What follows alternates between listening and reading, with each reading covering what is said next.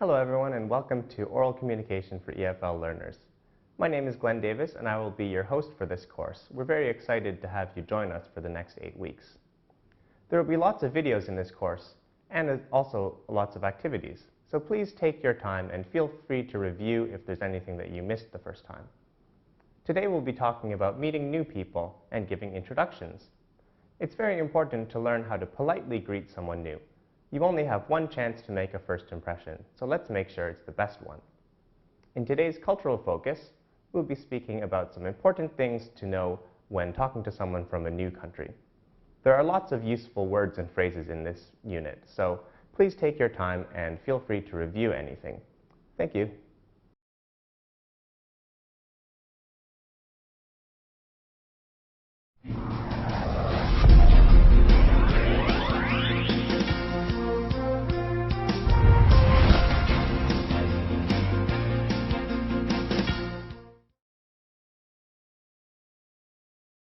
Hello, we are delighted to welcome you to our MOOC, Oral Communication for EFL Learners. I'm Zhang Wenxia from Department of Foreign Languages and Literatures of Tsinghua University. Well, as we know, the most fundamental function of language is to communicate. So, in this course, I will lead you to learn how to practice the most basic communication skills in English. In the first unit, I will guide you in learning how to greet people in English. We just listened to Glenn's introduction to this unit. Now, before we start the text, let's think about the following question. How do people in different cultures greet each other? Hello everyone and welcome. I'm Dr. Thomas Pearshow from Great Britain. I received my PhD from the University of Cambridge. In today's lecture, I would like you to read the text first. Next, you can read after me, sentence by sentence. You may want to repeat the text again and again to make sure that you understand fully and can paraphrase anything in English. Let's begin. Learning a foreign language is usually tough. But knowing the basic greetings is a polite and simple thing to do. It shows that you have an interest in the culture. Each country has its own customs and ways of saying hello. For example, British people like me greet each other by talking about the weather. While in China, they will say, "Ni chi le ma?"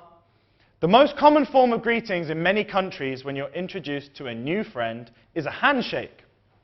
But shaking hands is rare in Japan. The Japanese greet each other with a short bow. And not returning someone's bow is considered very rude. The degree of the bow is directly related to the difference in status between the two individuals. Greetings between friends are just a nod of the head, while a low-ranking worker should greet a superior with a long and deep bow. Also, a great first impression can be important, and once made, it's very difficult to change. To make a good impression, you need to act as if you're meeting a good friend. This is a pretty good starting point for developing a good relationship. In daily life, we also need to be careful about first meetings. For example, someone may phone you to ask for your personal information. You need to be cautious because they may ask you for this in order to steal your email address, your money, your credit, or your identity. So it's important to learn the proper way to greet people and make a good first impression. It is equally important to be careful in giving strangers your personal information. Now, I want you to read after me, sentence by sentence. You may want to read aloud to yourself at home more than twice. Learning a foreign language is usually tough, but knowing the basic greetings is a polite and simple thing to do. It shows that you have an interest in the culture. Each country has its own customs and ways of saying hello. For example, British people like me greet each other by talking about the weather. While in China, they will say, "Ni chi le ma?" The most common form of greetings in many countries when you're introduced to a new friend is a handshake. But shaking hands is rare in Japan. The Japanese greet each other with a short bow. And not returning someone's bow is considered very rude. The degree of the bow is directly related to the difference in status between the two individuals. Greetings between friends are just a nod of the head, while a low-ranking worker should greet a superior with a long and deep bow. Also, a great first impression can be important, and once made, it's very difficult to change. To make a good impression, you need to act as if you're meeting a good friend. This is a pretty good starting point for developing a good relationship. In daily life, we also need to be careful about first meetings. For example, someone may phone you to ask for your personal information. You need to be cautious because they may ask you for this in order to steal your email address, your money, your credit, or your identity. So it's important to learn the proper way to greet people and make a good first impression. It is equally important to be careful in giving strangers your personal information. Now I would like to explain a few words and expressions. After that, my Chinese colleague will explain in more detail in Chinese. Personal information. What is personal information? We understand what information is, but personal information is things like your date of birth, or your name, or your address. You need to be careful in giving personal information to people. First impression. When you first meet someone for the first time, you form what is called a first impression, your first initial feelings about this person. These are very key things to master. To be good at making a good first impression will give you a good chance in life at making lots of friends and getting good jobs.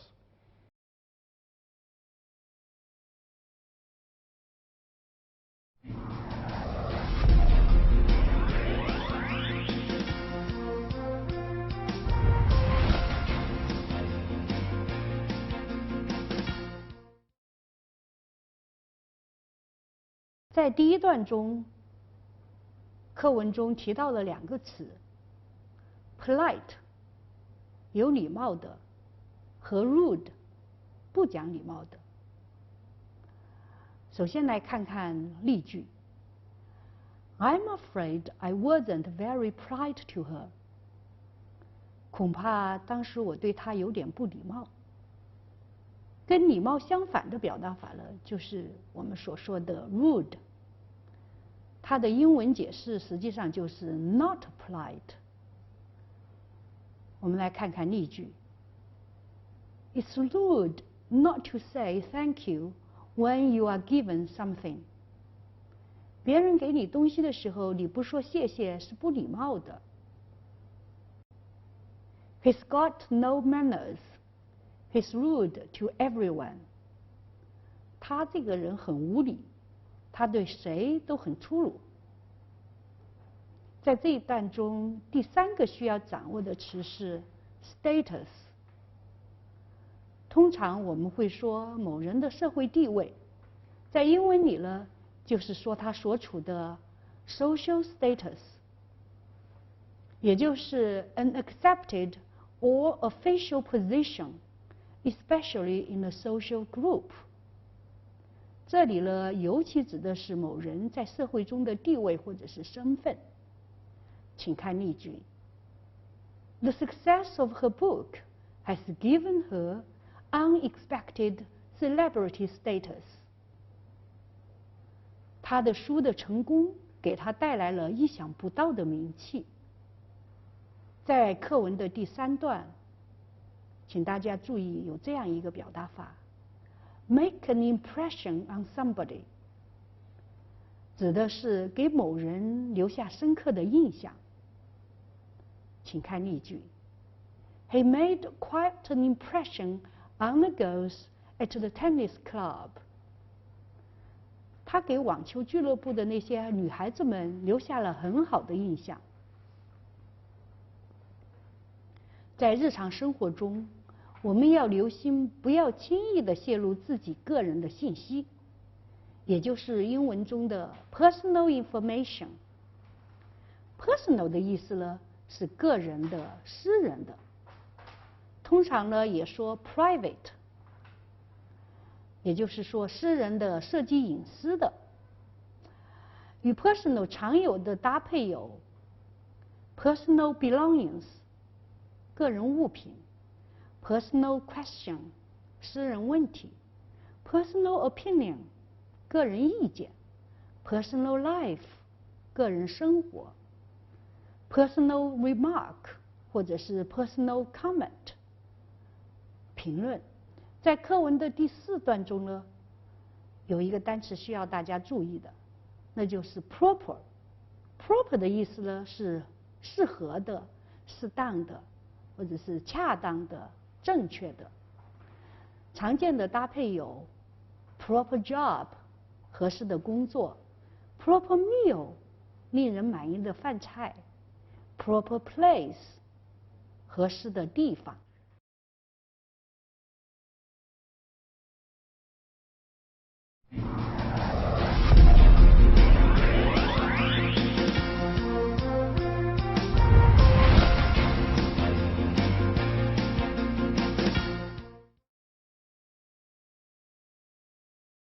In the first section, we learned how to greet people in English.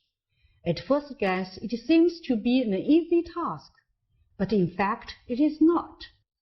If you are introduced to somebody for the first time, you might want to say, "Nice to meet you." When you meet close friends or someone you are familiar with, a simple hi will work.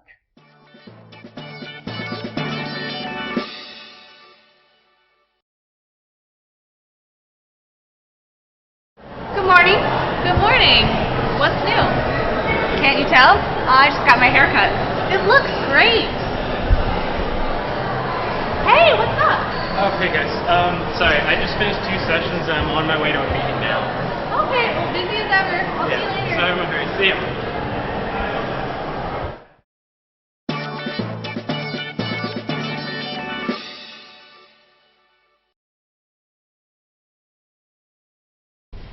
Hey, what are you doing after class today? I have a lot of homework. Have you done the project for Dr. Stavik yet? No. Hey Christine. Hey, Kevin. I'd like to introduce you to my friend Kate. Kate, this is Kevin. Kevin, this is Kate.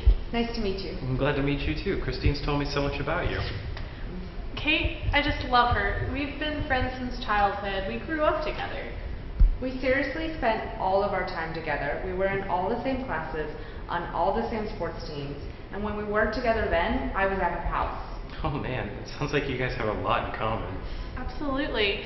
You know, my mom loves Kate as much as I do, and she was always welcome at our house. She came over for sleepovers every weekend, came over for dinner regularly, and we did homework together. She came home on the bus with me. Well, no wonder you guys are such close friends if you were raised like sisters. Absolutely. Yeah. Man, I really miss those days. We should go play basketball sometime soon. Absolutely, I'd love to. We should. Alright, well, it's been a pleasure meeting you and thank you, but I really have to go. I'll see you later, guys. Kevin.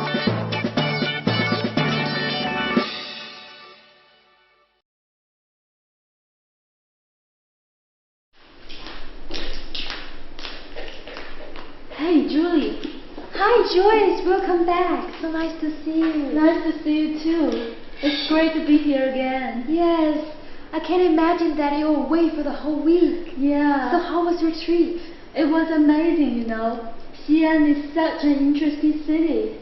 I brought back a lot of pictures. Yeah, I can't wait to see them. I will show you them.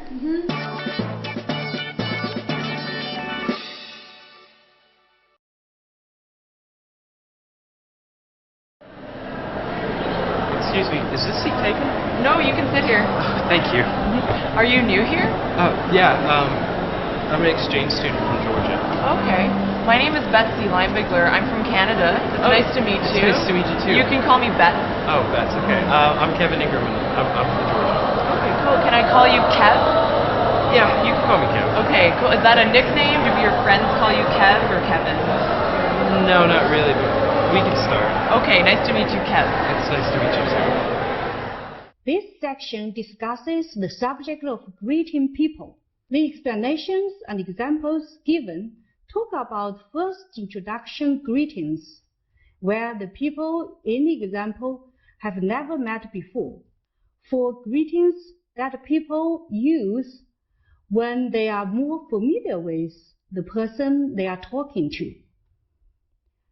In section 1-2, Dr. Thomas Pearshot greets everybody with hello and welcome, and follows this with a very brief introduction of himself. He goes on to explain how greetings are important, particularly with first impressions.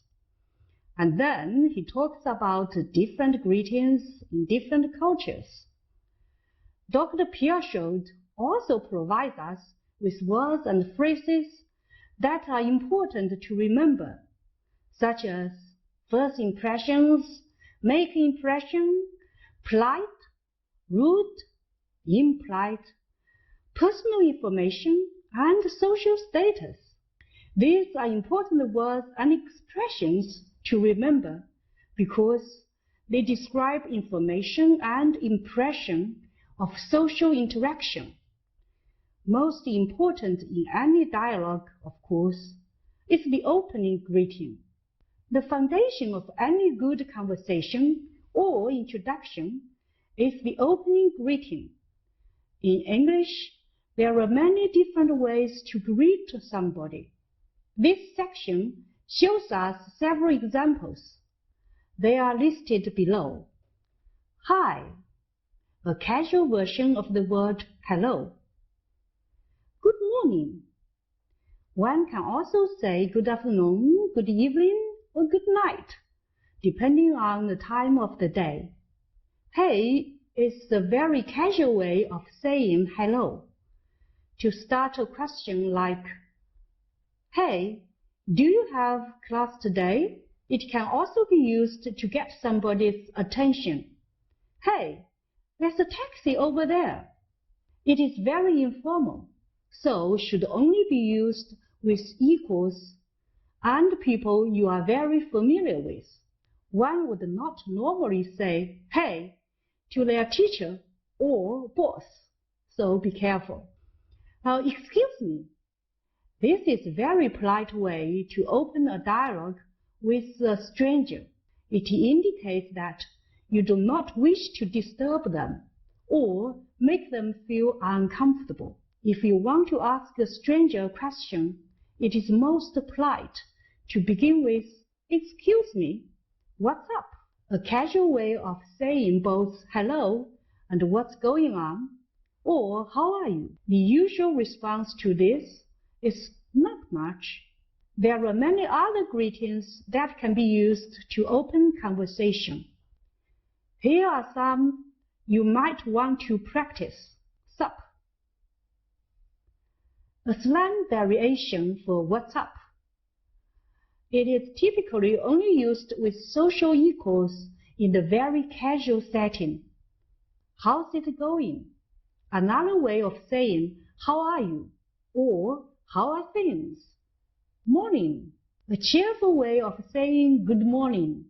Howdy. This word comes from the cowboy culture of the United States. It means hello. It is usually used in a joking manner and is a very friendly and casual way of saying hello. One would not use this word in a formal setting or to greet superiors. Yo, a slang word for hello or hey. Although it is not an impolite word, this should never be used in a formal setting or to greet superiors because it is too casual.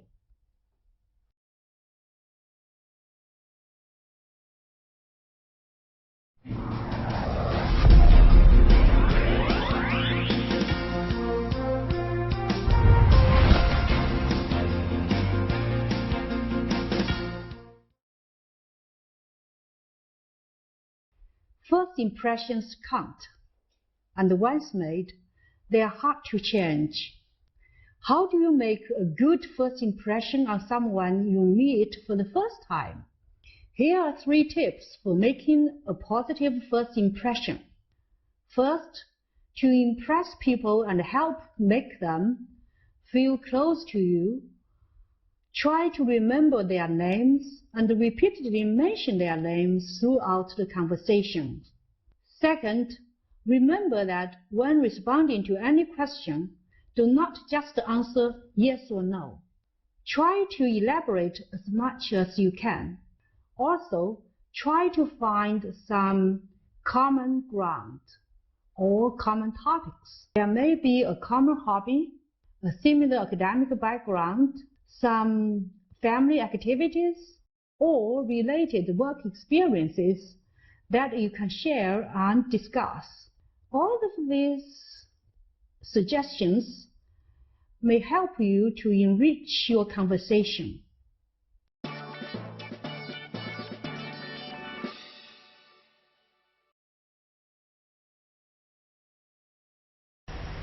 So, you're new here, aren't you? Yes, I just came here this week. I'm Fabian Beltran. I'm from Colombia.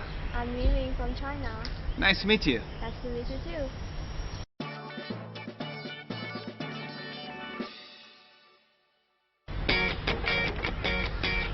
Great music. Yes, I really like pop music. And so do I. Lately, I've been listening to Taylor Swift. Wow, she's also my favorite.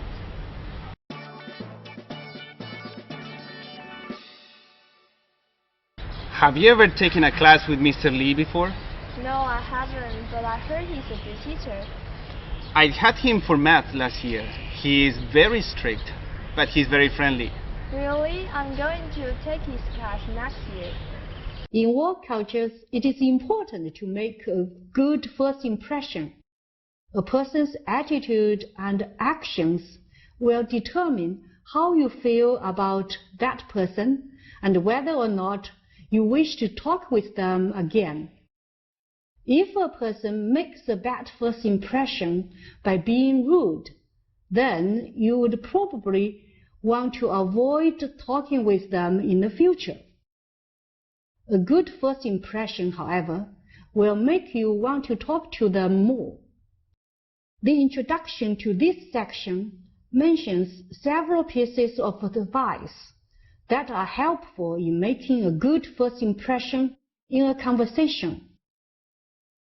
Remembering someone's name is very important, and using their name in the first conversation helps you to remember their name later on.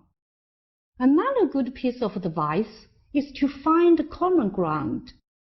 This is to say, find a topic you both are familiar with, or you can relate to. This helps connect you to the other person and makes conversation easier. In the conversations with Fabian and Zhang Yunlin, they discuss things like where they are from, what kind of music they like, and a teacher they both know of. Other topics that are good for opening conversations are movies, weather, travel, work, school, and hobbies. Topics that are not good for first conversations are politics, religion, controversial topics, or information that are too personal, like age, salary, and marital status.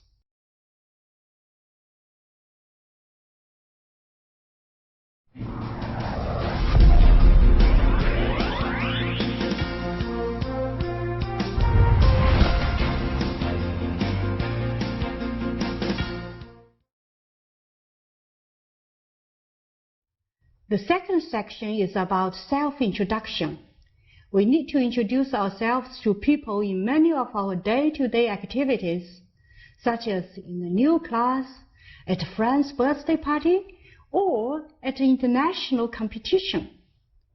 How do you introduce yourself in English? How can you answer questions from your newly made friends? In the following conversations, we'll learn some useful expressions. Remember, in some cultures, certain issues are forbidden, So pay extra attention to what Glenn will talk about in Cultural Focus lecture, and you will learn more about taboos in other cultures. We should respect the customs and conventions of other countries. Here, I would like to show you a personal information table to help you with your self-introduction. You may use the English expressions you have learned in this unit to fill out the table. Now, let's begin. How can you make an impressive self-introduction? Do you still remember the 3 tips for making a good first impression? Now, apply the tips and make an introduction of your own style.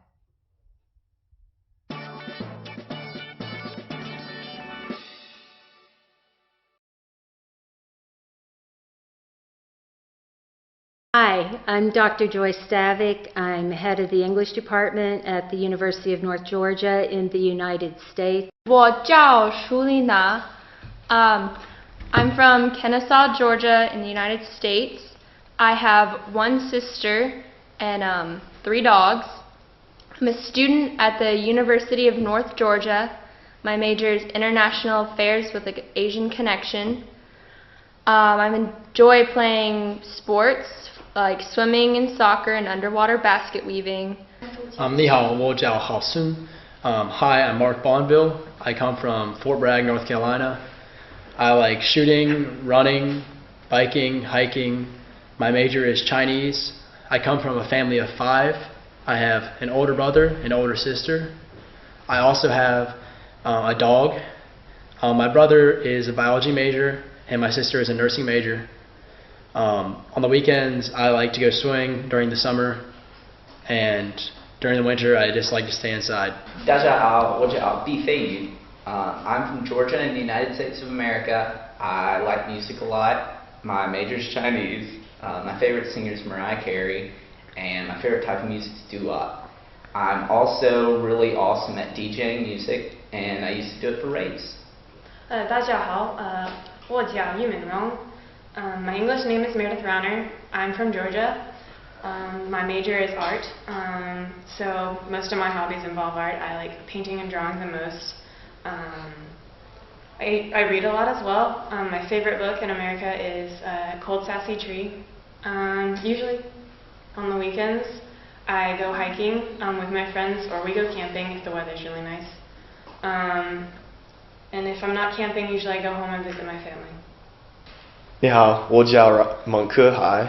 My name is Ryan. I'm a university student at North Georgia. I'm originally from Norway. I have 1 cat, 1 tiger. My family is 4 people. I have a twin sister.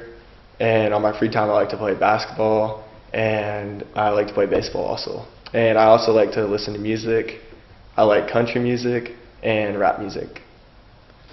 大家好，我叫侯立明. My English name is Thomas. I'm from America, and in my free time I like to play rugby, hang out with my friends, and go camping. I have a family of 2 brothers and my mother and father. We have a dog. I like to run and exercise, and I study international politics.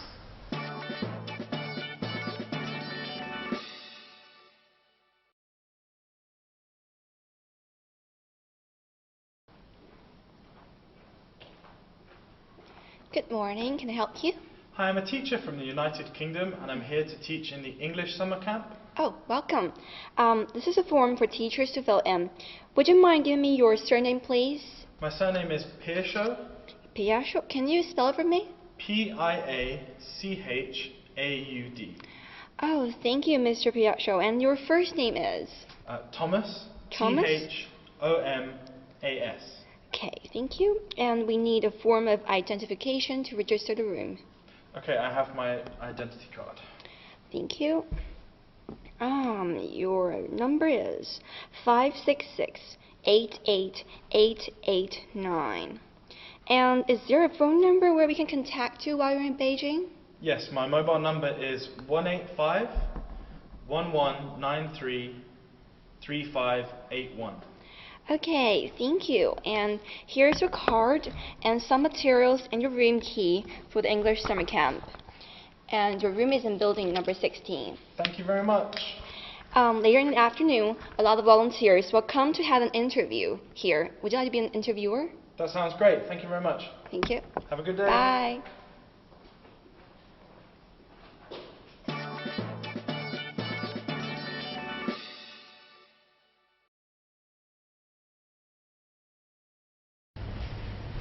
Hello, Owen. Hello, how you doing? Great. Jason Moore. Hey. Nice to Owen meet Davis, you. pleased to meet you. Have a seat. Thank you so much. So I see here that you're an exchange student here at Tsinghua. Yes, I'm actually studying at the University of Florida, and I'm a hydraulic engineering student. And I heard Tsinghua had a really great program, so I've been studying here for the last year. Great. Okay. What qualifications or why do you think you would be a good candidate to be at the English summer camp? Well, my friend told me about the English summer camp, and it sounded like a really great opportunity. One of the reasons I came to Tsinghua was to really practice my Mandarin, and I also want to help really get to know some Chinese students. I really hope to work for a big company one day, and I think that this experience will really help me learn how to teach and how to talk to people from many different parts of the world. And hopefully, maybe my future company will also allow me to travel as well. That sounds good. Besides your studies, do you have any hobbies or interests that might be helpful in the summer camp? Hobbies. Yeah, I really like music, and Backstreet Boys is one of my favorite bands, and I know a lot of my Tsinghua friends also love Backstreet Boys. I also love reading novels, specifically American novels. I really love Great Expectations and Pride and Prejudice, and I'm hoping that my passion for American literature will be very helpful to me in the camp. Well, that sounds great. Sounds like you'd be a good candidate. I hope so. I'm really excited for the experience. Oh, great. Been great meeting you. Great meeting you as well. Thank you.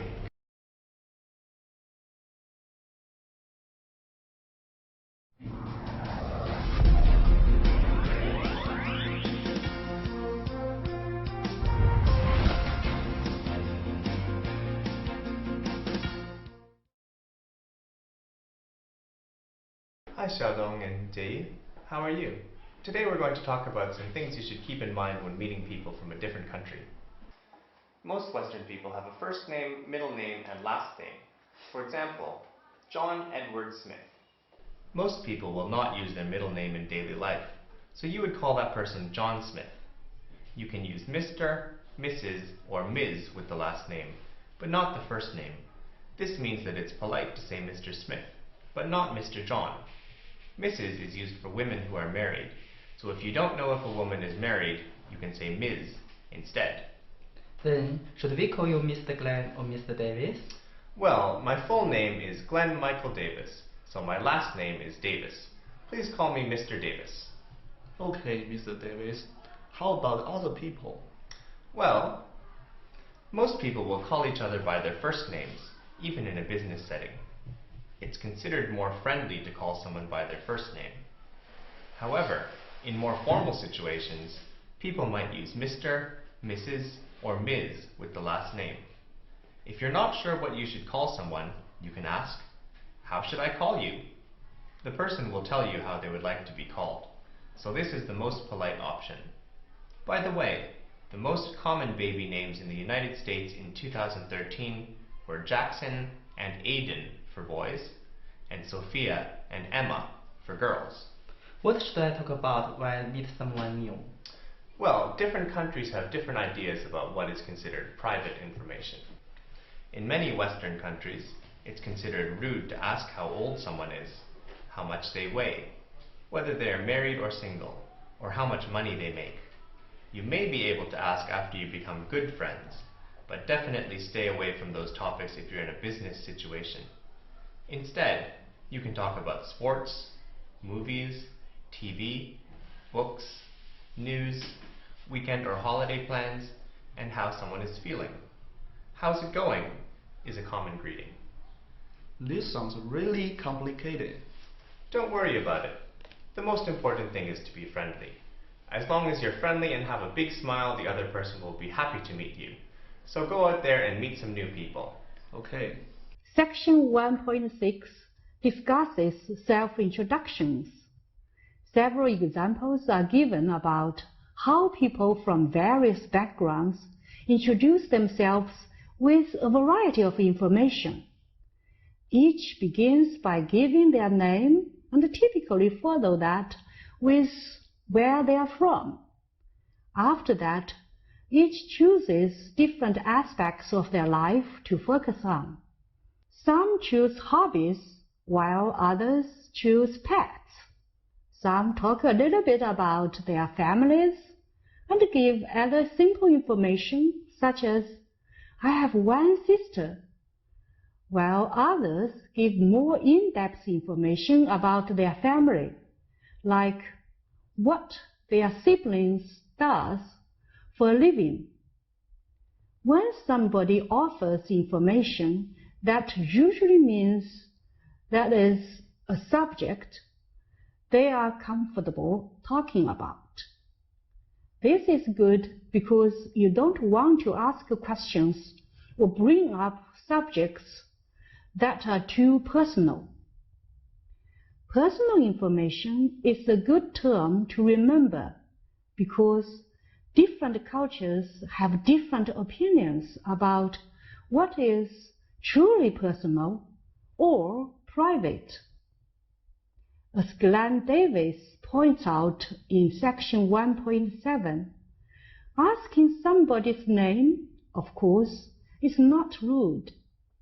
However, asking somebody's age might be. In America, it would be rude to ask an older woman her age. If asked, she might answer, "That's personal." What she means is, that's private and not suitable for conversation. If somebody does not wish to continue talking about a subject, there are a number of ways to politely express this, either directly or indirectly.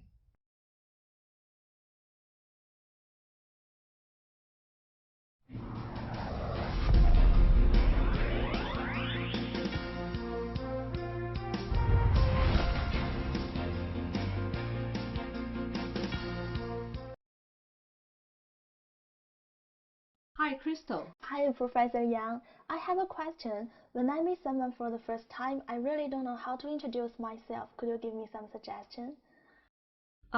Let's look at two videos. Okay.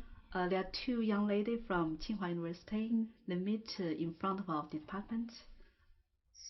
Hello everyone, my name is He Yi. You can call me Lily. I'm a student in Tsinghua University. I like go traveling. When I was in high school, I went to Europe with my parents. It's been a great experience to meet different people, to experience different culture, and to have different kinds of food. I like the pizza in Italy, the beer in Germany, and also the desserts in France. And when I was a junior, I went to America to attend an exchange program. At that time, I experienced the difference between American colleges and the university in China. The student and faculty relationship is different, and we have different courses. When I was an undergraduate student, my major was English. I changed my major to education for graduate study because I'm very interested in what's going on in Chinese universities and what's the difference between China and America. My name is Zhang Ziwei. I'm from Myanmar. I've been to China for 2 years. I majored in Chinese literature. There are 5 people in my family. My grandparents, my dad, my sisters, and I. My grandparents are very healthy. They go for work together every morning. They both love me so much. My grandpa usually share his story with me, and my grandma usually got me many delicious food. My father is the person who loves me most in this world. I like my families. I feel happy to be a member of them. Thank you, Professor Yang. I know how to introduce myself. But what can I talk about after simple greeting? Could you give me some topics for the general topics? The general topics can be like you introduce your family, introduce your hobbies. Let's look at the 2 videos. Hi. Okay. How are you? I'm fine, and you? I'm great. Do you have brothers or sisters? Yes. How many? 2. How old are they? One 15 and one 12. Are they boys or girls? Both. Where are they right now? All Myanmar. In Myanmar. Do you miss them when you are in Beijing? Of course. And then how do you contact with them? We chat. You notice in this conversation, one of them asks questions, another one gives a very, very brief answer. If you are giving brief answers, you are telling people you don't want to continue the conversation. So if you greet each other, after that you answer very, very briefly, it's both rude and also you are not sociable. So my suggestion is you give people a little bit more about the information you're talking about. For example, you say, there are 4 people in my family. Then we'll say, my father is a teacher and he taught history in the middle school, but now he's retired.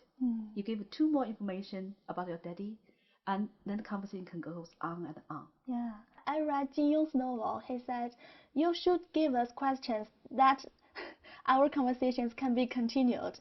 So not just answer others, but give them questions, make the conversations continue, right? You are absolutely right. Let's look at another example. Hi. Okay. How are you? I'm fine, and you? I'm great. Do you have any brothers or sisters? Yes, I have one younger sister. How old is she? She's 15. Where is she right now? She's in Myanmar now. Is she still in school? Yeah, she's in high school. What grade? Grade 3. Grade 3? Yeah. Will she go to China when she graduates? I think she was, because our parents want both of us to China for study. Then what major will she probably choose? She likes paintings. Maybe she'll go to the art of school. The art of school? Yeah. The School of Art, right? Yeah. School of Art. I heard that the School of Art in Tsinghua is very famous, so I really hope she will make it to come to China and go to Tsinghua. Yeah, I hope sure. When you meet a new friend from other cultures, you'd better know how you address each other. For example, if his name is Tony Wright, you will say Mr. Wright. Then you check with him, can I call you Tony? If he say, no, not Tony, just call me Professor Wright, it means he wants you to respect him a lot. Of course, you can respect somebody because of their age, their titles, but just to be friendly and among family members, you don't have to address people formally. So if I meet a foreign friend for the first time, I just say, call me Crystal. That means we are so close. Our relationship is close, right? Yeah, you can say that, call me Crystal. But it really depends when you are talking to people. For the same person, if in the dining hall, you can say, call me Crystal. But on formal occasions, maybe he wants you to talk like you would say, call me Miss Wang. Yeah, depends on who you are talking to and when you are talking to him. Okay, thank you. You just mentioned age. I've heard that in some countries, age is not that free to talk about. Could you tell me some topics that I shouldn't mention about? You are absolutely right. No one wants to know people's age. Even you know people's age, you don't want to show it. For example, when you talk to me, you found out this is a middle-aged woman, but you still want to use Miss Yang because you want me to make me happy. I ask all of my students to call me Miss Yang. They forget about my age. We are just friends. Okay. So, what should I call others on the street if I meet him for the first time? On the street, it's very strange to call each other because you just say hello. But if you want to make new friends, you do need to know their name and also some other information like their family. You can choose some very safe topic, like you can talk about the weather. The weather, okay. Yeah. I've read the literature, Chinese literature. Some of the literature said they will call each other 同志 on the street. I think it's not similar with now, right? It's quite true. 30 years ago, people call each other 同志, but since 同志 has some other meaning now. Yeah. I can tell you is in Beijing, we used to call each other 同志 and 师傅. But in my university, the same expression is 老师 means a teacher. People like my age or even senior, we want people to address us as 老师. It doesn't really, you don't have to be 老师, but you just want people to say, I look like a teacher. Yeah. Now a teacher is getting so popular. A lot of people, they are not university teachers, they're not high school teachers, but they are still called teacher. So teacher is getting almost too popular. It's not related to what you are doing. Yeah. You can ask your tutor, say, he's my 师傅 many years ago. Now you can say, he's my 老师. Yeah. Okay. So if I talk with someone with my age, I just say 同学. Yeah, 同学 is okay. But in some cities, like in Guangzhou and Hangzhou, you can say Miss. Miss. Yeah, Miss means people looks young. Yeah. People are very, very, they love the expression. But in Tsinghua, in my university, if a student call me Miss, it means they want to forget about my age. It is a funny phenomenon because in China we want to say 老张, 老王 to show people you want to respect me by respect people's age. But in some other country, everybody want to forget about their age. So you can never say 老张, 老王. You always say, call each other's real name. Like if his name is Tony Wright, you say, hi Tony, he'll be happy. If he say, Mrs. Wright, Professor Wright, this kind of conversation only limited to office. You go to a teacher's office, you call him Professor Wright. But on the street, you call him, hi Tony. That will be fine. Okay, Crystal, I got a question for you.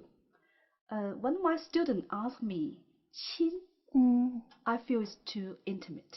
So what does 亲 mean?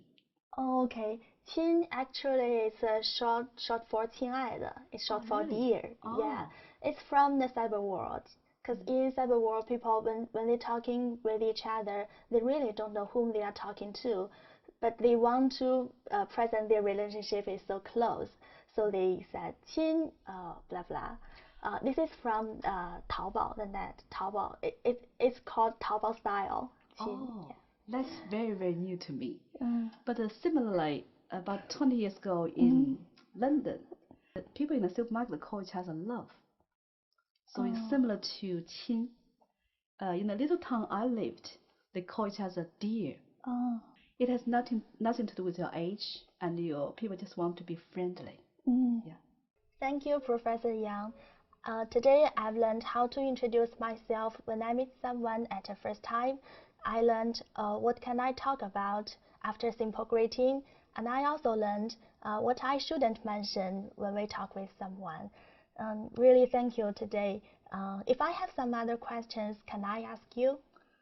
Yes, my office hour is every Friday afternoon from 2 to 4. You can also write email to me if you want. Okay. Oh, thank you very much. Bye-bye. Bye.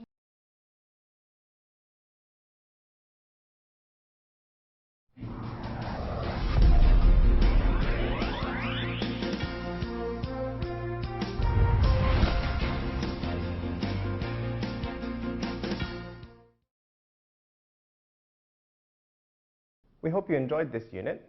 Today we learned some very useful information. We talked about how to meet new people. This is something that everyone does very often. We learned lots of phrases and vocabulary about introducing yourself and some phrases to talk to new people. We saw lots of videos as well. In some videos, we saw people who met each other for the first time, and we saw lots of videos of people who haven't seen each other for a long time. It's fun to catch up with old friends and family. It's very important to be able to introduce friends and family, so make sure to watch these videos again if you don't remember what you saw the first time. In today's cultural focus, we talked about Western names. Remember that if you're not sure how to call someone, you can always say, "How should I call you?" We also talked about some topics to avoid when you speak to someone new. Please try out these new phrases and vocabulary. I think they will be very useful in your daily life. See you next time on Oral Communication for EFL Learners.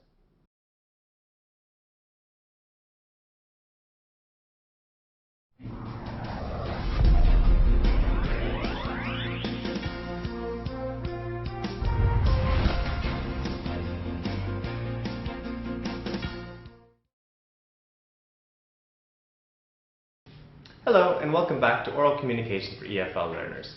I hope you enjoyed the first unit of this course, and I hope you've been practicing and using the new words and phrases. In today's unit, we're going to talk about something important to everyone, no matter who you are. This unit is about the people in your life, your family and your friends. How many people are there in your family? Do you have any brothers and sisters? What is your relationship like with your parents? Who is your best friend? What do you like to do together? These are all important questions, and we will talk about these issues. In this week's cultural focus, we'll learn about some differences in family and friend relationships in Western countries. Although there are some small differences, everyone around the world wants the same things: a loving family and some friends to have fun and chat with. We're going to watch several videos of people talking about their relationships, and we will learn some useful words and phrases to describe our own relationships. Are you ready? Let's go!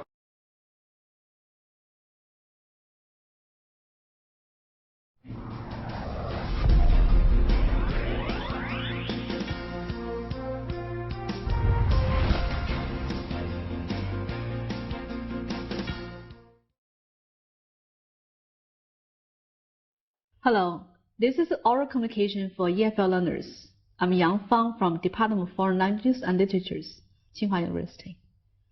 The topic of Unit 2 is the people in your life. In this unit, we'll talk about how to get along with our family and friends. Just now, Glenn has introduced the whole unit, and I will work together with Tom to explain the main text. You will read aloud with Tom, and while you listen to him, please think about 2 questions. First, why does she think her mother is her best friend? Second, in your life, do you get along very well with your parents? Hello, Tom again, and in today's lecture we're going to read the text first. Afterwards, follow me sentence by sentence. You may want to read the text again until you feel comfortable about paraphrasing the main ideas in the text in English. Let's begin. My mother is my best friend, and I can talk to her about anything. She helps me through everything, and we don't have any secrets. Whenever I feel lonely, my mother is the only person I can talk to. My mother has been my best friend for as long as I can remember, and I prefer her company over anyone else. She is kind, intelligent, funny, and a good listener. I can say without bias that I've never met another person more worth being friends with. Sure, I've had friends, but I just liked my mum more than them.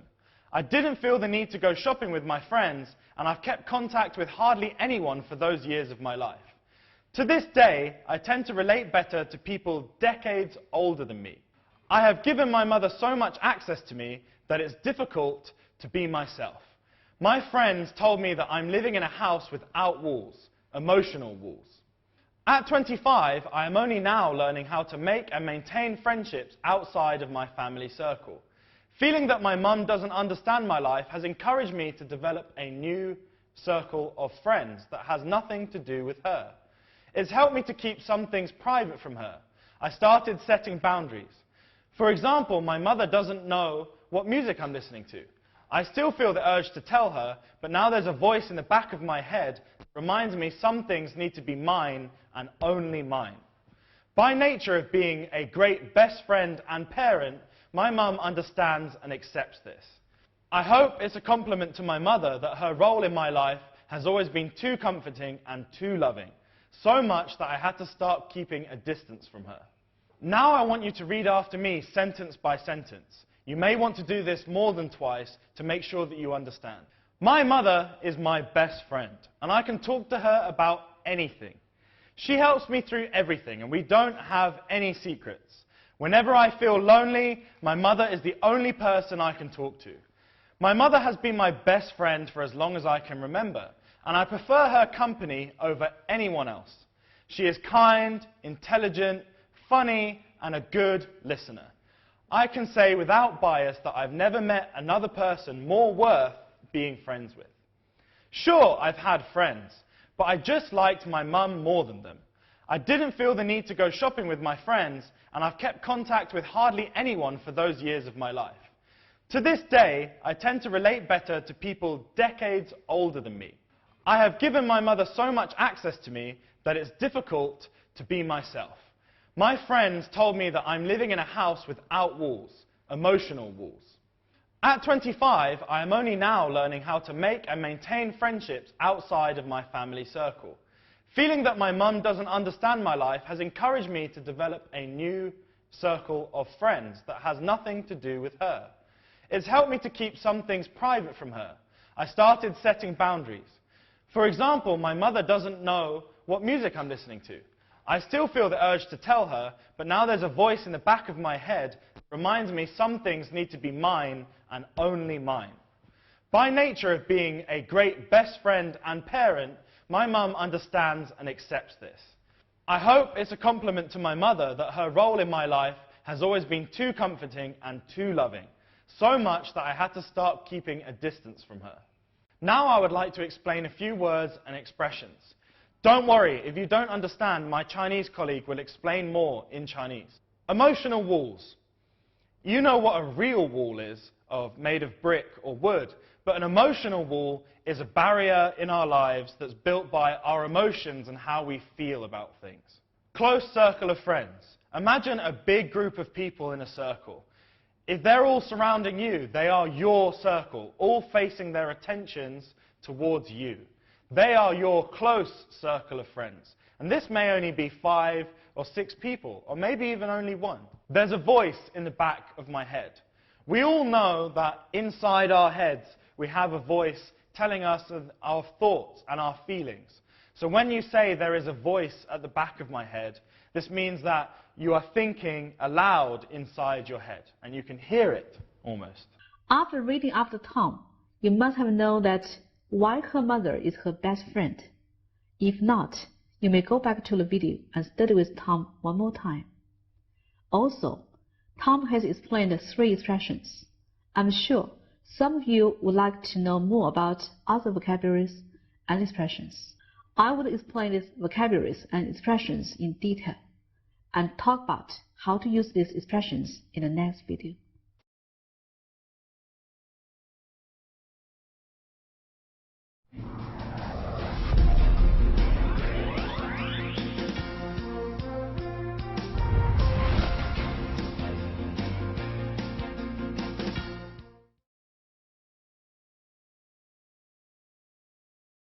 这段话里有3个表达方式值得我们注意。第一个是 talk to somebody， 指一个人在说，另外人在听。当2个人在互相交谈的时候，我们是说 talk with somebody。好，第3个 talk at somebody， 请看例句。第一个例句，他每周都跟他的妈妈打电话。She talks to her mother on the phone every week。第二个例句 What discussion? You are not talking to me. You are talking at me. 中文意思是，那是什么讨论呀？你根本不是在跟我交谈，一直都是你在说，根本不容我说。跟这个词组很相近的另外一个说法是 speak to somebody。好，这说明如果你和某人不熟悉，或者说是一个比较正式的场合，比如工作场合，或者你们谈论的是重要议题的时候，你可以说 I need to talk to somebody. I need to talk to you. 好，请看例句。经理答应说他会告诫责任人的。英文例句是 The manager promised that she would speak to the person responsible. 在这里头 speak to 是很正式的说法，意思是责备某人和告诫某人的意思。好，另外一个表达方法 I need to talk to you. 在这里头 talk to somebody 是非正式的说法，一个原因可能是谈话者是你的朋友，或者是谈话者虽然是你不太熟悉的人，但谈话的议题是不太正式。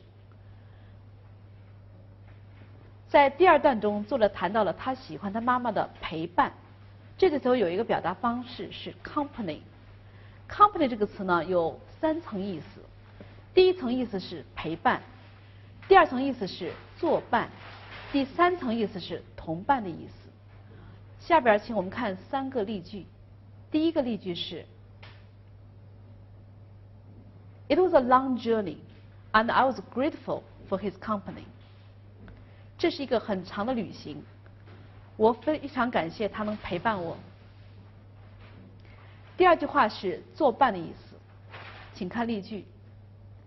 I didn't realize you had company. 我不知道你有伴儿。在这句话中 ，company 是同伴的意思。company 还有2个常见的搭配，第一个搭配是 good company， 意思是 to be pleasant to be with， 是个好伙伴的意思。比如我们说你会喜欢 Sherman 的，他是个好伙伴，英文是 You will like Sherman, he's a good company。 第二个搭配是 keep somebody company， 意思就是 stay with somebody so that you are not alone。 中文意思是与某人作伴或陪伴某人。请看例句。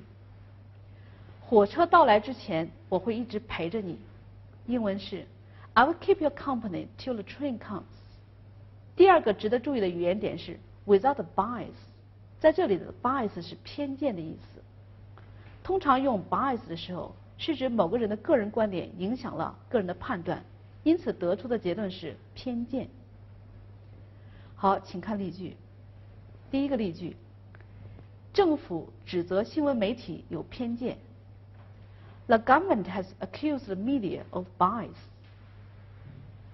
第二个例句，有明显的证据表明他受到了严重的不公平待遇。There was clear evidence of a strong bias against her。第三个例句，该公司内部一直有点偏向雇佣文科毕业生。There has always been a slight bias in favor of employing art graduates in this company。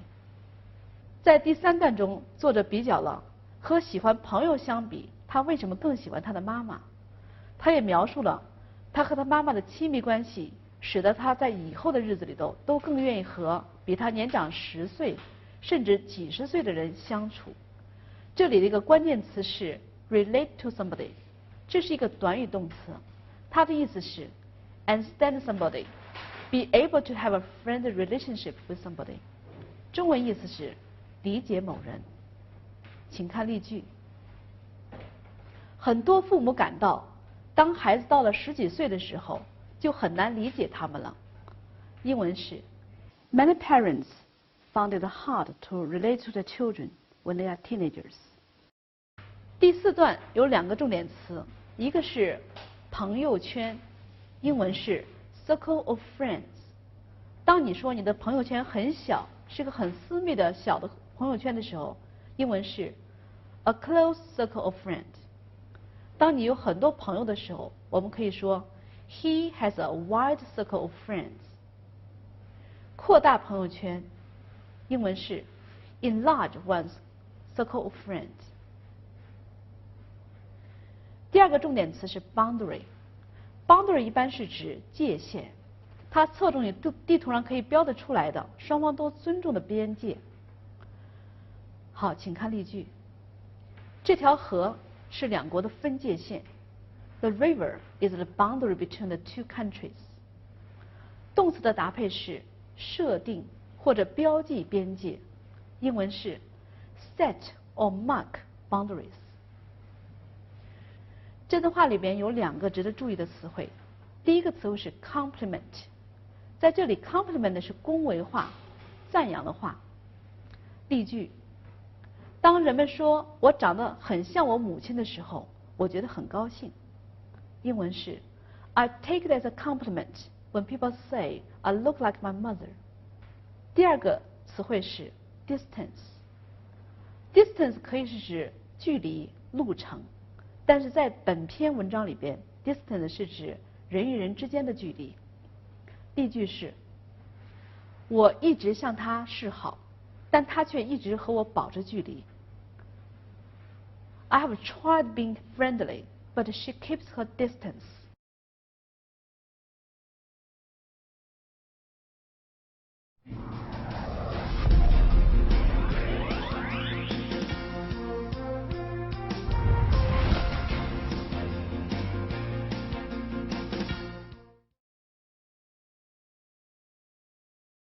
In this unit, we will talk about our families and friends.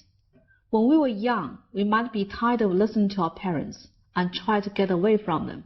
We often fail to realize that family is the group that has made them so strong to face the world without any help. Our families are always there to support us, love us, and care for each other. Our families provide us a sense of belonging and security. Honestly, all the good in us is due to our family. It is not inborn. We have learned from our families. Our families also made us strong enough to face the world. Family relationships can be tricky to learn, especially if you are discussing somebody who has a large family. You start off simply with your immediate family. Your immediate family includes your parents, brothers and sisters, spouse, and children. So, if you have one brother and you are married with no children, your immediate family could be your mother, father, brother, and husband. Family relationships can get a little complicated after that. In today's world, people are living longer than ever before. This must mean your grandparents' parents are still alive. They would be your great-grandparents. If your grandparents have brothers and sisters, they would be your great-aunts and great-uncles. The good thing to know is that if people are close enough to you and have spent enough time with you, or experienced a lot with you, they can become like family. If your parents' best friend has known you throughout your life and been a big part of your life, you might call them your uncle or aunt. If your family members have good relationships with each other, they would say they are very close or a close family. However, sometimes family members, for various reasons, drift apart. However, at the end of the day, family is family. They may be close or they may keep a distance. They still remains to be your family. Considering all these aspects, we can say the family system works like a chain. Younger people learn from their elders, while elders depend on their kids for a lot of things. When kids grow up, get married, and have their own children, the whole cycle is repeated again. Family members always support you in different ways in time of difficulty. You can share your problems with your family, and you always find a better solution to your problem after the discussion in the house. Your family always accepts you with all your mistakes and weaknesses, and still loves you. No one in the world would do that. After all, there is never a substitute for the love of a mother, father, wife, child, or your brothers and sisters.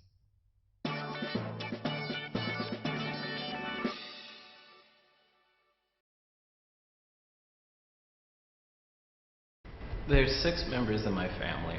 All of us have gone to the same university. My father went to North Georgia University as a history major and was part of the Golden Eagle Band. My mother went as an art major and became an art teacher after college. My older brother went for went to study music, and I went to study Chinese, though I also have a music minor. My little sister is coming up to study foreign languages too, though she wants to go into foreign affairs. And my little brother wants to come up to learn Russian.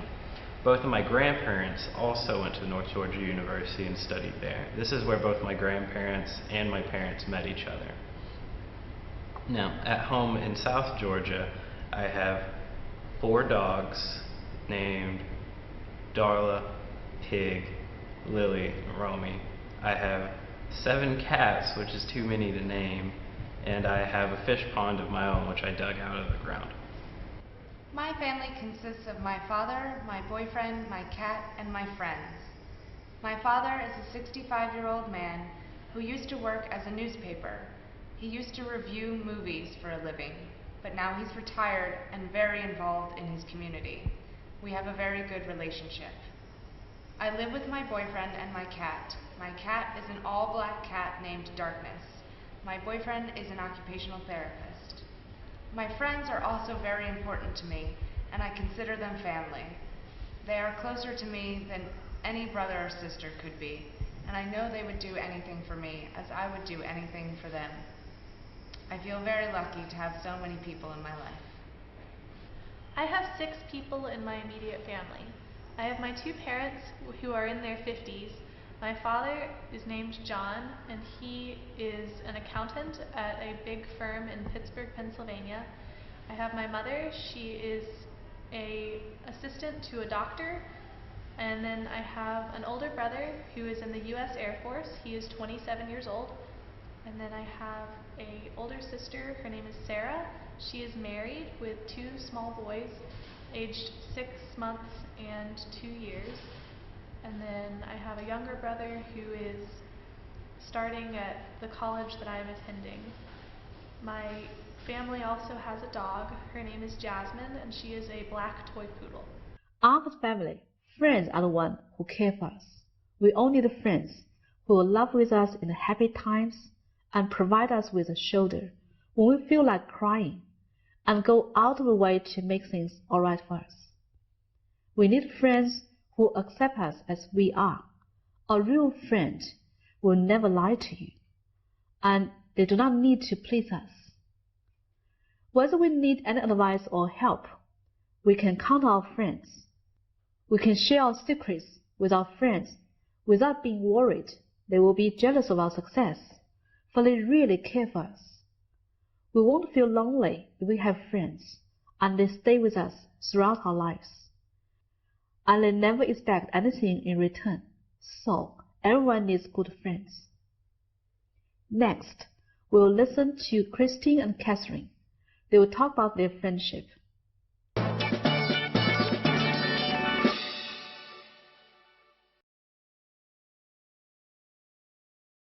We've been friends since childhood.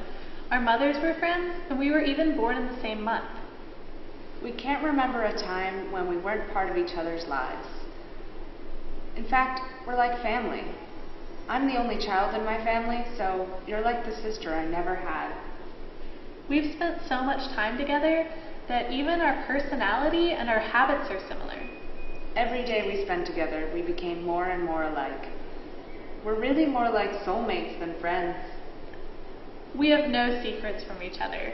We tell each other everything. In fact, we even finish each other's sentences. In this dialogue, soulmate refers to someone, usually your partner, who you have a special relationship with, and who you know and love very much. A soulmate is a person with whom you have an immediate connection, so strong that you have a sense of peace and happiness while he is around.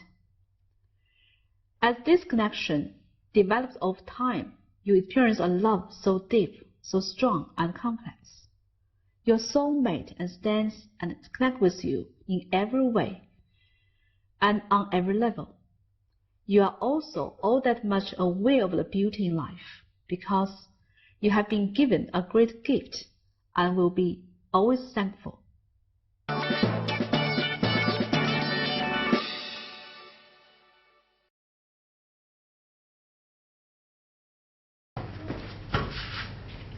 Hey Michael, hey Stanley. Hi, Kurt. How's it Hey, going? Kurt. Oh, we're fine. Yeah. Can I join you guys? Yes, of course. Oh.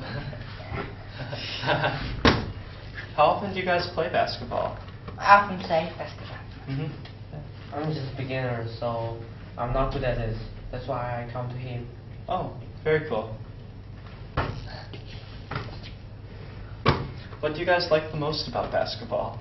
I like it because it's very fun and relaxing. It's good for our health.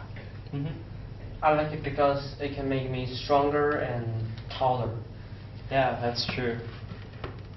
How about you? I don't know. I really like playing sports a lot, but I don't get to play basketball very often. I think that basketball is a really great time to, really great way to spend time with friends, you know? Yeah. Let's play a game? Yeah, sure. Let's go. Sure, let's go. In this dialogue, Kirk must think playing basketball is cool. But be careful. The intonation is very, very important.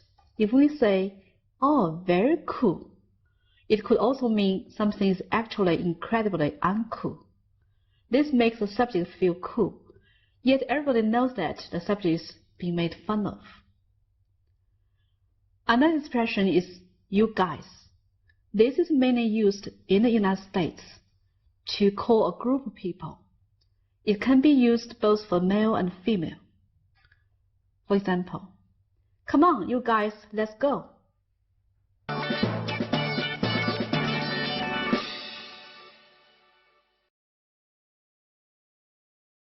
What are you doing? I'm reading this book by Han Han. Do you like his books? I do. He's one of my favorite authors. I've liked his books since I read the first one. Do you like David Beckham? I used to, until he left England and joined the Real Madrid team in Spain. I admire him very much, so much that I became a member of his fan club. I had no idea that you were so starstruck. Yes, I've admired him since I was a kid. Would you like to see my autograph book? Sure. Do you have a lot of autographs? Yes, I have quite a few. I hope to have a nice collection of his photos one day. Are you also interested in celebrity gossip? Not really. I prefer doing math. In this dialogue, Christine mentioned an expression, starstruck. It means you feel great or completely overwhelmed or speechless when you meet someone you are fond of, like a celebrity or movie star. For example, Han Han made a surprise appearance at the party last night. We all screamed. Everybody was so starstruck. Here, a celebrity is someone who is famous, especially in fields such as films, music, writing, or sports. Another word, gossip, is informal. It can often be used to talk about people's private affairs.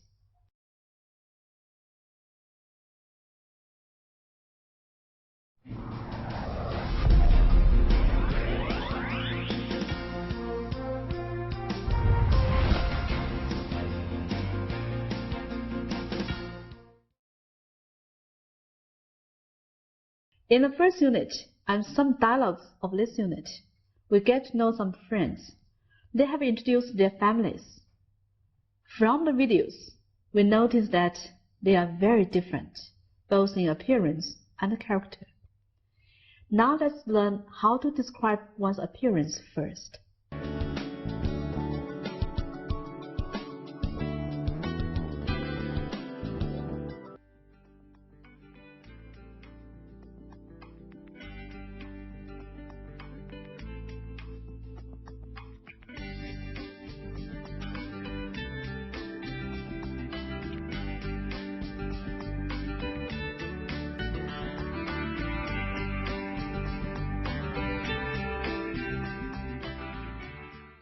There are many words we can use to describe a person's physical appearance. Some of the features we look at are height, weight, skin color, age, and hair color. Describing a person seems like an easy task. However, In describing somebody to another person, there are polite ways and impolite ways. For example, something as simple as describing someone's age and weight could cause offense if it is not handled politely. Here are some tips. When describing a feature that may not seem positive, it is best to use either alternative phrasing or lessen the negative, or by using phrases like a bit or little in front of the phrases. For example, it is generally considered impolite to describe a person simply by "he is fat." In polite conversation, instead of using the term fat, it is better to say, "Oh, he's a little bit overweight." However, because weight can be a very sensitive topic, especially with women, it is helpful if you reduce any possible offenses by saying a bit. Like in the sentence, "She's a bit overweight." Even if a person you are speaking is not overweight, it is generally understood that using the term fat for a person is impolite and should be avoided. Another sensitive feature is age. In Western culture, it is implied to ask an adult's age. However, sometimes it might come up in conversation, especially if you have come to know the person very well. If somebody asks you how old you think they are, it is best to guess their age to be at least 5 years younger than you actually believe they are. Also, try to guess a general age, like mid-20s or early 30s, instead of saying she is 42. For example, if a friend asks you to guess his age and you think he's 42, you might say, "Oh, you are in your late 30s.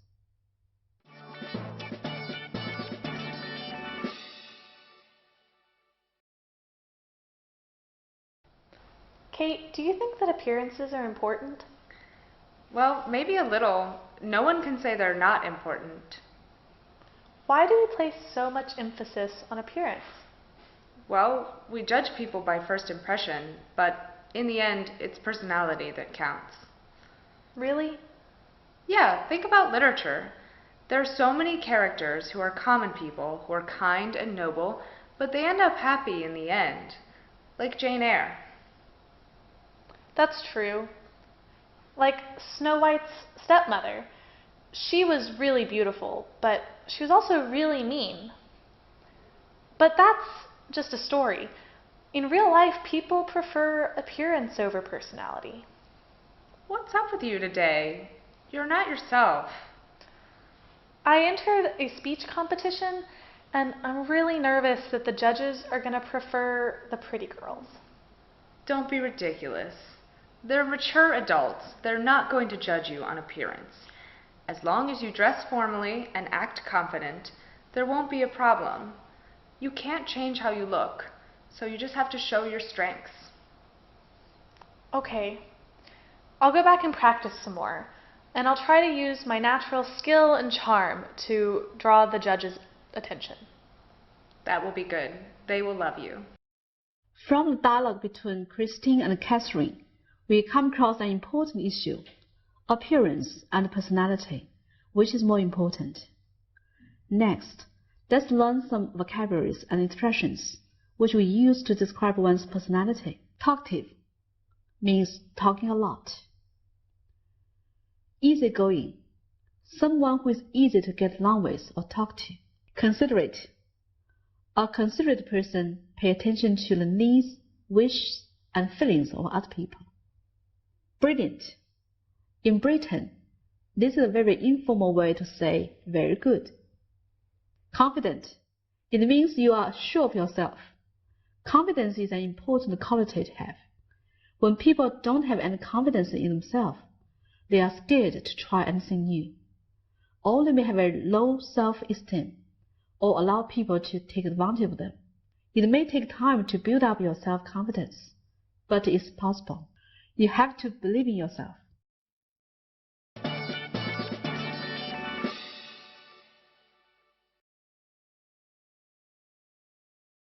好，今天这节课呢，我们请来了3位美国同学，他们是毕飞宇、舒丽娜和于敏荣。好，于敏荣，你能先介绍一下毕飞宇是什么样的性格吗BFU, he jokes a lot all the time, but despite this, he's very serious at times when he needs to be, so he's very trustworthy. 好，舒丽娜，你能介绍一下毕飞宇是什么样的性格吗I've known BFU for about a year now, so I've gotten to know him very well. He is very funny, and like Meredith said, he likes to joke a lot. Despite this, though, he's very, very smart.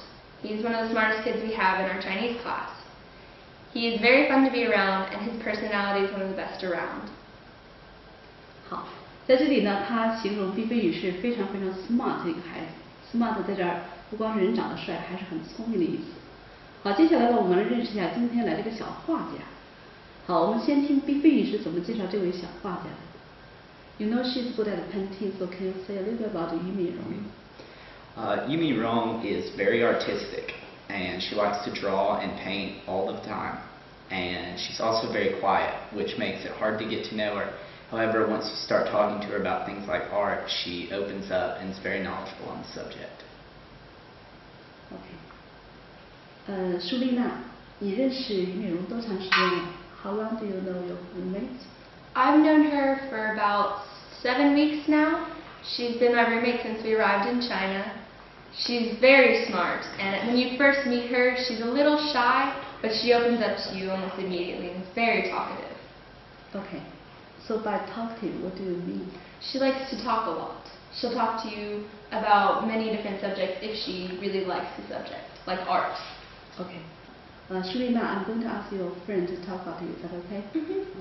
好，毕飞宇，你能介绍一下舒丽娜是什么样的女生吗 I've known Shulina for a year since we started studying Chinese. She's not only very talkative, but also very smart, as well as being athletic. She used to be a lifeguard. She and I are very similar, and we have a lot of things to talk about in common. 好，俞敏洪 do you want to say a little bit about your friends? Absolutely. Shulina is my roommate. She's much fun to be around. She talks a lot, of course in a good manner. And we're perfect roommates because she talks a lot and I listen a lot.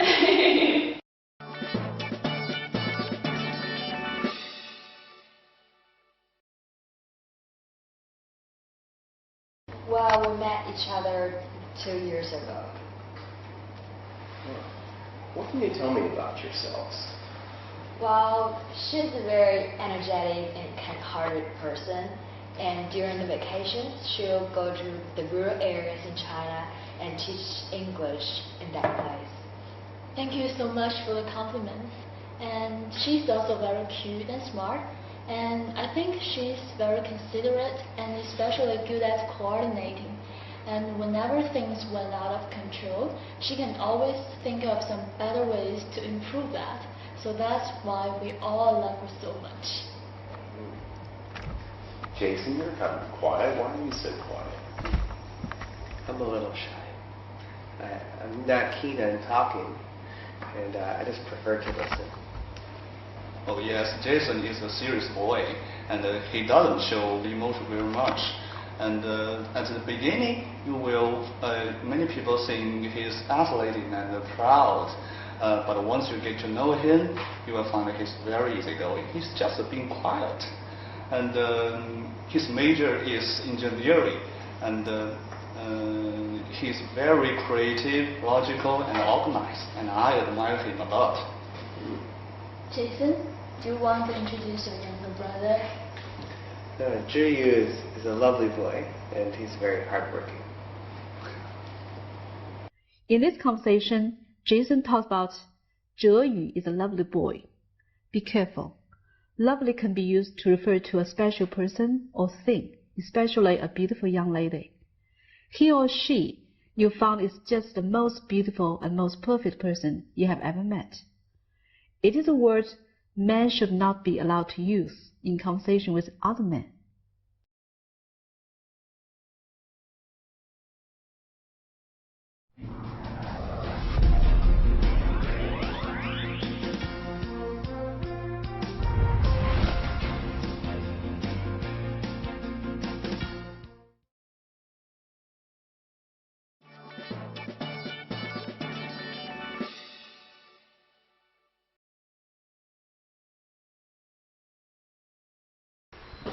Honey, thank you for buying this wonderful gift for me.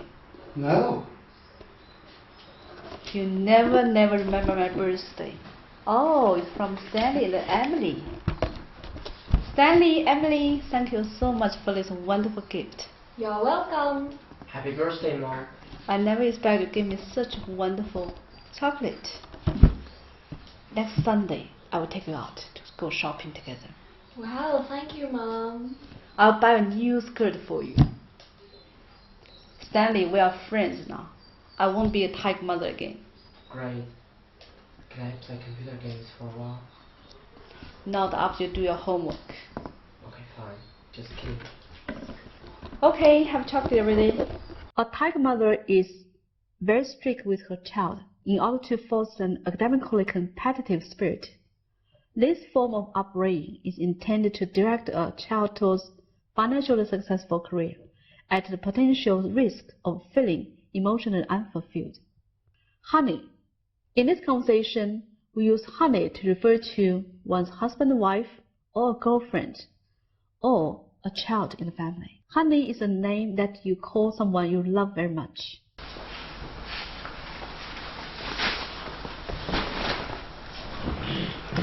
Oh, Holly, why are you so late today? You look so tired and unhappy. What happened? I feel upset for the whole day. Oh, why? What happened? We had an English dictation. I was so disappointed that I couldn't spell a couple of words I know. Oh, English is your favorite subject. You have never had any problems. Yes, I didn't do well in math. And then I spent hours and hours practicing math exercises. Now I am doing okay in math, but my English is lagging behind. Okay, don't worry, okay. Since you know where you can improve, what you need to do is to work at it.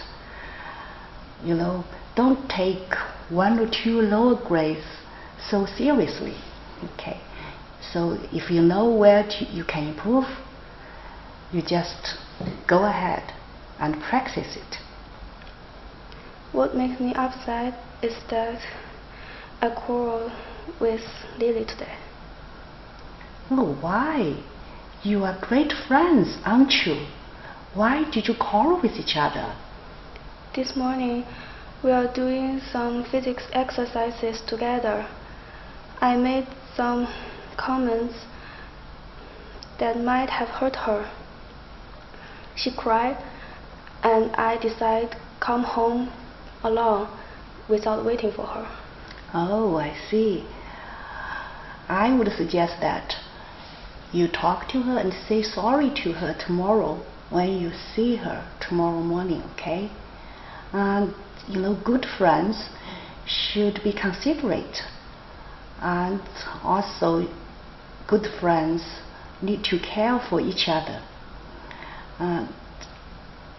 Sometimes I think you need to also to control your feelings. Oh, I know, Mom. I will apologize to her tomorrow. I hope we can work it out. Yeah, I think Lily is a good girl. I think she'll forget about it when she knows that you really feel sorry about it. You are nice, Mom. You always understand me and never feel angry with me. Yeah, you know, we do talk a lot and we share everything, right? I think you will be my best friend forever. Sure.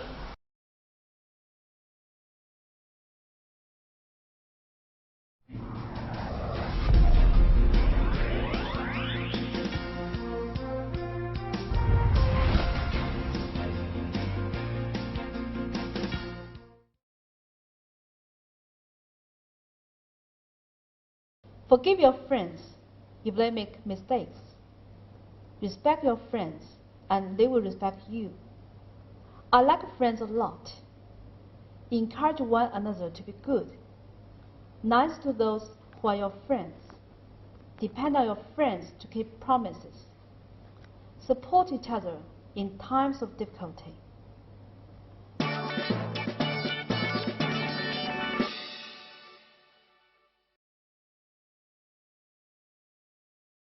So, what are the most important factors for being good friends? Let me think. I think being honest. Being honest and sincere with friends is very important. I really don't like lying or cheating among friends either. What about white lies? So, if your friend is trying to lose weight, but she isn't actually succeeding, if she asked you if she was looking thin, would you tell her the truth? Definitely. I wouldn't try and make her feel bad, but I would try and encourage her to try and achieve her goal. Really? Most definitely. I think being sincere is not about hurting someone's feelings or saying whatever you feel like. It's about having respect for someone either. So being honest with respect is very important. I think you're right. Being honest is very important, and we also need to learn how to respect each other. Everyone has their own personality. Can you tell me how you get along with your friends? Sure. I think sharing is very important, but also congratulating someone when they do well is also very important. In this dialogue, we'll listen to Madison and Graham talk about how friends should treat each other. White lie. If you refer to an untrue statement as a white lie, you mean it is made to avoid hurting people's feelings or to make trouble.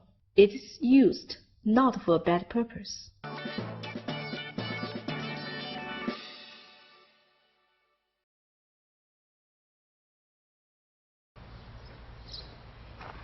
Hey, Graham. Hey, Fabian. I was about to give you a call. I just got back from the ceremony. Yeah, I wanted to contact you. You know I'm always the first one to say congratulations, or if you're sad or confused, I'm always there for you. Thanks, buddy. You're a real friend. Sure, we're best friends, aren't we? Same with you. I also hope you succeed. And I'm ready to share your happiness. That's what good friends are for. In this dialogue, buddy is a close friend. It refers to a male friend. This is an informal expression. A good friend, especially boys, you are feeling comfortable being with or sharing things with. For example, I'm going to have some beers with my buddy tonight.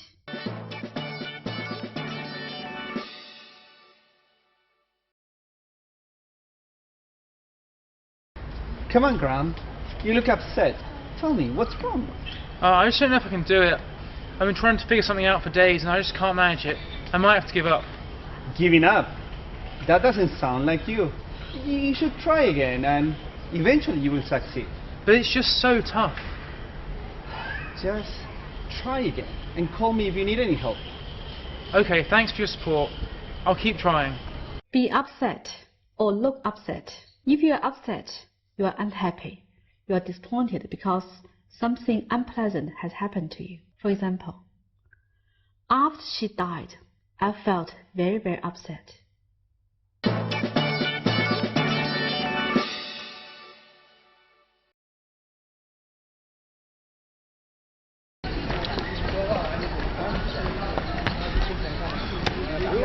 can't take this anymore. Can you be punctual for one? I'm sorry, I didn't mean to be late. You said at this time, just to let me know if it's inconvenient. I'm sorry that was an accident. Forget about it. This is the end of our session. Hey, don't be so emotional. Let me take you up there to make up for it. Don't fret me. Come on, we can go, we can have some fun, we can have a good time. I'll make up for it. Emotional. If someone becomes emotional, they show their feelings very openly, especially because they are upset. Emotional means having deep and strong feelings. Make up for. To take the place of something lost or damaged, or to compensate for something bad with something good. Come on. This expression is often said to encourage someone to do something, especially to hurry or try harder, or tell you something. For example, we are going to be late. Come on. Come on, Helen. You can tell me. I won't tell anybody. Can't take something. This expression means one is not able to deal with an unpleasant situation. For example, when someone is smoking in a room, you might say, I can't take it anymore. I'm leaving.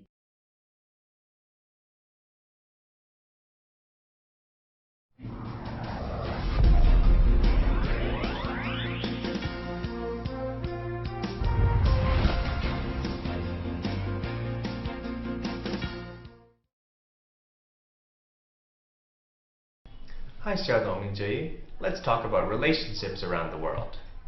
Sounds great. I guess they must be very different in other countries. Actually, there are not so many differences between Chinese and Western people when it comes to relationships. After all, everyone around the world wants the same things: a loving family and friends to have fun with. However, there are some small differences you might notice if you meet some Western people. When you meet someone for the first time, a handshake is a polite way to introduce yourself. It's important to take a strong grip and give a firm handshake. Westerners think that a weak grip means that you don't have confidence. Eye contact is also very important, regardless of who you're talking to.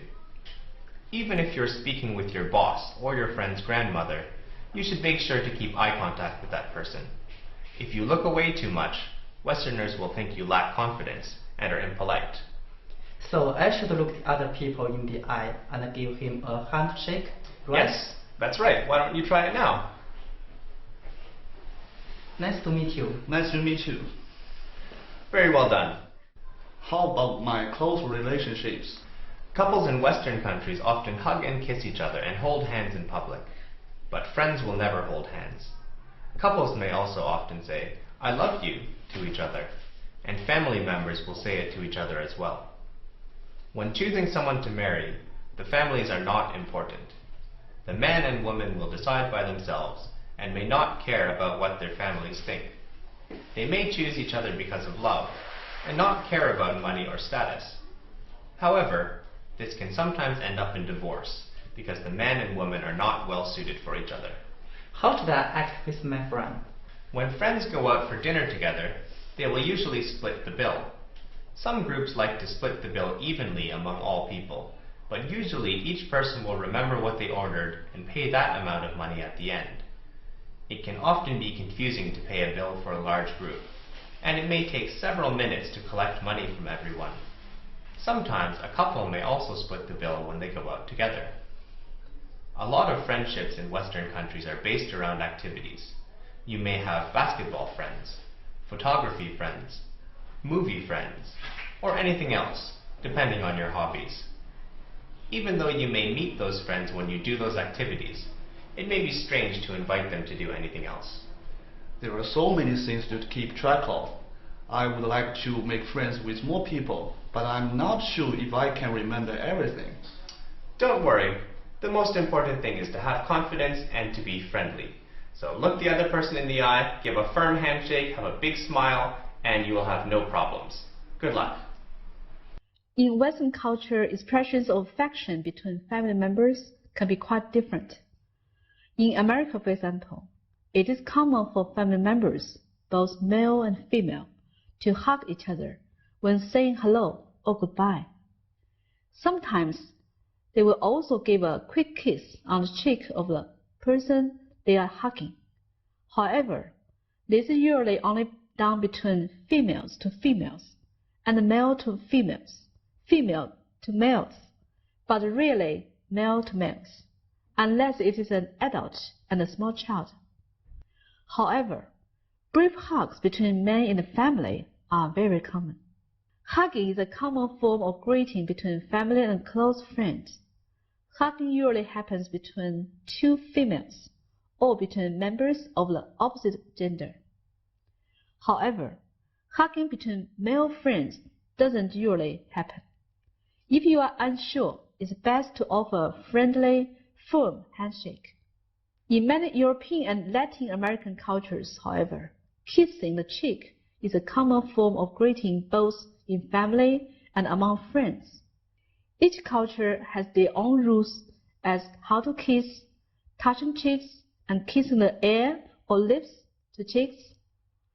When to kiss, saying hello or goodbye, only on special occasions, or who to kiss, family, friends, or new acquaintances. If you are unsure, it is best to ask a friend or do some quick research to find out what is the customary way of greeting each other in their culture.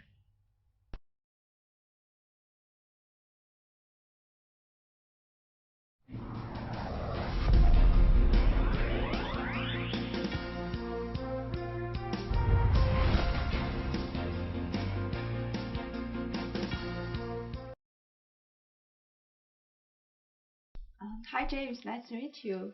Hi Lily, nice to meet you too. James, do you live with your family right now? No, I'm teaching at Tsinghua University, so I haven't been with my family since this summer. It's now winter here in China, so it's been 6 months since I've seen my family. Wow, do you miss them? Yeah. But it's okay because I get to Skype with my family, which means that I get to go on the internet and have a video call with my mother and father and brother. So I don't get that lonely. That would be great. And you know, it's Christmas right now. Then what do you usually do when you're with your family? Well, when I'm with my family, we'll wake up very early on Christmas Day, and my brother and I will run downstairs and we'll find presents underneath the tree. From your parents? From my parents and Santa Claus. But we'll go down and we'll rip open all of the presents, and we'll usually get maybe some video games, maybe some clothing, maybe tickets to see a movie. So it's a really fun day. And then my family will all together have a dinner of maybe turkey, mashed potatoes, bread, stuffing, which is a type of food. And then maybe later we'll all see a movie together as a family, maybe like an action movie or a comedy. But basically we take Christmas to spend time together and basically to laugh, tell stories about what happened during our year. So it's a very special day for me. Okay. How many brothers or sisters do you have? I have one younger brother. I think in Chinese you would call him a Didi. Yeah. But I just call him Luke. So Luke's his name. He is 22 years old, and he's a really great brother. I like him a lot. Is he in school? He actually just graduated from university. He studied biochemistry. Wow. So right now he helps teach some lab courses. And I really don't get to see him a lot because I'm very busy teaching at Tsinghua, and he's very busy teaching at Pennsylvania State University. So when we get time together, it's really special. When will we meet? Like, will you go home this winter? This winter, I'm actually going to go to Southeast Asia. So unfortunately, I'm not going to spend a lot of time with my family. So we try to talk to each other on the internet as much as we can. Otherwise, I won't see them again until this upcoming summer. Oh, then who will go to the Southeast Asia with? With your friends? Yes, I've made a lot of really great friends here at Tsinghua. I'm friends with some co-teachers, and together we'll see each other down in Southeast Asia. Maybe we'll go scuba diving, which means that we'll swim underneath the water and we'll breathe air from tanks. And maybe we'll play some volleyball on the beach. It'll be a fun time. Oh, do you usually go traveling with your friends? Yeah. We'll go to cities around China, like Qingdao or Dalian, or maybe even up to Harbin to see the ice sculptures in winter. Yeah. That's interesting. Thank you. Do you prefer staying with your friends or your families when you feel pressure? Well, when I was a teenager, I know that my mother and father could be very annoying because they told me that I had to study all of the time.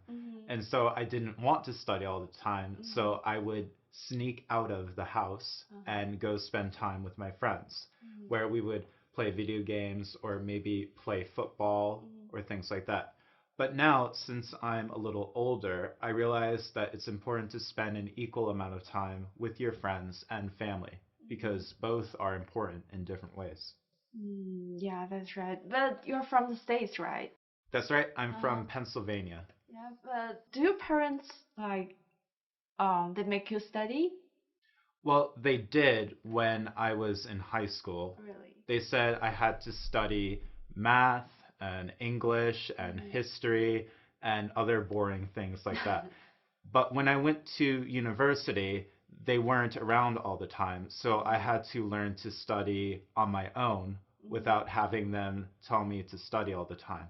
So at first that was a little difficult, but then I realized that if I made some friends and we all helped each other out to study together, we would all pass university.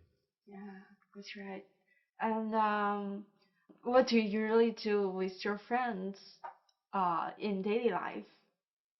Well, when I was at my university, we would play frisbee in our free time. I know that. Yeah, we play our frisbee game. Or maybe we'd play some soccer, or as they call it in most of the world, football. Yeah. Maybe we'd watch movies together on our laptops. Maybe we'd play video games on the television.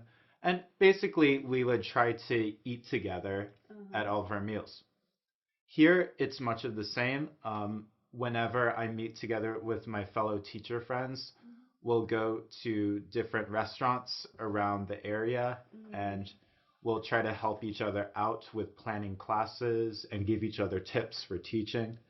And basically, we talk about life back in the Western world and sort of keep each other up to date with that. So it's good that we get together like that. What kind of restaurant do you usually do? I like pizza, so we'll go to different pizzerias and order a large pizza pie like that. Like from the tube station. Exactly. I love tube station pizza. Or maybe we'll go to an Indian restaurant and eat some curry, or maybe a Japanese restaurant and eat some sushi. Or maybe we'll just stay on Tsinghua's campus and we'll order some Chinese food. Do you like Chinese food? Yep. I like gongbao jiding, or as we call it in America, kung pao chicken. And also orange chicken, right? Orange chicken, yes. Yeah, I know a lot of friends from America that like orange chicken. Yeah. Well, Lily, I've talked a little bit about my family and friends, but now I want to hear a little bit about your family and friends. So, how often do you spend time with your family, and what kind of things do you like to do with them? You know, because I live in Beijing, so I go back home like about once a month. And when I go home, I usually just have dinner with my family, and sometimes we go abroad. Sometimes we go to the restaurants, yeah, like outside, and sometimes we watch movie together. Where have you gone abroad with your family? We've been to the Europe when I was in high school. 7 countries, I think. Yeah, it's been great. What were some countries you went to in Europe? Like Italy, France, German, and Switzerland. Yeah. Wow, there's a lot of culture there. Did you eat a lot of great food when you were in Europe? Yeah, I did. Because you know, every country in Europe is quite different from each other. So I did have a lot of great food, like pizza in Italy. Of course. And some desserts in France. And beer in German. You have to drink the beer in Germany. It's the best in the world. So where else have you traveled abroad with your family? Not with my family, but I've been traveling with my friends. What do you often do with your friends when you're together? We sometimes go watch movies together, and sometimes we go to the KTV, karaoke. Karaoke. You know that. Actually, I've been to the karaoke places in China a lot because oftentimes when I make friends with Chinese people, they have to hear me sing. And so they take me to the karaoke place and we order some snacks and we'll spend all night just singing songs into karaoke. And I try to sing as loudly as I can into it. It's a lot of fun. Do you enjoy it? Yes, I do. Although sometimes my voice hurts the day after when I'm singing. So what else do you like to do with your friends? Sometimes we go shopping. You know, the girls like go shopping together, and sometimes we will just go to some restaurants. like eating food and talking with each other about what have you been, like things like that. Now, you're working right now, right? No, I'm still studying. You're still studying? Yeah. So do you sometimes miss your family or wish you could spend more time with them? Yeah, sometimes I do, because sometimes I'm very busy during the semester, but I can't go home even when my parents are in Beijing. Yeah, so I sometimes I do miss them. I'll online chatting with them. James, thanks for your time helping me practicing with my English. Well, thank you for stopping by my office, Uli. And if you ever want to talk about other topics, you're more than welcome to. Yeah, sure. Thank you. Thank you. Bye-bye. Bye.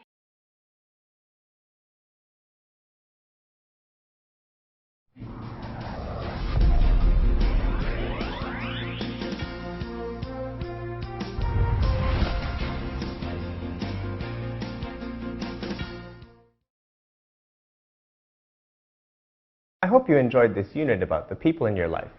We learned lots of words to describe family relationships and some good questions to ask about other people's families. We learned some words that have to do with describing people's appearances. Although first impressions are important, try not to judge people until you have a chance to understand their personalities. Even someone who looks very different from you may become a good friend. We watched several videos from people who had good relationships with their friends and families. Some people talked about their families and their brothers and sisters. Some others described their friendships based around basketball or reading books. Stanley gave a wonderful present to his mother on her birthday, and Tianyuan's mother helped her to get over some personal problems. We also saw Graham's interactions with his friends. He's very lucky to have such great friends. Friends and family can be very helpful when you're feeling bad, so don't be afraid to say something. In this week's Cultural Focus, we learned about some cultural differences that have to do with relationships and friends and family. If you get the chance to meet a Westerner, don't be too shocked by these differences and try to accept them.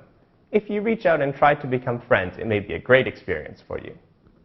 We learned lots of useful words and phrases in this unit, so please try to practice and use them as much as you can. We're looking forward to seeing you next time on Oral Communication for EFL Learners.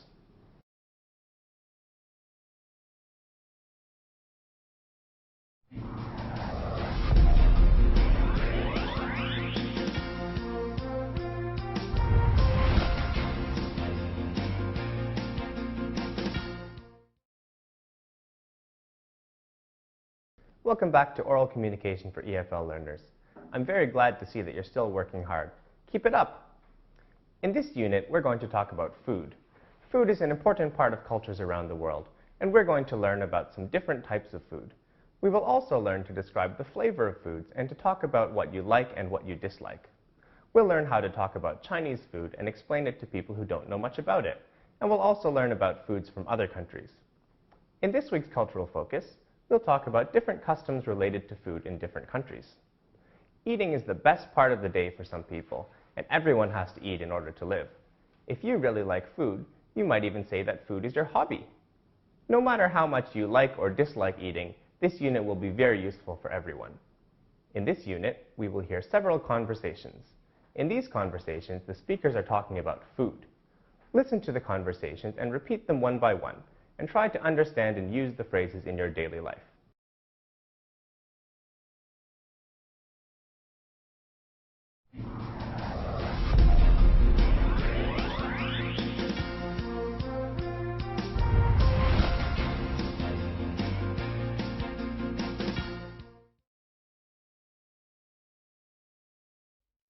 Hello, welcome back to our MOOC, Oral Communication for EFL Learners.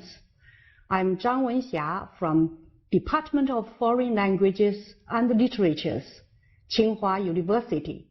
Today, I will lead you through Unit 3, which, as Glenn has just introduced, will focus on differences in food and eating habits across cultures. Before we start the text, let's think about the question. How much do you know about food in different countries? First, I would like to invite Tom to go through the text with us and see how much you understand about the food cultures discussed in the text. Hello, this is Tom again, and in today's lecture I would like you to read the text first. Next, you can read after me sentence by sentence. You may want to repeat reading until you feel comfortable about paraphrasing the main idea of this text in English. People in different countries cook various kinds of food. The historical, geographical, and climate features of where they live and their ways of life influence their cuisines. People in South Korea love to have pickles. In Thailand, most people enjoy spicy food, as Thai curries can be really hot.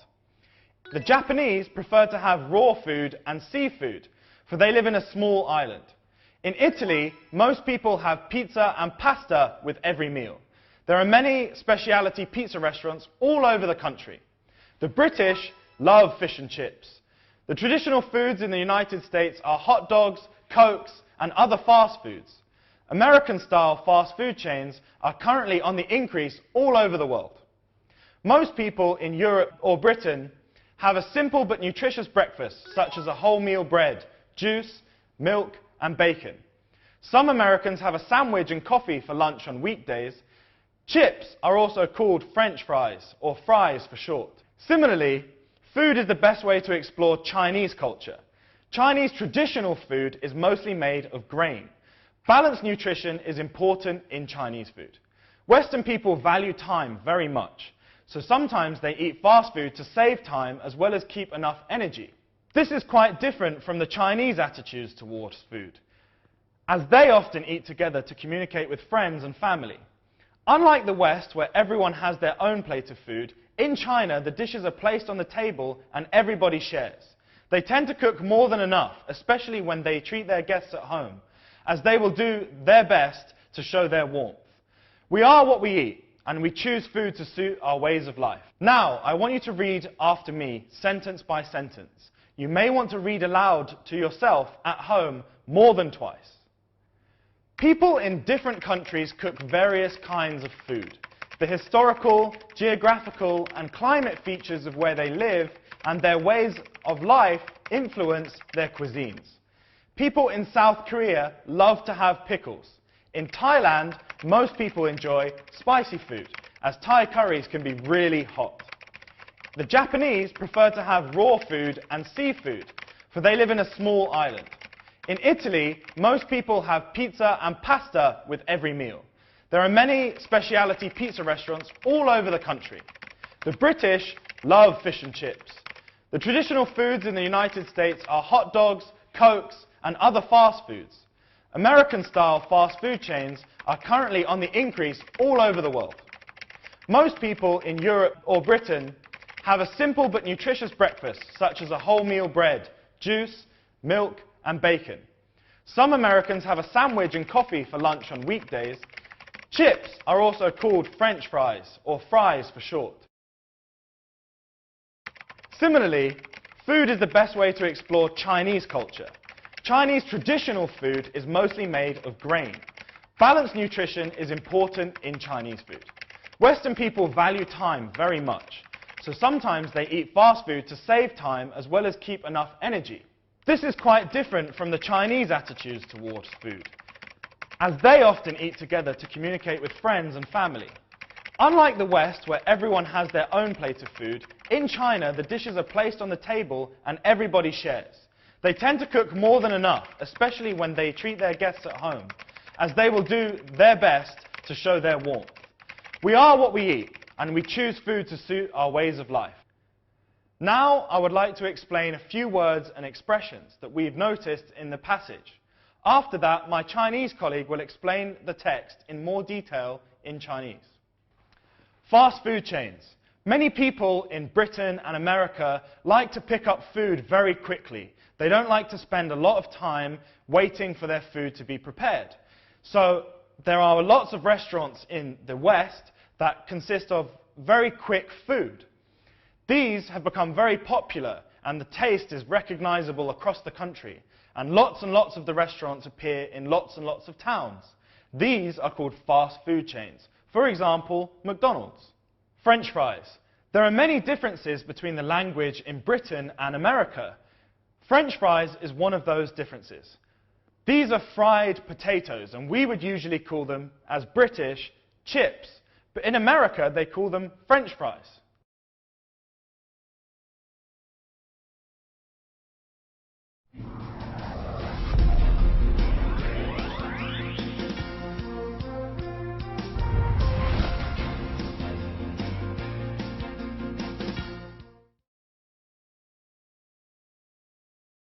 接下来，我们来具体分析一下每一段中的语言现象。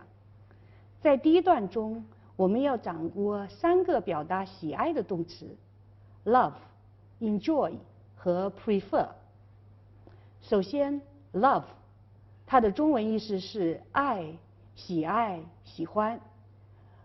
请看例句 ：We love the food so much, especially the fish dishes.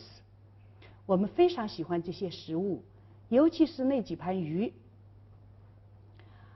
那么第2个动词呢是 enjoy， 欣赏、享受、喜爱，使过得快活。请看例句 ：He was a guy who enjoyed life to the full.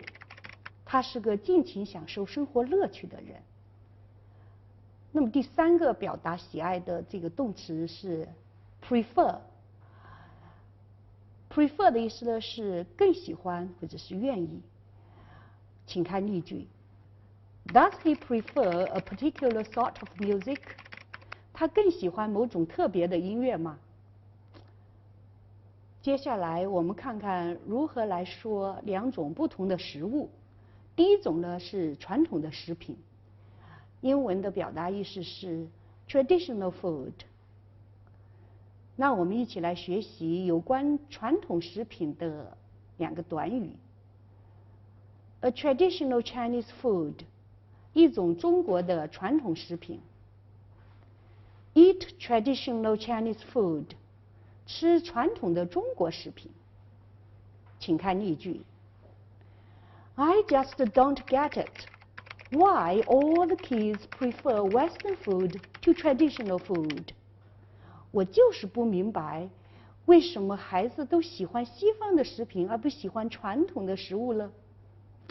另外呢，我们有一种年轻人特别喜欢，或者是学生也很喜欢的一种食品，那么呢，我们就叫它是 fast food， 快餐，或者我们说是这个速食，比方说汉堡包啊、披萨饼啊，还有什么炸鸡啊等等。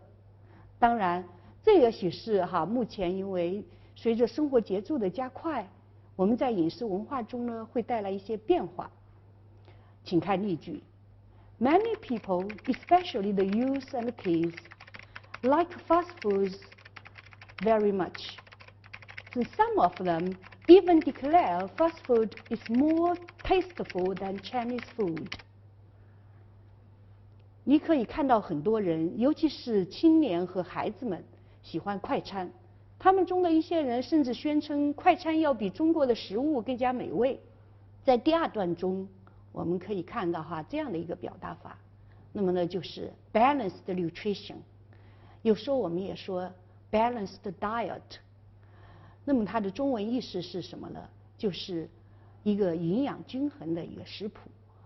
请看例句 ：If you have a balanced diet, you are getting all the vitamins you need.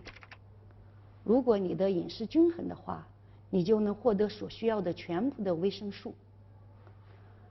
在第3段中，值得掌握的词汇有 treat。treat 的中文意思是，在这是指的是请客或者是款待。To buy or pay for something for another person。请看例句 ：Put your money away. I'm going to treat you to this。把钱收起来吧。这是我请客。那么你可以这样回答 ：No, you paid for dinner last time. This is my treat. 不，上次吃饭是你付的钱，这次呢该我请客了。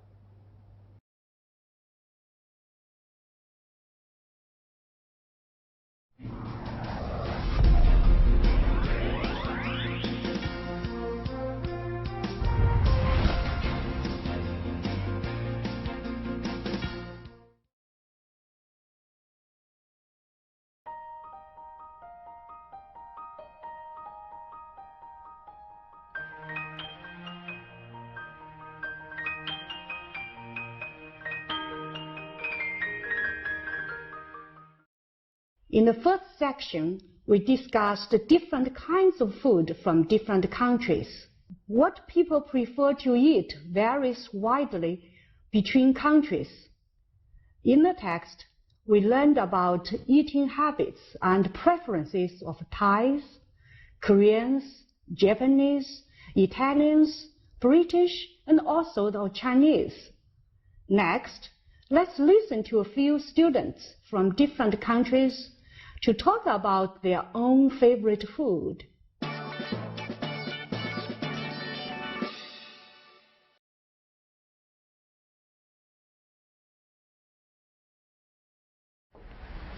Hey Madison, what are you waiting for? Oh, I'm not waiting for anybody. I'm just trying to decide what I want for lunch. You know, some friends and I are going to a Korean restaurant. Would you like to join us? I'm sure you're gonna have some traditional Korean food. Well, I don't really like spicy food very much. Not all the dishes are spicy. They have, for example, 紫菜包饭, and they have 大酱汤. I'm sure you will like them. Well, thanks for inviting me, but I'd better not bother you. Well, we can have lunch another time then. Okay. I'm really hungry. I want to have a pizza right now. I don't really like pizza. It's too greasy for me. Really? I'm crazy about pizza. Well, I'll have something different today. Okay, well, in that case, I will go to Ziqing cafeteria and have a pizza. So, see you later. Bye. Enjoy your pizza. Oh, hey Madison, what are you doing here? Well, I'm trying to decide what I want for lunch. Okay, what do you normally have for lunch at home? Well, I usually have sandwiches or hamburgers, but my favorite are hot dogs. Well, we don't have too many junk foods in China, but we have a lot of Chinese food, but it's very nutritious and delicious. Well, do you have any suggestions? Because there are so many different kinds of Chinese food. Well, I'm going to have rice noodles with beef. Would you like to try it? Well, what is that? Well, the noodles are made of rice, and then the beef is boiled and added to the soup and noodles. It's really tasty, and it's very popular in the south of China, like Guangdong province. That sounds great. I've never had that dish before. Okay, well, should we go to the cafeteria now and try it? Sure. So, how are you enjoying living in China? I really love it, especially the Chinese culture. Okay. How are you enjoying the food? I don't really know much about it because there's such a wide variety. Well, what sort of foods do you like? Maybe I could recommend you some Chinese food. Well, I really like chicken and beef, but I can't eat a lot of spicy food like hot pot. Okay. Maybe you'd like foods from Shanghai or Guangzhou province. They're quite light, not too spicy, tasty, and very healthy. That sounds really nice. At home we have a lot of junk food, so I'd really like to try that. Okay, well I hope you enjoy trying it and the rest of your experiences in China. I'm sure I will. Thanks for the advice.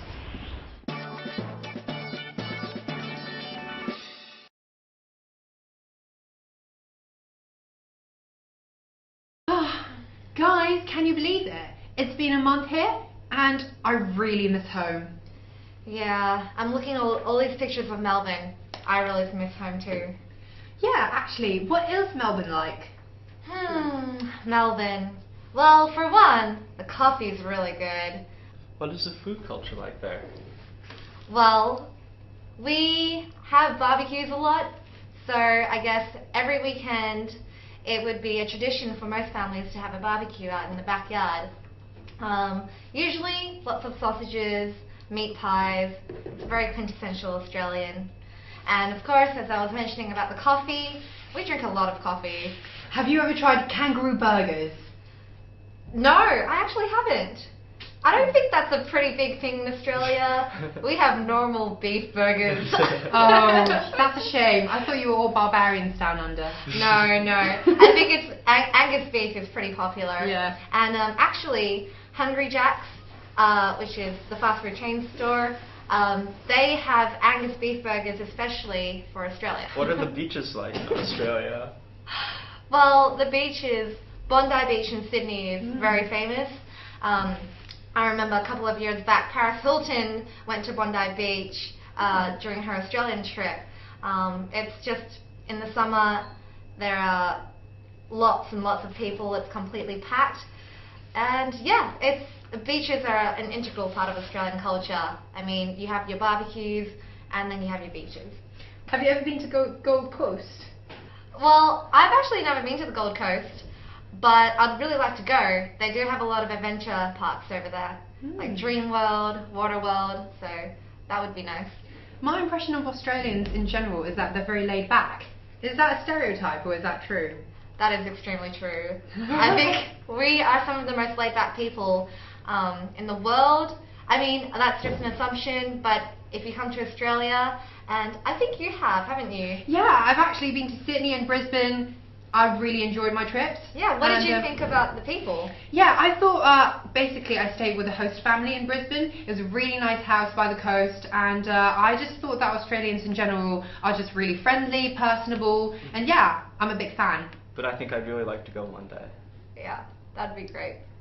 I'll show you around. Oh, great! In this section, we listen to several dialogues that give us information about the foods of other countries and about English words that are used to describe food. Some of the words and phrases introduced in this section are crazy about. When someone says they are crazy about something, it means they really, really like it. You can be crazy about food, sports, music, or just about anything. Another expression is sweet tooth. Having a sweet tooth means that the person really loves sugary food, like candy and cake. Heavy food. This kind of food makes your stomach feel heavy after you eat. It could be oily or greasy food, like fried food, creamy food, or have lots of meat, especially beef. Fussy eater. Another word for fussy eater is picky eater. A fussy or picky eater is someone who carefully chooses their food, and they will only eat certain things and rarely tries to eat anything new. They pick certain things to eat and refuse to eat anything else. For example, children are often picky or fussy eaters. The opposite would be an adventurous eater, which is somebody who will try anything. Here are some words and phrases that are not in the dialogue, but will also be helpful to know. Slurp. This word describes the loud sucking sound that is sometimes made when one eats soup or foods that have a lot of liquid. In some parts of the world, this sound is not impolite to make, but in many Western countries, including America and England, this sound is very rude to make while eating. It is generally considered polite to eat as quietly as possible. Bland food is food that doesn't have very much flavor. Sometimes to make food taste less bland, people will add salt or try to make it spicy. Rice is a bland food. However, if you fry the rice, then add some vegetables and some meat, it becomes quite flavorful and is no longer bland. From the previous conversations, have you learned some English expressions about inviting people to dinner or discussing food you like and dislike? Now, let's summarize the expressions that you can use to talk about food and eating habits. Okay, now, the following are expressions you can use while talking about your habits or your tastes for food. You may also practice using them in your daily life. Talking about food you like. When talking about food you like, you may use the following expressions or the following sentences or patterns. My favorite food is smoked salmon. I like it the best. Sentence 2. I'm crazy about Mexican food. 3. I like cakes, cookies, and ice cream. I really have a sweet tooth. 4. I always eat heavy food. 5. The smell of barbecue chicken usually makes my mouth water. 6. I can eat any kind of food. When talking about food you dislike, you may say, I can't stand fish, vegetables, or eggs. I'm a fuzzy eater. I don't like this soda. It tastes too sweet. I can't stand greasy food. I don't like salty food very much.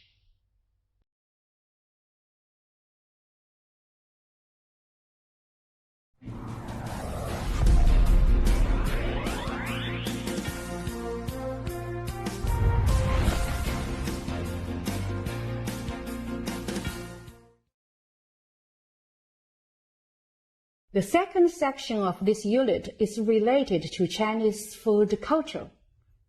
Among the basic necessities of life, food, clothing, shelter, and transportation, the Chinese people care more about what they eat than just about anything else. There is no single Chinese diet, but rather a wide variety of diets across the country that vary with ethnic and geographical differences. Certainly, the most notable division is found between the northern and southern regions of the country, officially marked by the Yangtze River. Generally speaking, rice products are the staple grain for the southern and eastern regions of China, and wheat products are staples of the northern areas. One approach to describing the regional cuisines of China is to note the general characteristics of cooking and culture by location: north, south, east, and west. Some observers categorize those regional cuisines as sweet in the south, salty in the north, hot in the east, and sour in the west. Though we have preferences for food, almost all families in China have 3 meals a day. Now let's see how Stanley's family talks about what to eat.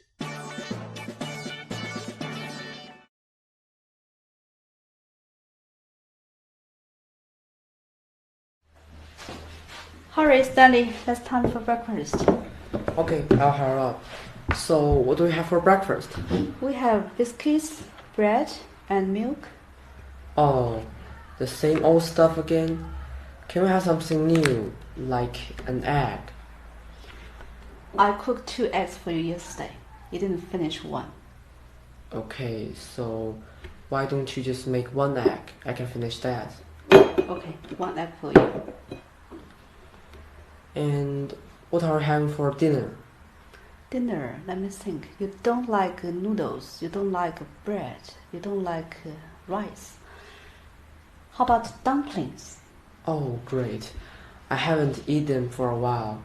I miss the taste. Okay, I'll cook dumpling for you and your friends. Do you want to bring Anlu and Xutao back home? Sure, I can do that. Last time they loved the dumpling I made. I'm sure they will like it this time. That's very good news. Thank you, Mom.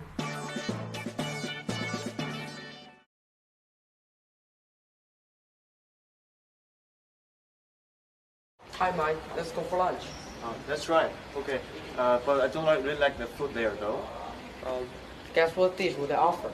Same as yesterday. I think they're always the same every day, such as pizza and some vegetables. Oh, I'm fed up with the food in the canteen. Yes, I really miss my mother's food. A long time. Well, my home is not far from here, so I used to go home for lunch. But now my parents are busy in working, and I have to prepare for my high school entrance exam. So I'm stuck with the canteen. That's right. We'll have to wait for a long time to eat the delicious food.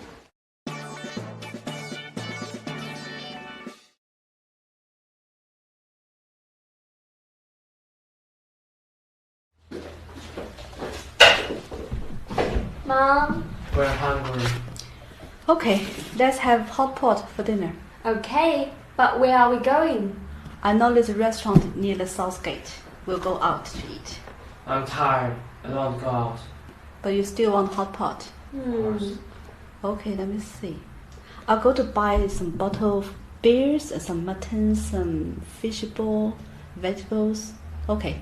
Well, I'll go buy some stuff and we go home and have hot pot at here.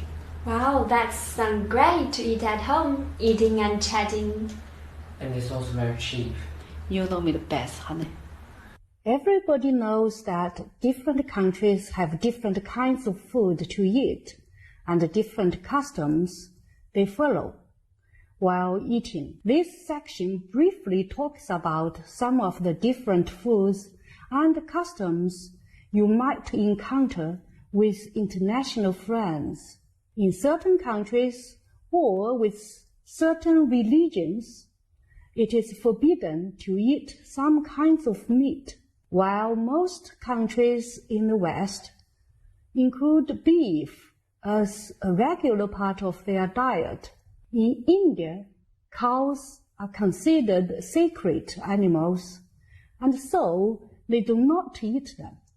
Muslims consider pigs unclean, and so do not eat pork.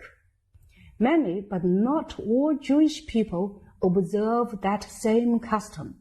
In fact, some Jewish people follow the custom of only eating food that is kosher. Kosher food follows rules that adhere to the dietary laws of the Jewish faith. For example, pork, crab, lobster, shrimp, and sharks are not kosher, and so Jewish people who follow strict kosher rules will not eat them. Also, kosher laws forbid people to mix dairy products, such as cheese, with kosher meats. This means one could eat a hamburger, but not a cheeseburger. It is difficult to know the dining customs of every individual. If you are hosting an international dinner party or meal, a polite way to ask about someone's diet preferences or restrictions without offending them is to use the question, "Do you have any dietary restrictions I should be aware of?" This gives the guest an opportunity to tell you about their eating customs, such as a food allergy or being a vegetarian. It might also give you the opportunity to learn something new about that person's culture.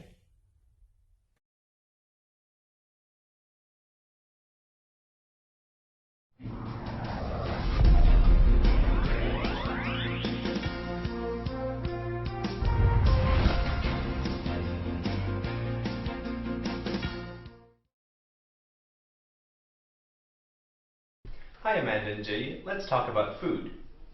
That sounds great. I'm already hungry. Well, different countries have different rules and customs related to food. It's important to understand what's polite and what's rude in these different countries.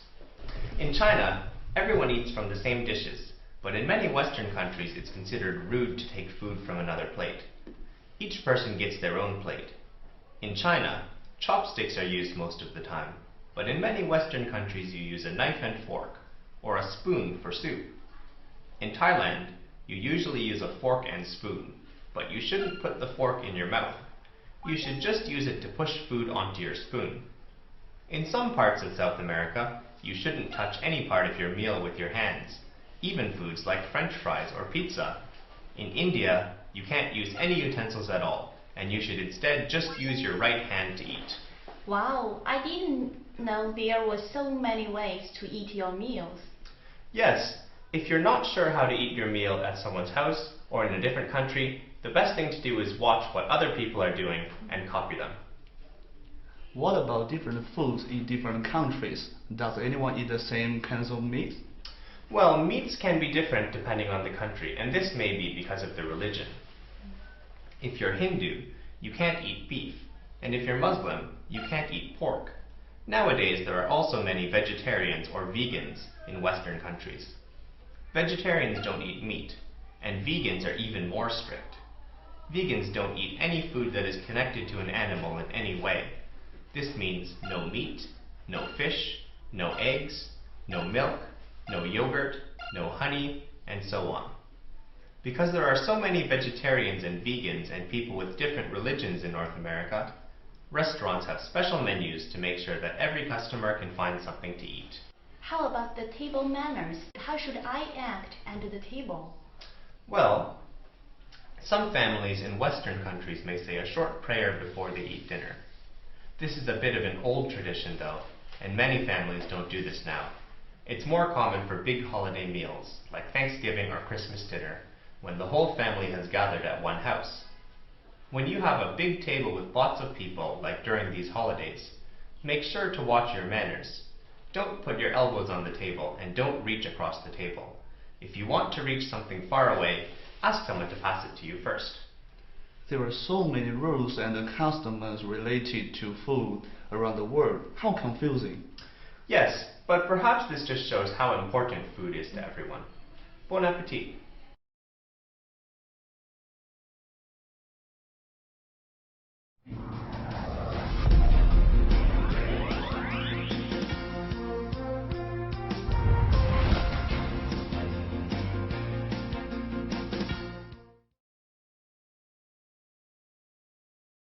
The third section is about dining out. As Stanley mentioned, with the accelerated pace of life, more and more parents choose not to cook at home, but to eat out instead. Thus, this new eating habit actually has impacted the traditional Chinese food culture. We have to adapt to this change.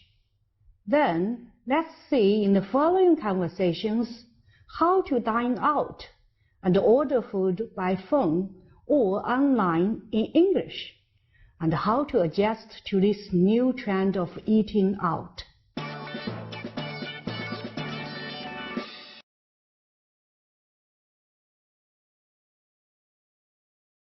Hi, do you have a reservation? No, I'm afraid we don't. Oh, I'm sorry, the tables are full. You may have to wait for a while. So, would you like to have a bottle of water first? No, thanks. We'll come back later. Could I reserve a table for 3, please? Oh, of course. Please take a ticket at the front. I'd like to sit by the fence if we can. We will arrange it, but I cannot guarantee it. That's fine. Thank you. Bye. Okay.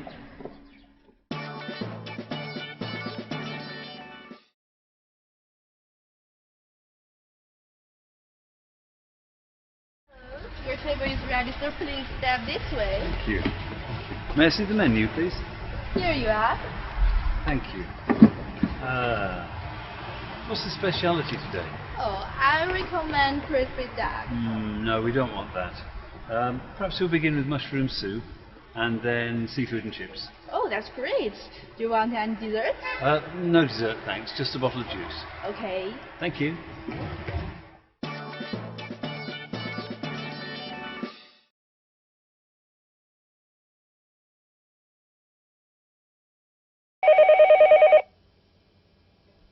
Can I help you? I'd like to order a double cheeseburger, please. What kind of drink would you like to go with that? Do you have cola? Or juice will be fine. We have both. Which one do you prefer? Cola, please. Would you like to make it a family set? For only 2 RMB more, you'll get a large Coke and fries instead of the medium. And today, we're offering free toys in all the meal boxes. Oh, yes, I'd like that. Can I have a Sprite instead of a cola, please? That's not a problem. Is that all? Yes, that's everything. That'll be 25 RMB. Brilliant. How long will that take? Just 10 minutes. Sure. See you then. I love buffets because I can eat as much as I want. I'm up to it, no matter what kind of food it is. Last Friday, I went to a seafood buffet with my close friends. We spent the afternoon together, chatting. We walked in, and the hostess showed us to our table. She asked if we wanted to order any drinks. Drinks other than water were not included in the price. We got up and got some plates. We went over to the soup and salad station first, and then over to the hot food. They had a great dessert table, but we were not ready for that yet. We sat down, ate, and grabbed new plates for the second round. This time, I went for the seafood. All of us tried to load up our plates as much as possible. After 2 more trips to the buffet, I was ready for dessert. I tried to take a little of everything in the dessert section. At this time, my friends had already finished everything on their plates. Each of them had an ice cream. We tried to talk about everything that came to our minds, and the conversation went on and on. We were so stuffed, and none of us could eat another bite. We really enjoyed the meal and the time together. People are busier today than ever before. Sometimes, after a long day of school or work, or both, we are just too tired to cook at home. Eating out at a restaurant or picking up fast food has become the quick, easy alternative to cooking at home. If one is in a particular hurry, they might go get what is called fast food. With fast food, the food is sometimes pre-prepared, meaning it requires only heating and usually takes no more than 10 minutes to get to you. You can eat it at a restaurant, take it to go, meaning you take it home to eat, or you can have it delivered to your home. Most fast food restaurants in America have what's called a drive-through.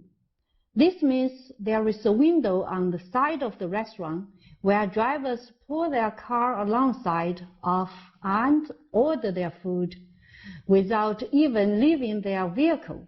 The food arrives very quickly, but it usually isn't very good quality food, and also isn't very healthy. Better quality options are usually available at sit-down restaurants. At a sit-down restaurant, a server will come to your table, take your order, and bring you your food. Now, many sit-down restaurants offer healthy options like salad or lean meat. Sit-down restaurants are usually more expensive than fast food restaurants, but the good service ensures a positive dining experience. Something to know about sit-down restaurants in America that is different than other parts of the world is that in American restaurants, it is customary to give the server a tip. The general rule for tipping is that you should give the server at least 15% of the total price of the meal. If you give less money than that, or no money, you are telling the server and the restaurant that either their food quality or their service was not good. It is usually considered rude both by the restaurant workers and other customers not to leave a proper tip. This is because it is understood that waiters and waitresses receive very low wages, so the primary source of their income comes from tipping. However, at more expensive restaurants, they might include a service charge called gratuity, in which the customary tip is already included in the price. In such a case, tipping any further is not necessary.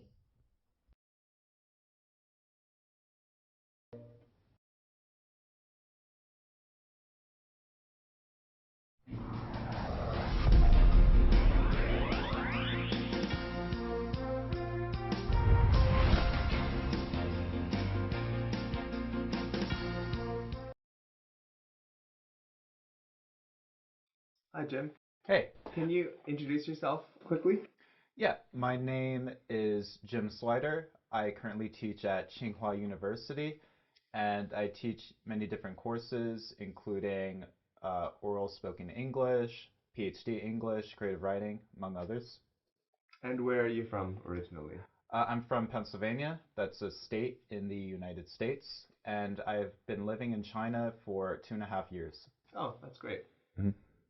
So today we're going to talk a little bit just about food in different areas, food culture, food etiquette, food-related topics. Okay. So how about we start with your hometown of Pennsylvania? What kind of foods are popular in Pennsylvania? What's something special to that region?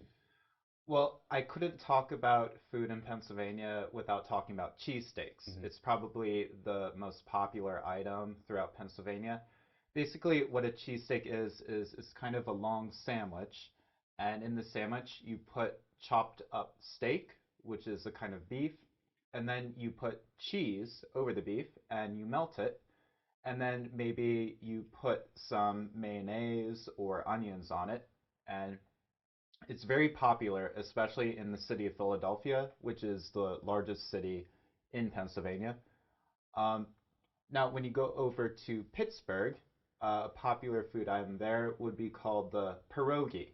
Mm-hmm. And basically, a pierogi is kind of like a dumpling, except in the pierogi, you put potatoes and cream cheese, and then you bake it, and it's a very delicious food item. Sorry, the pierogi is originally Hungarian, is it?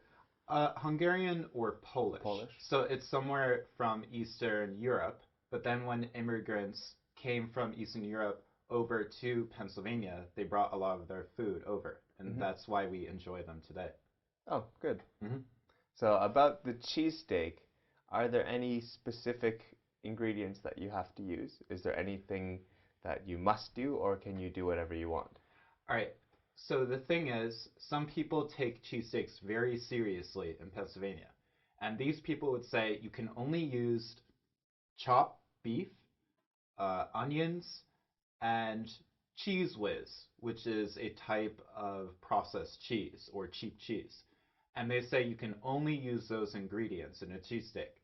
Now, obviously, there are variations with that. Some people like to eat a pizza cheesesteak, which is, it sort of uses tomato sauce, onions, lettuce, tomatoes, but people would say that that's not a real cheesesteak. But still, both are very delicious. Okay. So we recently, it's just past Christmas now. What are some Christmas-related food traditions in the United States or in Pennsylvania? Well, usually with Christmas, we eat a lot of the same food items that we would at Thanksgiving. Mm-hmm. And that would include a turkey, which is sort of a great big fat bird that's very delicious. We would eat mashed potatoes.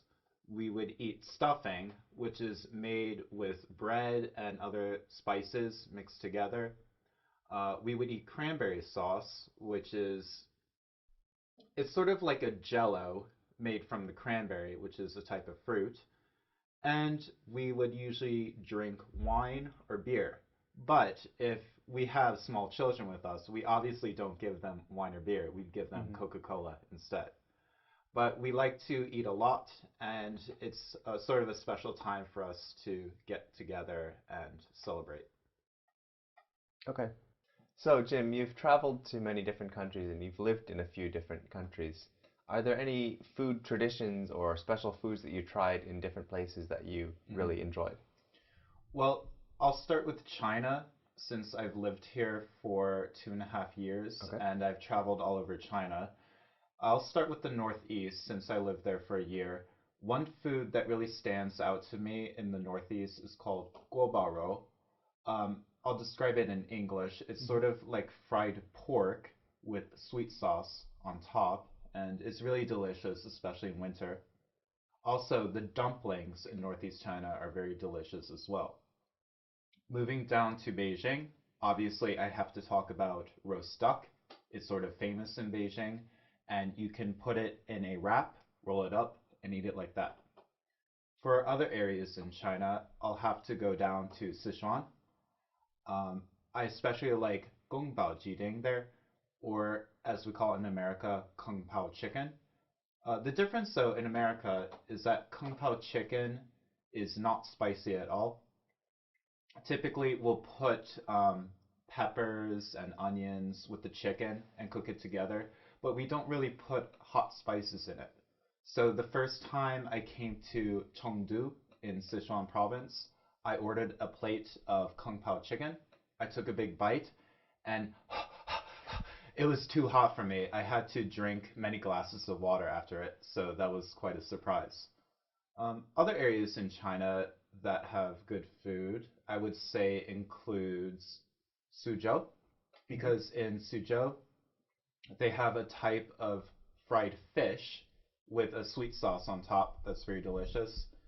And also near Guangzhou, they have dim sum, which are many delicious fried foods together. So how about some places outside of China? Where have you traveled and what is the food like in those places?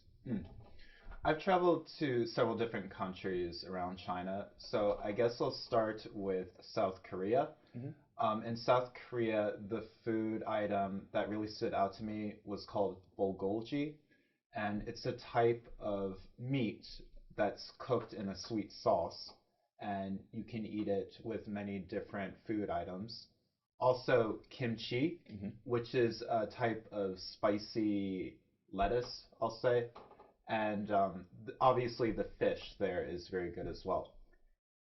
Moving down, I'll talk about the Philippines. I spent a month there, and I was really happy with all the food there. They typically like to eat a lot of pork. That comes from a pig, obviously. And I was at a party where they roasted an entire pig with an apple in its mouth, and I thought it was very funny. They also eat a lot of rice with everything there. So, moving on, in Thailand, they like to eat many spicy things there, including curries, which is a type of sauce with rice mixed together. They also eat a lot of fish, and I ate a dish called red snapper, which is a red fish with many different spices mixed together.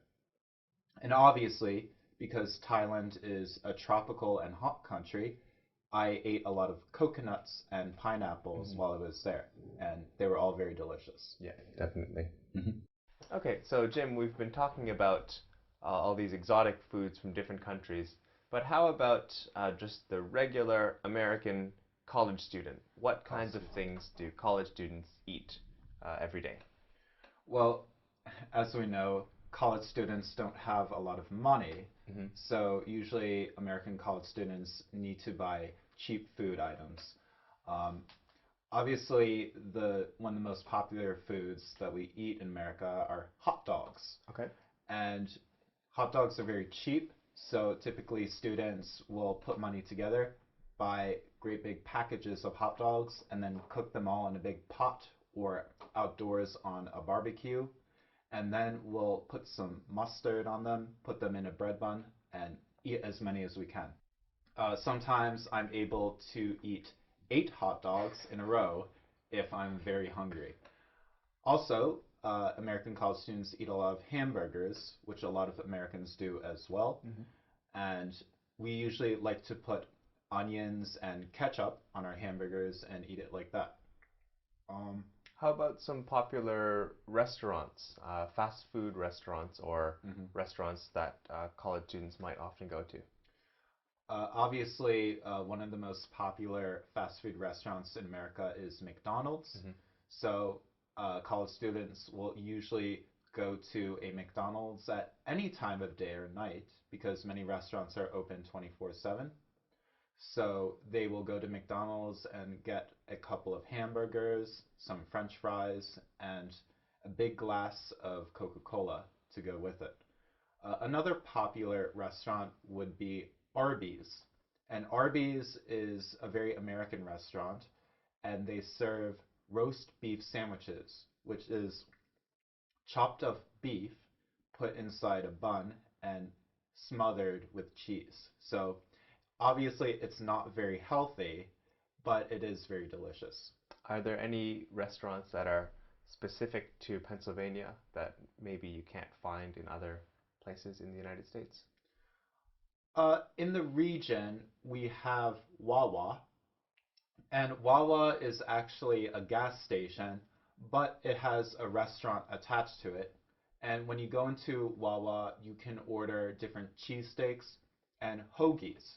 And the word hoagie is actually only used in Pennsylvania, but it refers to any type of long sandwich that you can fill with many different meats or vegetables. So usually Pennsylvanians will go to a Wawa if it's very late at night and they're feeling very hungry. Is a hoagie the same thing as a sub sandwich? Yes, in America we have many different terms for this type of sandwich. You can call it a hoagie, a submarine sandwich, you can call it a grinder, or a poor boy, or any number of names. So it really depends on where in America you're from. But this is just a long sandwich filled with lots of meat and vegetables. Yes, so it's not very complicated, but the name can be very complicated depending on where you're from. Okay. All right, so we've talked about food quite a bit, but today you've brought something with you. Would you like to talk about that a little bit, please? So here we have a bottle of wine. And you can see from the words that this bottle of wine is from France. So France is known for its wine all throughout the world. And we call this red wine because obviously the color is red. And so if I were to drink this, I'd expect it to be both sweet and bitter at the same time.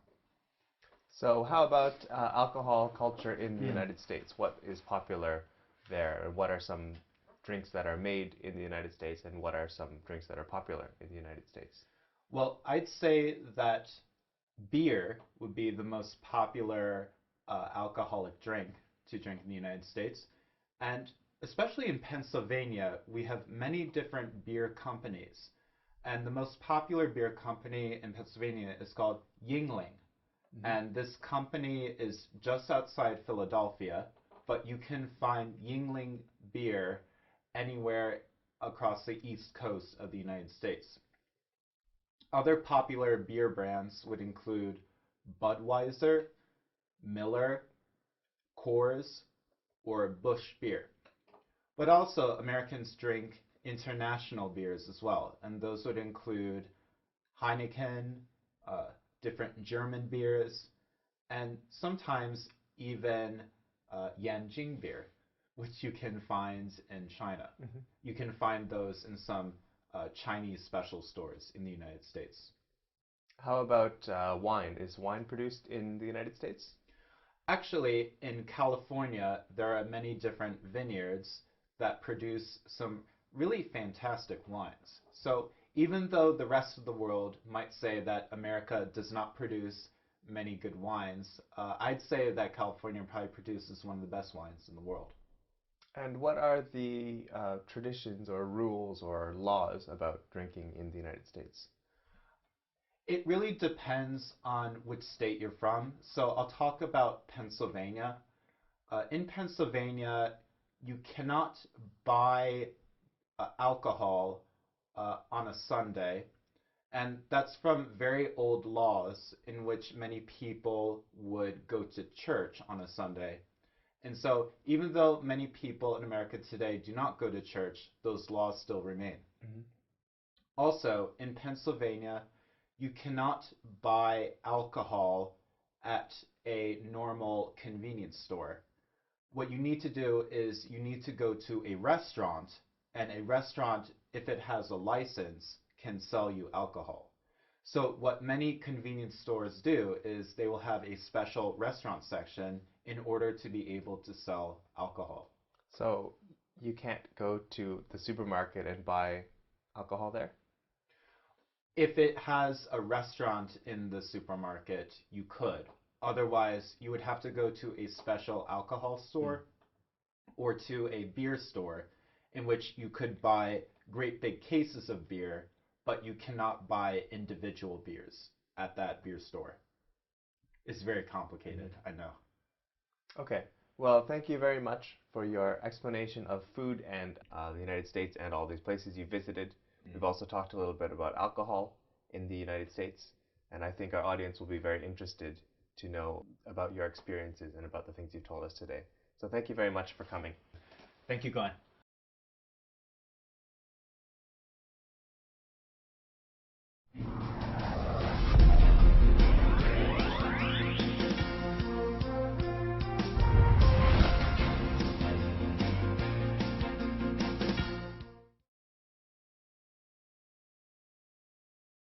Did you enjoy the lesson today?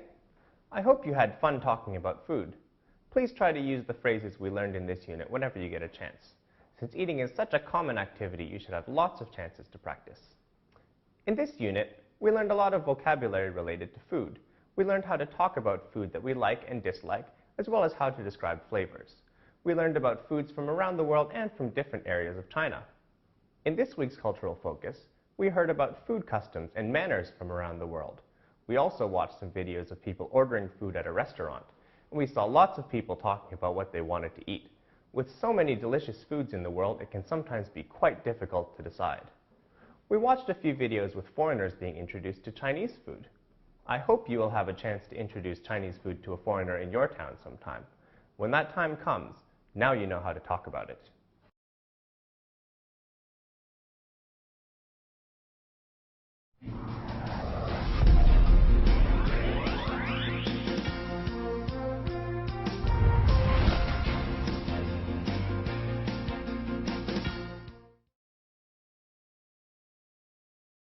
Hello and welcome back to Oral Communication for EFL learners. I hope you have been able to use some of the words and phrases from the first 3 units. Remember that you can always go back and review anything that you're not sure about. This unit is all about learning English. We all know that learning English is important, and you have certainly done a great job so far. Today we're going to talk about some reasons to study English. Do you want to travel? Do you want to study abroad? Do you need English in your job? There are lots of good reasons to study English, and we're going to hear from some different people about why they want to study English. We are also going to learn some interesting phrases and idioms that you can use to make your speech sound more natural. In this week's Cultural Focus, we will learn more about the United Kingdom. Perhaps you may want to travel or study there, so it's good to know a bit more about it. After this unit, we will be halfway finished with our course, but that doesn't mean you have to stop learning English. This unit will help you to remember why it's so important to learn English. Are you ready? Let's go!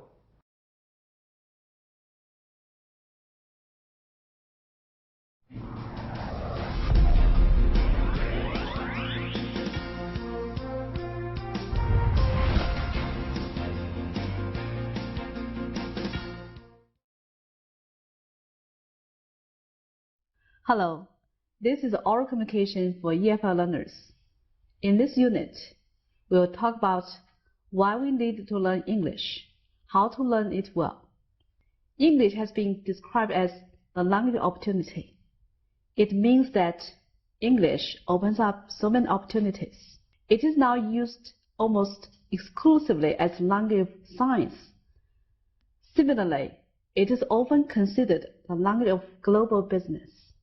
So many of us see the ability to communicate and talk with others as one of the major benefits of learning English. We do need to learn how to speak English very well. Next, let's talk about how to improve listening and speaking abilities. My first suggestion is that do not study grammar too much if you want to speak English fluently. If you keep worried about if your grammar is right or not, you cannot say a sentence like a native speaker. Actually, many EFL learners knows more grammar than native speakers.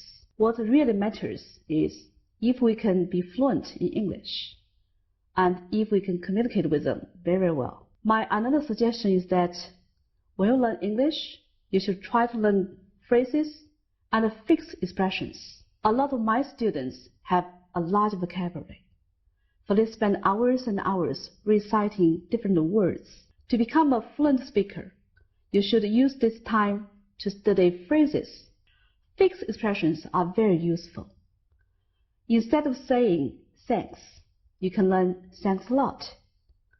Instead of saying, excuse me, you can say, excuse me, sir. Or you can say, can I help you? Or like, what's up? These 4 expressions are used every day by native speakers. A third advice is do not translate. When you want to express an idea, you do not translate.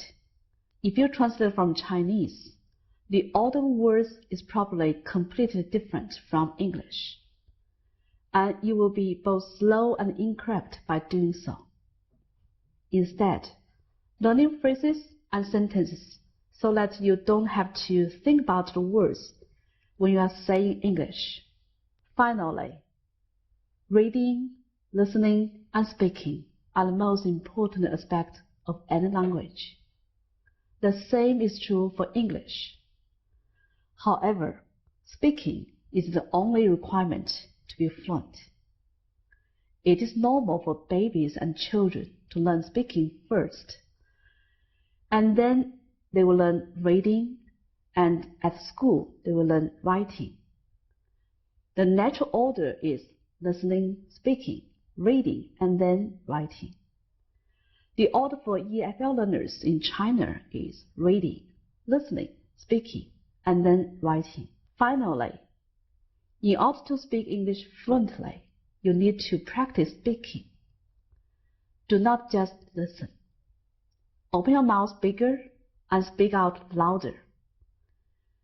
When you practice listening, you try to practice say what you hear. Practice speaking out loud until your mouth and your brain can do it without thinking.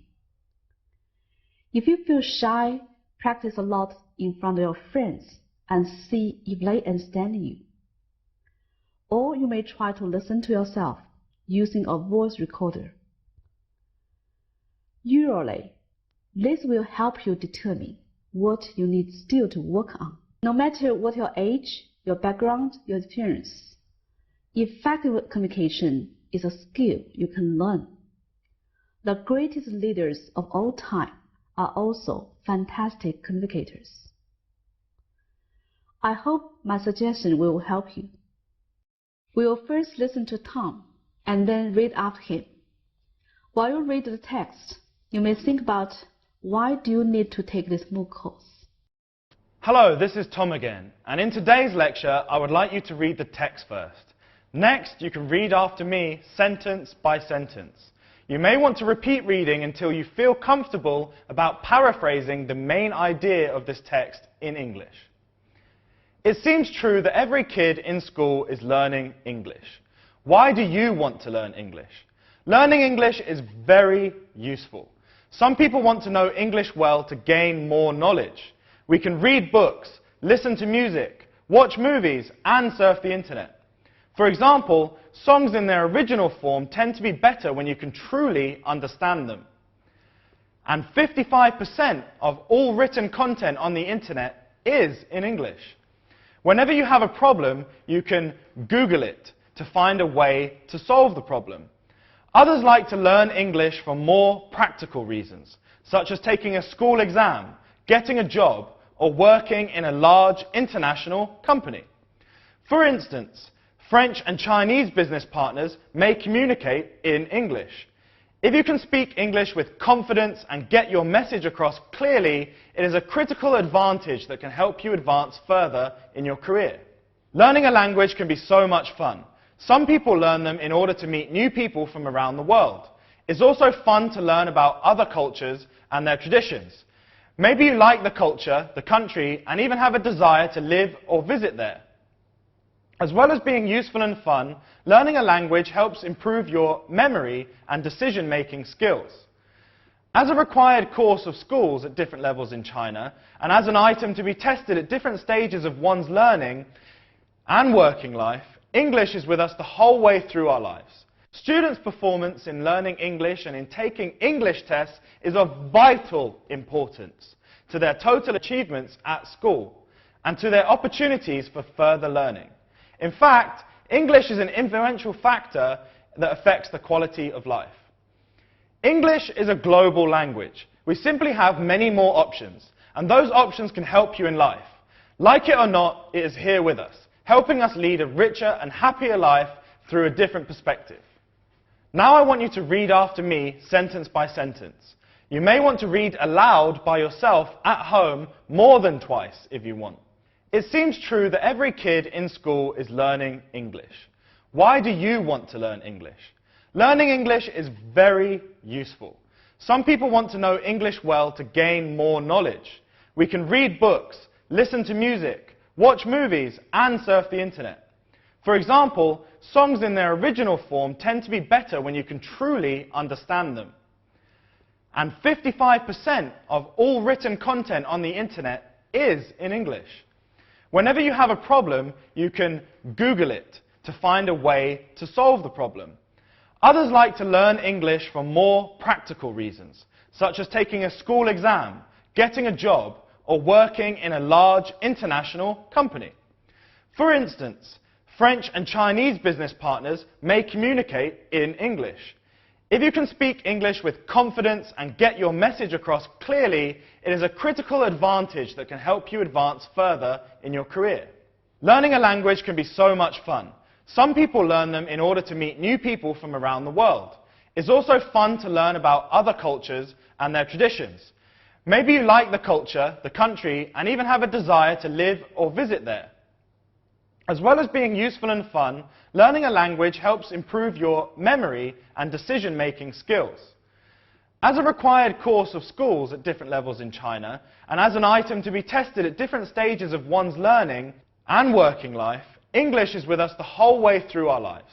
Students' performance in learning English and in taking English tests is of vital importance to their total achievements at school and to their opportunities for further learning. In fact, English is an influential factor that affects the quality of life. English is a global language. We simply have many more options, and those options can help you in life. Like it or not, it is here with us, helping us lead a richer and happier life through a different perspective. Now I would like to explain a few words and expressions. After that, my Chinese colleague will explain the text in more detail in Chinese. Google it. We saw this phrase used in the text, and this is talking about technology becoming more of a factor nowadays for English people and the world. If we have a problem, we can go onto the famous search engine Google to find an answer. And so the phrase Google it has become a widely used phrase in the English language that means to go online and find the answer to a problem.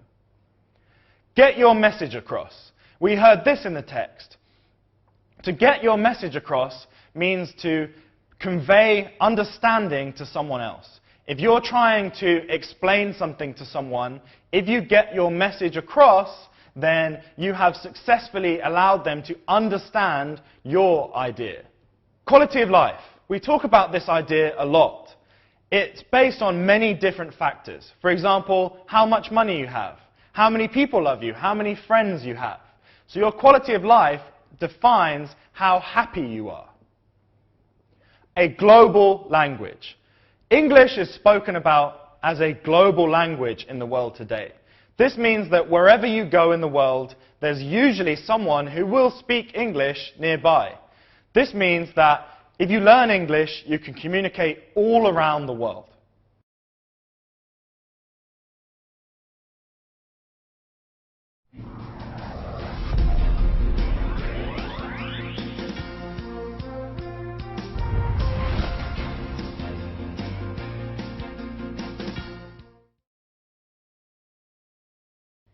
在刚才的课文朗读里头，我们注意到有一些词汇的用法。今天呢，请我们来一一学习。第一个词汇的用法是 gain 的用法。gain 的意思是经过努力获得、获取，或者可以说是 gain more or obtain more, especially after a lot of hard work or effort。在这里课文里提到的获得更多知识，就可以说是 gain more knowledge。好，请看例句。他们认识到，现在仅仅是考试通过，并不能确保进入大学。They realize that passing examination is no longer enough to gain a place at university. 第二个例句，学生们在校广播台或校刊工作，能够获得宝贵的经验。Students can gain valuable experience by working on the campus radio or magazine. 在这段话中，另外一个表达方法是 get the message across。好 ，get the message across 的意思是 make somebody understand， 使人意识到，使人明白的意思。好，请看例句。我们需要让大家知道，更多的日晒是很危险的。We need to get the message across that too much sun is dangerous. 好，第二个表达方法是构词法，动词的 ing 形式加上另外一个词构成的。比如我们可以说，请看屏幕，举重 weightlifting， 逛商场 window shopping， 空调 air conditioning， 集中供暖 central heating， 数据处理 data processing， 计划生育 family planning， 食物中毒 food poisoning。在下一段课文里头，我们注意到有一个词汇是 course。course 在英文里是课程的意思。我们可以说为期3年的课程 a 3-year course， 也可以说实习课程 a training course。如果你要修一门写作课程，英文是 you take a writing course。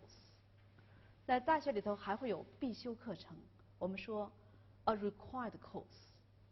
好，请看例句。在工科院校，高等数学已成为学生的必修课程。In colleges of engineering, the higher mathematics has become a required course. 下一个表达方法是比较正式的说很重要，英文是 be of vital importance。好，请看例句1，安全第一 ，safety is of vital importance。请看例句2，中国经济数据的质量的提升还没有赶上中国在全球经济中重要性上升的速度。The quality of Chinese economic data has not risen as rapidly as China's importance in the global economy.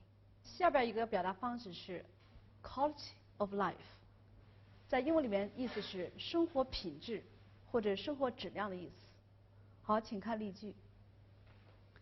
在过去的20年里，我们的生活质量有很大的提高。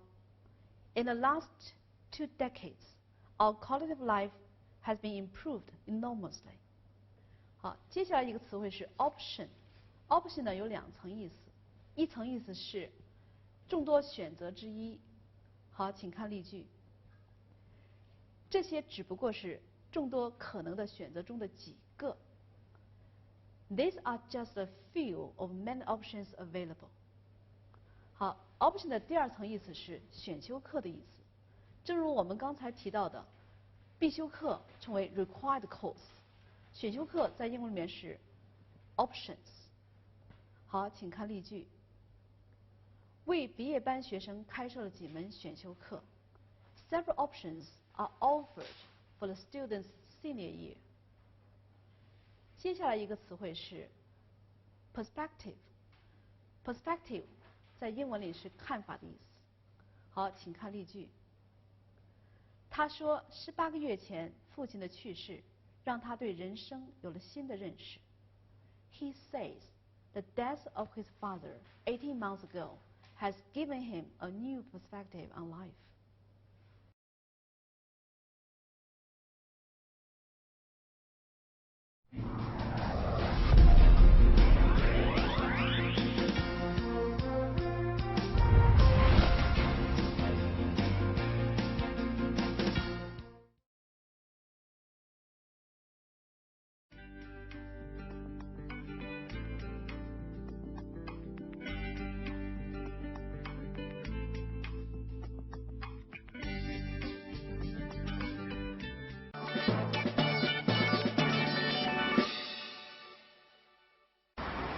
So, what do you study in school?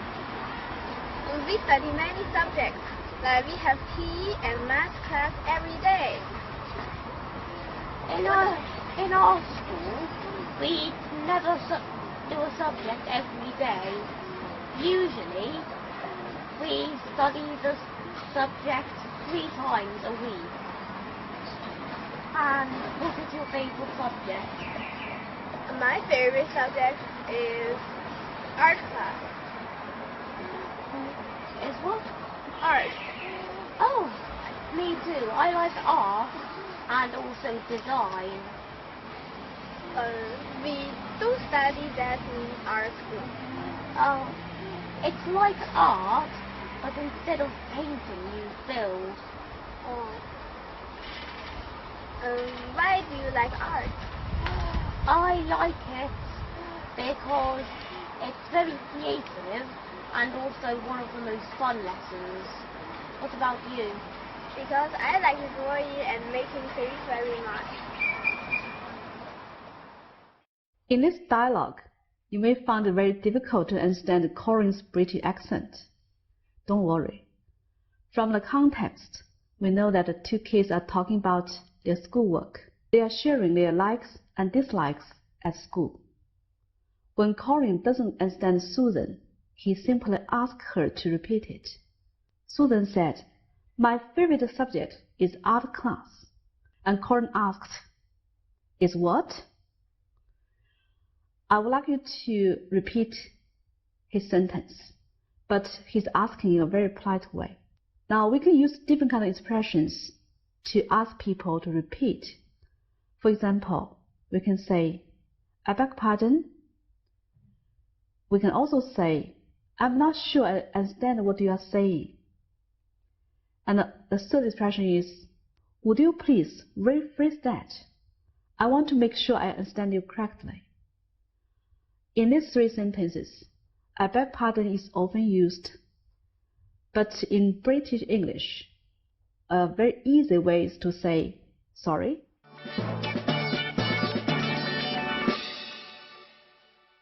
最近有很多家长问我在哪里学英语最好，有些家长呢就干脆把孩子送到美国去学英语了。今天呢，我们请来了3位美国学生，看看他们是怎么认识到国外留学这件事儿的。好，第一个我想问的是郝村。郝村，这是你第一次来中国吗？ Yes, it is. My first time in China. Okay, how long have you been here? We have been here for 6 weeks in, Okay. In Liaocheng.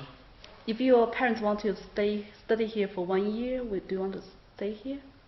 I would, but I don't have time. It takes a lot of time. Okay.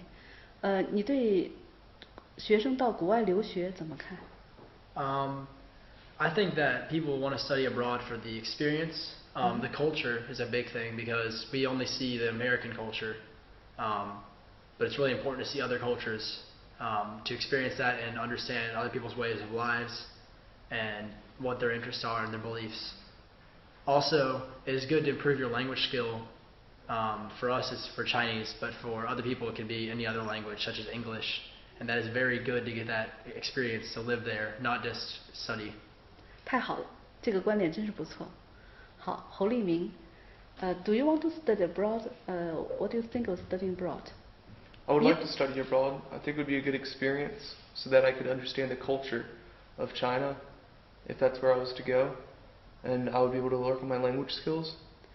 你怎么看待中国家长把孩子送到美国去学英语？ How do you think of the Chinese parents want to send the kids to United States to study English? I think it's a good experience so that they can see the rest of the world or parts of the rest of the world and get a different angle at education. OK， 太好了，他们2个说的都很好。那现在呢，我们来问一下孟克海另外一个问题，去英国学英语好呢，还是去美国学英语好？那我们来问一下孟克海。孟克海，if a Chinese parents, Chinese father ask you, will he send the kids to United States or to UK? So what's your opinion? I think the kid should take up the father's offer and go study abroad, because he'll get experience in America or United Kingdom, whatever one he chooses, and he'll be able to practice English with Americans instead of being confined with only Chinese people speaking some English or just Chinese. So he can broaden his perspective on the world too with different culture. 好，还有些家长问我，想把孩子放到美国家庭里边住一段时间，你觉得这是个好主意吗？ Do you think it's a good idea to send the kids to stay with the family? It depends for how long. If it's over a year, I think it would be better if the kid could move in with like a university, and they can have experience with other international people and have like a foundation of like friends and stuff. Because if they were just with a different family, they might have like a barrier, like a language barrier, or like they might just have like some troubles at home and stuff. 哦，温科海是这么说的。他说，如果孩子要是在大学宿舍里住呢，可能能交到更多的朋友；如果住在家庭里面，接触的是不同的大人。这个问题，你们怎么看呢？ Studying abroad can be an enriching and memorable experience for students. There are a number of benefits to study in another country, such as improving second language skill, job opportunities, exploring another culture, and of course, the adventure of being in another country is also a benefit. For some, the opportunity to study abroad is a practical and necessary step in their education. For others, the experience abroad is more for the pleasure and excitement of travel. In either cases, studying abroad can be a memorable and even life-changing experience. Before making the decision to study abroad, one should consider several things. Why would you study abroad? What expectations do you have? Is the country you are considering very expensive? What is schooling in that country like? First question, why would you study abroad? As mentioned earlier, there are a number of reasons someone might choose to study in a country other than their own country. Understanding your own reason for going abroad will help you get your life started once you arrive at that country. Also, you may feel homesick, and you may come across some other difficulties. So it really helps to think carefully about why you want to go abroad to study. Another question, what expectations do you have? If you would like to study abroad in order to improve your language skill, it is important to know simply being in that country won't magically make you fluent in that country's native language. You will not become fluent overnight. If you want your language to improve, you will still need to dedicate many hours to study and practice that language. Many people live abroad for years without becoming a fluent speaker of that language. Your effort will make all that differences. Third question, is the country you are considering very expensive? Having a scholarship to study abroad makes your life easier. But the scholarship most likely will not cover every expenses you may have. While it's important to know that your scholarship may not cover everything, such as housing and books, it is also wise to research what other costs of living in another country might be. How much does the average meal cost, both on and off campus? How much are clothes? How much does transportation cost? How much does entertainment, such as going to the movie, cost? Also, a bit of good advice to remember is that your first month abroad will most likely be your most expensive because you are getting settled down. What is the schooling in that country like? Different countries have different styles of study. Some aspects of study might be easy for you to adjust, while others may be very difficult, simply because you are not accustomed to them. Many American universities, for example, require a lot of essay writing. If you are not very good at writing, or if you are unfamiliar with the American format of writing, this might be problematic until you get used to that. As with many things in life, the best advantage you can give yourself is preparation.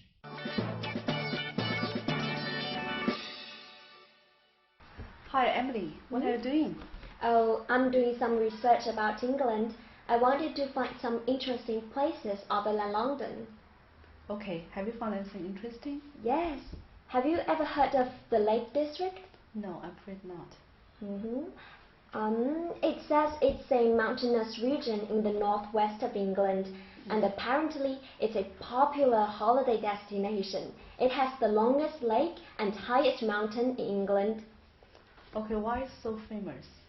Well, because it's also associated with English literature in the 18th and 19th century.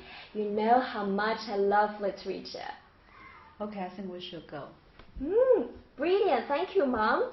Because it also says that William Wordsworth is from here. Who is he? He's a English romantic poet, and his most famous work is I Wandered Lonely as a Cloud. Sounds very poetic. Do you know what it's about? No. It's about daffodils. Daffodil is a kind of flower? Yes. And the song is inspired by his walk with his sister. They came to the side of the lake and saw those beautiful daffodils. And the wind was blowing, so they just looked like they were dancing. It sounds like a poem. Indeed. And the beauty of the lake has inspired the poets for many years. Emily, I think for the summer vacation we should go together too. Wow, thank you, Mom. It's a good idea. Perhaps it will inspire me as well. You will become a poet. I will also bring Stanley and your daddy to go with us. Brilliant! In this dialogue, a poet was mentioned. His name is William Wordsworth. He's a major English romantic poet. He was born on 7th April 1770. And he's known as a lake poet.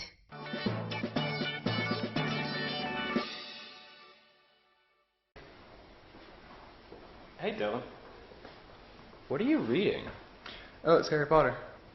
What's it about? You haven't heard of it? Mm-mm. It's about a boy who discovers he's a wizard and faces a lot of challenges in his little magic school, but he has a couple friends who stick with him through thick and thin. Thick and thin. Thick and thin? What does that mean? It means that even in the difficult times, they stay with him. He relies on them through most of the challenges. Well, it sounds interesting, but I prefer watching the films. Have any of them been made into a movie? Yes, there are 7 books, but there are 8 films. That's a lot. Are you planning to read all the books? Of course. Jeez, you really are a bookworm. Through thick and thin means through good times and bad times. For example, over the years, we went through thick and thin and enjoyed every minute of it. Jeez, it's like Jesus, is a short form. This expression displays anger or disappointment or a surprise towards a person or event.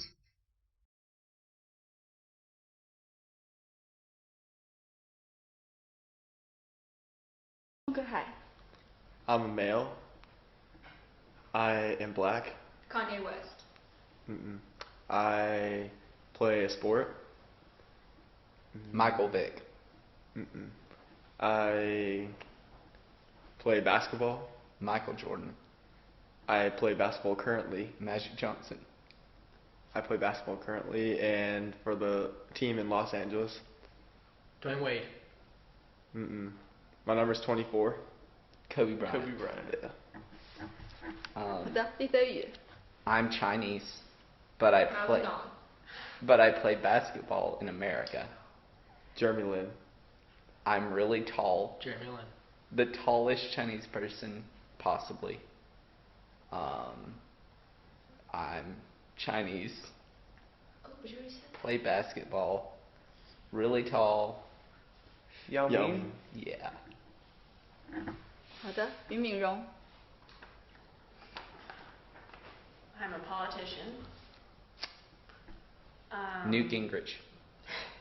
Hillary Clinton. Really important politician. Herman. Nope, a little more recent. Bill Clinton.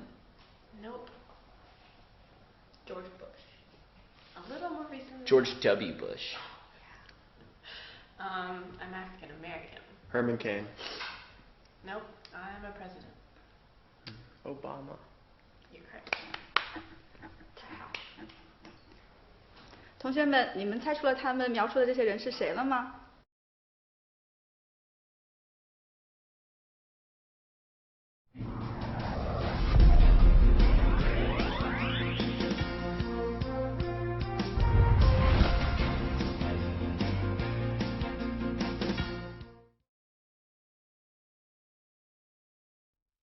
We have different purpose of learning English. That's why our ways of learning English are different. I'm Owen, and I'm a teacher at the English summer camp. And what I'd like to do is have you introduce yourself and tell us why you want to learn English. Well, I'll go first. My name is Julie, and I'm an English major in this university. Well, I think English is very useful for your future career because, as we all know, English is the #1 business language all around the world. And for me, I also have a double major, which is business administration.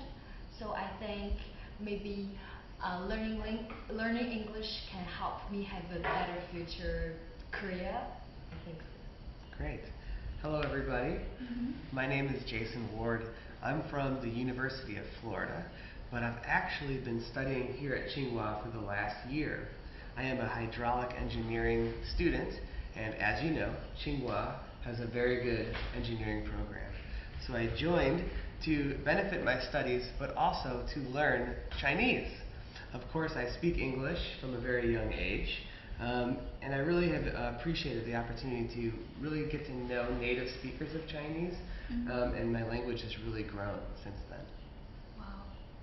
Okay. Hello, everyone. My name is Louis, and I'm studying in Tsinghua University, and now I'm a sophomore student and major in piano. You know, my wildest dream is to be a pianist, and I want to travel all around the world and play my music to the world people. So English to me is a very useful tool so that I could communicate and listen for advice of my music, and I can communicate with them well. So I think English is really useful to me, yeah. Okay. Hello everyone, my name is Liu Zheyu. I'm a high school student. I'm also a volunteer here. And I think learning English, I learn English because I want to go abroad to search my college study. And my English learning would help me communicate with the local people. Great. Well, let me ask you a question. How do you think you learn English best? What is the best way to learn English? Oh, I think if you want to learn better, and you should write, read, and as much as you possible. And my way is to recite the textbook. In that way, when faced with the local people, you can speak it out fluently. And I think that for me, the best way is to create a cultural isolation.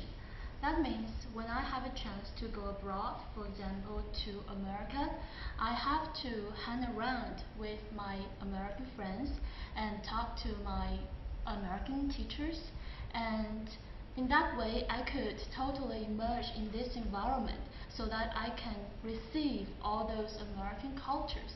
That's a way I think that best to improve my English. Yeah, my language has really improved by coming to Tsinghua and being immersed in the culture. But I also learned a lot of language from singing. Oh. Yeah, so I sing a lot of Chinese songs, and when I'm humming the songs later on, I remember the words. So that's my best way. Well, actually, I agree with you all, but in my opinion, the secret of learning English is to be brave. Because you have to open your mouth and speak to the foreigners, especially the people from English-speaking countries, and that way your English can be improved. Wow, I think those are all really great ways to learn English. So this week in class we're going to do a project on how to learn English and the importance of learning English. So I just wanted to hear from everyone about how they learn English, because I think everyone has different techniques which it would be really great to share with everyone. So first of all, when do you think you most need to use English? Does anyone have any opinions on that? Well, I study English literature, so for me it's especially important to be able to write well in English, especially when I'm doing essays or exams, and also when I'm doing applications for jobs. It's really important. Yeah, and you, Stanley, do you use English a lot? Yes.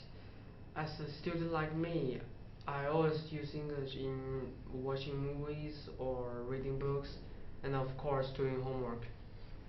Cool, yeah. I think that watching movies and TV programs can actually be a really great way to learn English. Mike and Lily, do you ever watch any English or American movies at all? Oh yeah, I watch movies and TV series such as Transformer and many other things. I think I can learn a lot from the movie and TV series, so that I can improve my English speaking, I think. Okay. Well, I watch a lot of American TV shows, and I watch some British ones as well. And I think you can learn a lot about the culture from them. Yeah, definitely, definitely. So, lastly, does anyone have any opinions on the best ways to learn English, other than maybe movies? Well, I think, like you say, movies are so important because they not only teach you the language, but they show you the culture as well. And also, in regards to the language, the slang language that you learn from movies, I think is really important as well. And anyone else at all? Well, I think reading is really important. You get how to write from them, and you also learn a bit about speaking because the dialogue is written. Yeah. Okay, yeah, that's a great start to our project. There's no one right way to learn a language. In fact, there are many different ways one can learn a language. Many people begin their language learning in the classroom. Learning a language fluently or even making a good conversation requires many hours of study. Even if one is in a classroom learning a language, there are things one can do outside the classroom to improve their language learning. Section 4.5 has conversations in which several people discuss methods they use to improve their language learning. Liu Zheyu believes reading and writing frequently will help someone learn a language, while Lucy believes complete immersion in a language has the most benefits.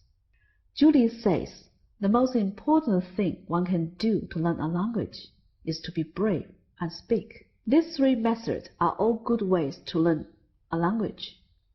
There are, of course, many other ways to study and improve your language learning. In the sixth section, students discussed watching movies and televisions can improve their language skills. Movies and televisions are great ways to help you learn a language because the actors use everyday language. They speak very normally. They speak like a native speaker.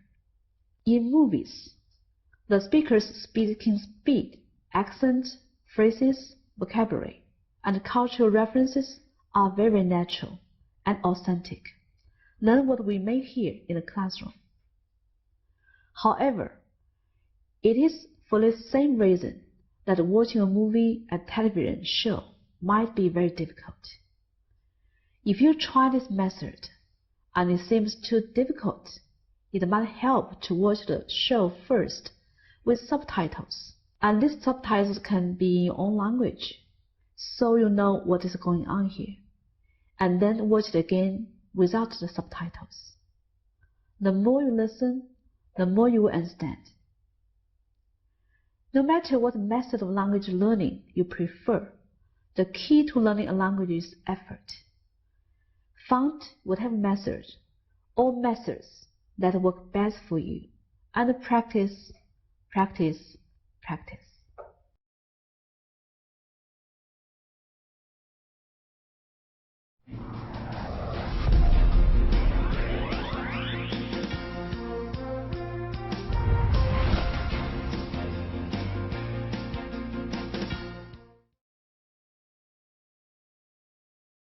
Hi Amanda and G. Today we've been talking a lot about learning English, but how much do you know about the birthplace of the English language?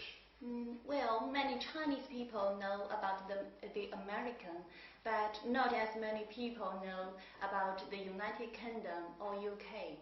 In that case, let's learn a little bit more about that great country. First of all, the UK is divided into 4 countries: England, Scotland, Wales, and Northern Ireland. England is the biggest and has the most people, but be careful when you meet someone from the UK.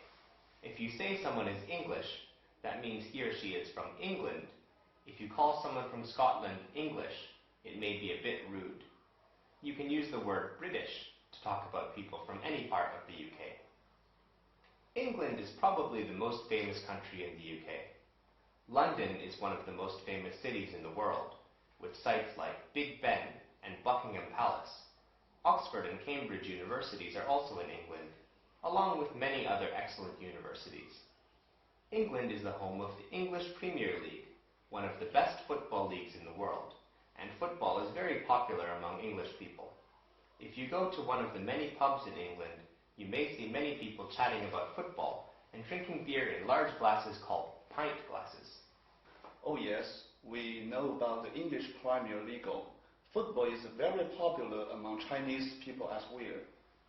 Yes, I think England is very popular among Chinese people, but how much do you know about Scotland?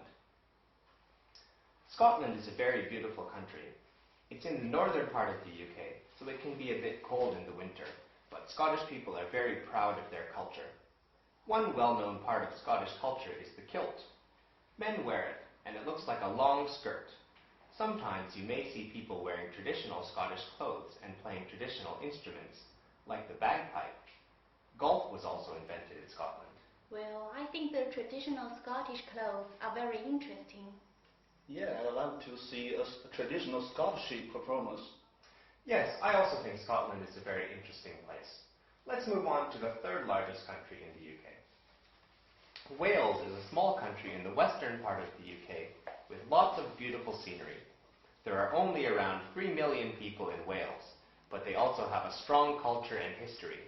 Many Welsh people can speak English, and also the Welsh language, which is very different from English. I didn't know much about Wales, but I'm sure it looks like very beautiful.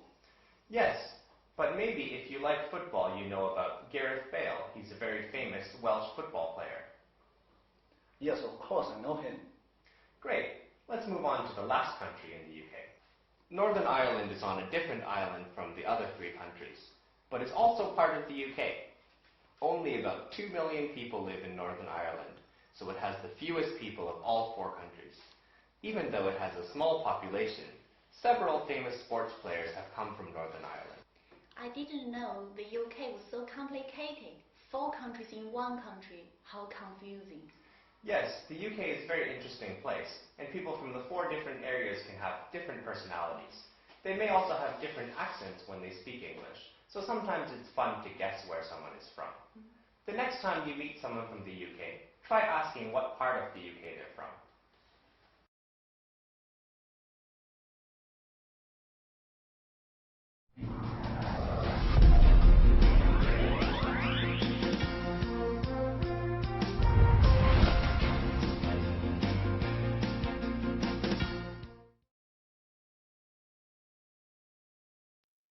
In the modern world, finding information about the do's and don'ts of language and culture is easy. Because of the internet, it is a very good idea to research what to say and, more importantly, what not to say in a country. If you make a mistake in England and say sneaker instead of trainers, you won't offend anybody. However, there are some expressions used in one country that may be impolite and highly offensive in another country. Every language in the world has words that are not used in polite conversation, and English is no exception. Small mistakes like sneakers instead of trainers won't get you in trouble, but there are a few words that might. Before visiting America or Britain, it would be wise to do some research about the taboo.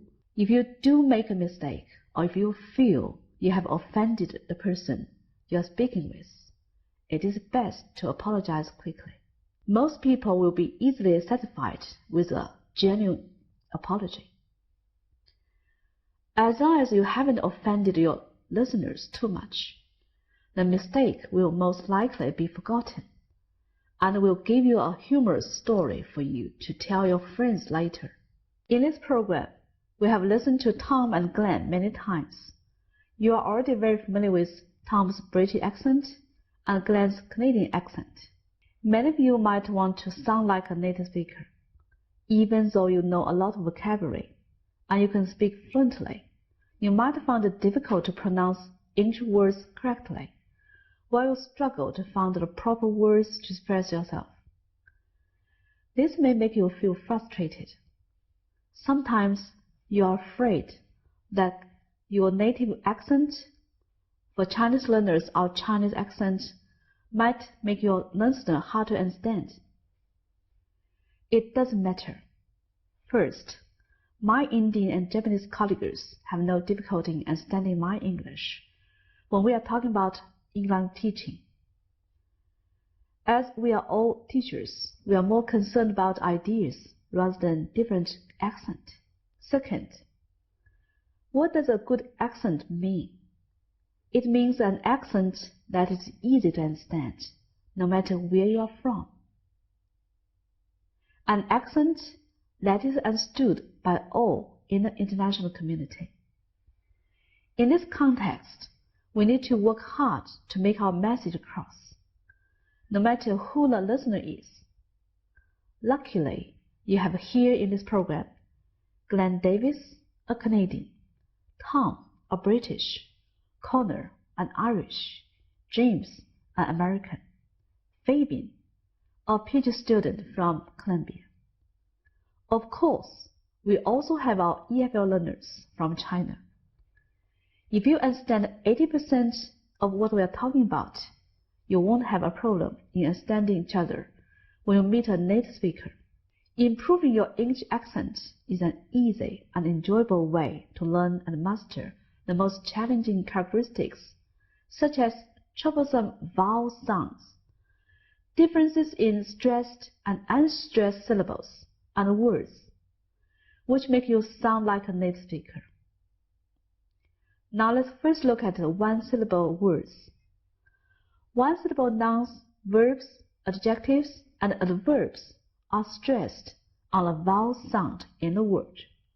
For example, book, cat, rain, boat, chair, read, burn, touch, choose, love, hear, new, bright, clear, loud. Second, two-syllable nouns. Two-syllable nouns are usually stressed on the first syllable. For example, teacher, student, carpet, lesson, region, illness, statement, increase, present, project, symbol. Two-syllable words that are adjective are usually stressed on the first syllable. For example, funny, local, useful, foolish, native, careless. Shift of stress. In some cases, a word can be a verb and can also be a noun. Let's look at example 1. Present is a verb. Present is a noun. Increase is a verb. Increase is a noun. Object is a noun, while the verb is object. Rules for sentence stress in English. The basic rules of sentence stress are content words are stressed, while structural words, sometimes called function words, are unstressed. Basically, stressed words are considered content words, such as number 1, verbs, number 2, nouns, number 3, adjectives, number 4, adverbs, number 5, negative auxiliaries. For example, verbs such as give, make, tell, visit. Nouns such as car, music, book, Peter. Adjectives such as red, beautiful, interesting. Adverbs such as loudly, never, often, carefully. Negative auxiliaries such as don't, aren't, can't. Non-stressed words are considered function words or structural words, such as number 1, determiners, number 2, auxiliary verbs, number 3, prepositions, number 4, conjunctions, number 5, pronouns. Determiners are words like the, a, some, a few. Auxiliary verbs such as don't, am, can, were. Prepositions such as before, next to, opposite. Conjunctions such as but, while, as. Pronouns such as she, he, they, us.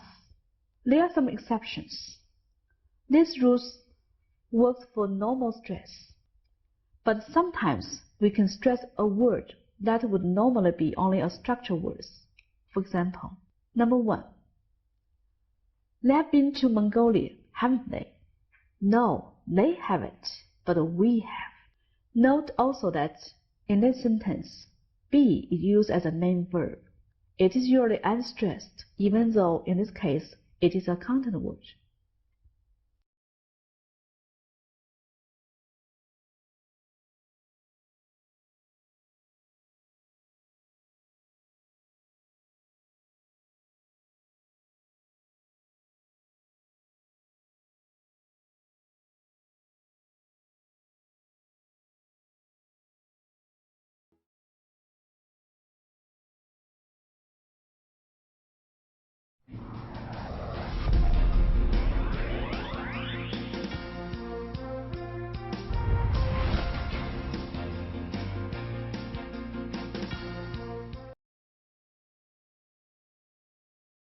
Hi, Songjian.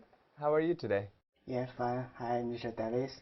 Today I'd like to ask you some questions about the speaking skills. Sure, okay. Yeah, sometimes you speak so quick and I can't follow. What can I do? I think if you're having trouble listening, then you can maybe ask the teacher to repeat again. Or you can ask your friends if they understood. If not, maybe you can raise your hand and ask the teacher, can you please say that again? I didn't understand the first time. Yeah, but they always say, I beg your pardon, but I think it's too common. Is there any other way to You could also say just pardon. That's the short version. You could say, I'm sorry, or you can say, excuse me. There are a few different ways, but anything is okay, I think. Yeah, and sometimes when I speak English, I'm so nervous, especially I talk with foreigners people. So what can I do? Okay. If you're nervous, I guess the best way is to practice. To avoid feeling nervous, just have lots of experiences talking to people. Whenever you have a chance, you can try to speak English, to practice speaking English. And I think the more often you say something, then your body, your brain will become more used to it. So you don't need to think so much. You don't need to feel nervous. You can just speak more naturally. But I don't know what's the topic of our talk. So could you give me some suggestions? Some things to talk about? Yeah. I think always a good thing to talk about is whatever situation you're in. So if you're in class and you want to talk to your classmate who you haven't met before, you can talk about the class, talk about the homework, talk about the teacher. If you are standing in the line to buy groceries and you want to talk to the person behind you, you can talk about groceries or buying food or this supermarket or something like that. If you're waiting at the bus stop and you want to talk to someone else waiting at the bus stop, you can talk about the bus. So I think always a good thing to talk about is the situation that you're in. The another reason for I'm speaking so nervous because I always make some mistakes during my speaking. So I don't know how to do. Okay. I think that's one thing that you don't need to worry about making mistakes, especially when you're speaking to someone. The most important thing is that you can understand each other. And if you make some mistakes and you don't speak perfectly, maybe your grammar is not perfect, your pronunciation is not perfect, that's not so important. What matters is that you can understand each other. Sometimes in writing, it's a little bit more important to have correct grammar and spelling because that can be more difficult to understand. But when you're speaking with someone, when you're having a conversation, as long as you can get your point across, it's not so important to worry about making some small mistakes. Yeah, I come from Guizhou province. Sometimes I can't distinguish the difference between night and night. Such as this one. Yeah. Okay. So light with an L and night with an N. Yeah. Okay. I think sometimes it can be hard to hear and sometimes also to say some sounds that are not in your native language. So that can be a problem for a lot of people. But usually you can help to figure out the word by the context of where the word is being said. So if someone says, please turn off the lights, you can guess which one that is. Or if someone says, okay, have a good night, then you can guess which one that is. So I think it's can be quite tough to really force yourself to make the right sound. That can be something that just takes a lot of time and experience with practicing English, and then over time you can get to realize those differences and to understand them and do them yourself. But for the beginning, I think the easiest way is just to think about what are the other words around that, which one makes more sense there, and then people will be able to guess your meaning and you can guess their meaning as well from that. Yeah, and for some people, especially in some poor province, there were not so many foreigner friends around them. And they always talk with the Chinese people. How do they practice speaking with Chinese people? Well, I think it's not so important that you have to always speak to other native speakers, because English is being used around the world with people of every country. So, for example, Chinese people may speak with people from Thailand and use English in that case. So it's not so important to find native speakers. I think it's good to find anyone to practice speaking with. And if where you live you don't have anyone who speaks English around you, a good way is to use the internet. You can find some partners that way, language exchange partners, where you can speak English. Maybe someone who is an English speaker wants to learn Chinese, and you can exchange your languages that way. You can both practice. So I think that can be a very good way if you live somewhere where there are not people who speak the language you want to learn. Yeah, and I like the American movies very much, and I wanted to speak as a native speaker, but I don't know how to do it. Okay. One thing that's quite important for pronunciation that many people don't realize. So of course one thing is the sounds, making the correct sounds of each of each letter. But that can be sometimes a little bit difficult. One other part that many people overlook is having the right intonation. So that's when your voice goes up and down within the words, and also the stress, the correct stress patterns for each word. Should you emphasize the beginning, the middle, the end? So one really good way to practice pronunciation, to copy American pronunciation, for example, if you play the movie and then when you hear someone say a line, you try to say it exactly how that person said it. So the same intonation, the same parts that are louder and softer, the same parts that are stressed and not stressed.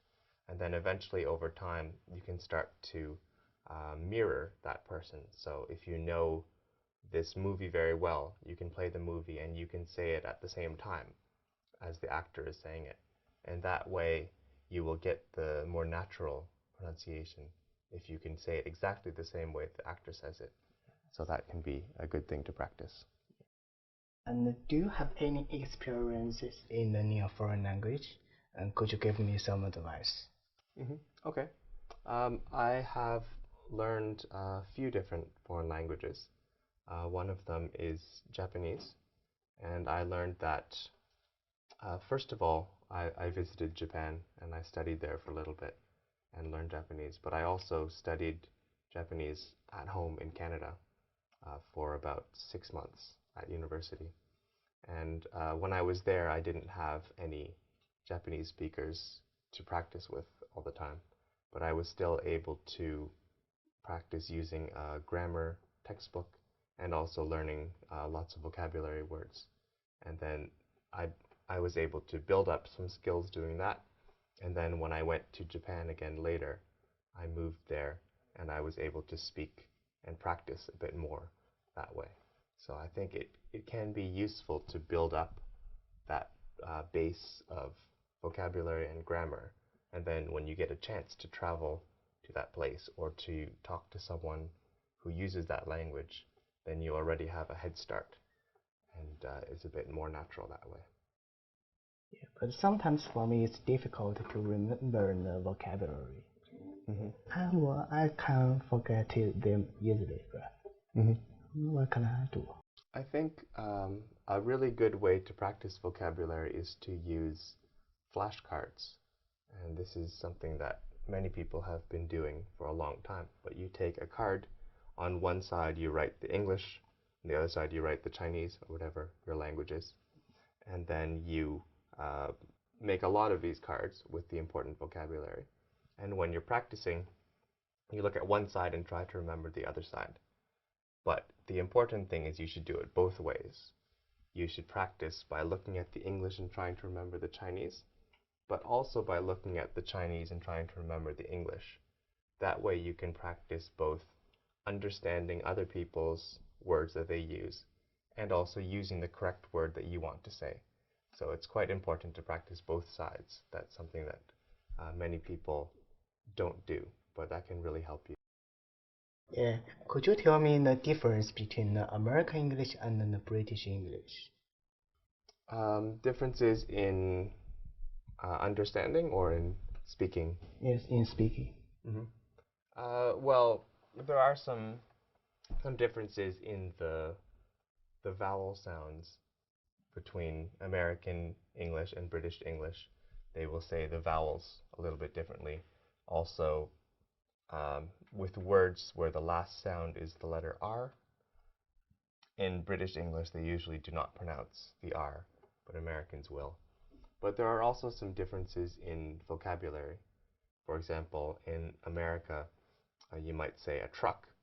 In the UK, you might say a lorry. In America, you might say an elevator. In the UK, you would say a lift.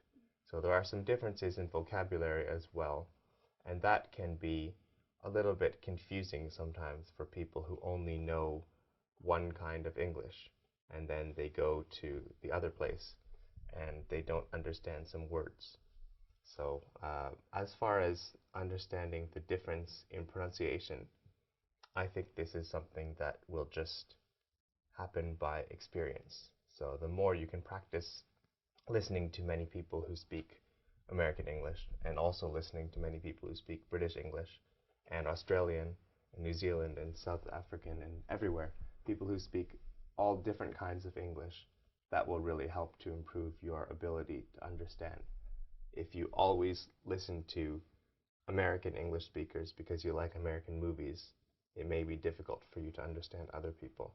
So a good idea is to listen to speakers from all different places and really improve your listening ability.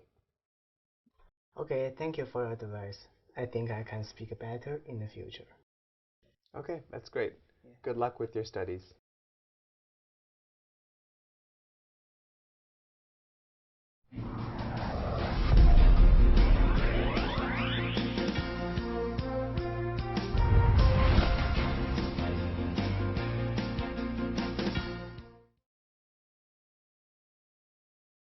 In this unit, we talked a lot about reasons to study English.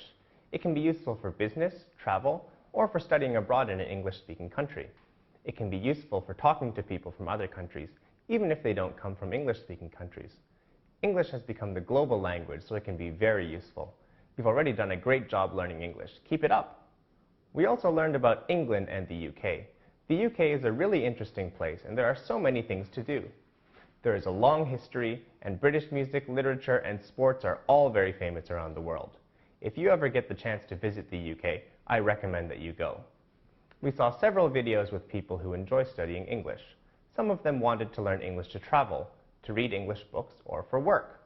Why do you want to study English? Whatever your reasons, this unit will help you to talk about them, so make sure you remember the words and phrases we learned. We are now halfway finished with our course. Congratulations, and keep it up!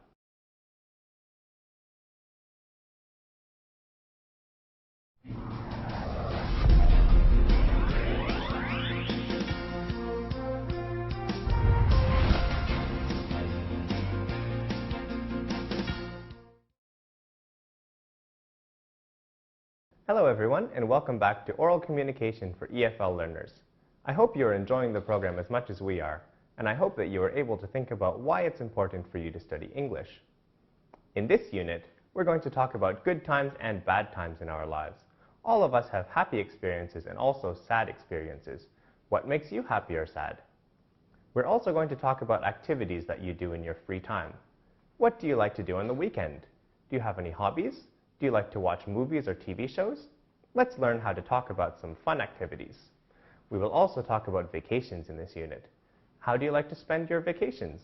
Do you have a long summer or winter vacation? Many people like to travel in their vacations. In this week's Cultural Focus, we'll learn about some popular travel spots in North America. We will also learn how to talk about vacations and traveling and how to plan a trip. Let's get started. In this unit, we will hear several conversations. In these conversations, the speakers are talking about their free time activities or travels. Listen to them and repeat them one by one, and try to understand and use them in your daily life.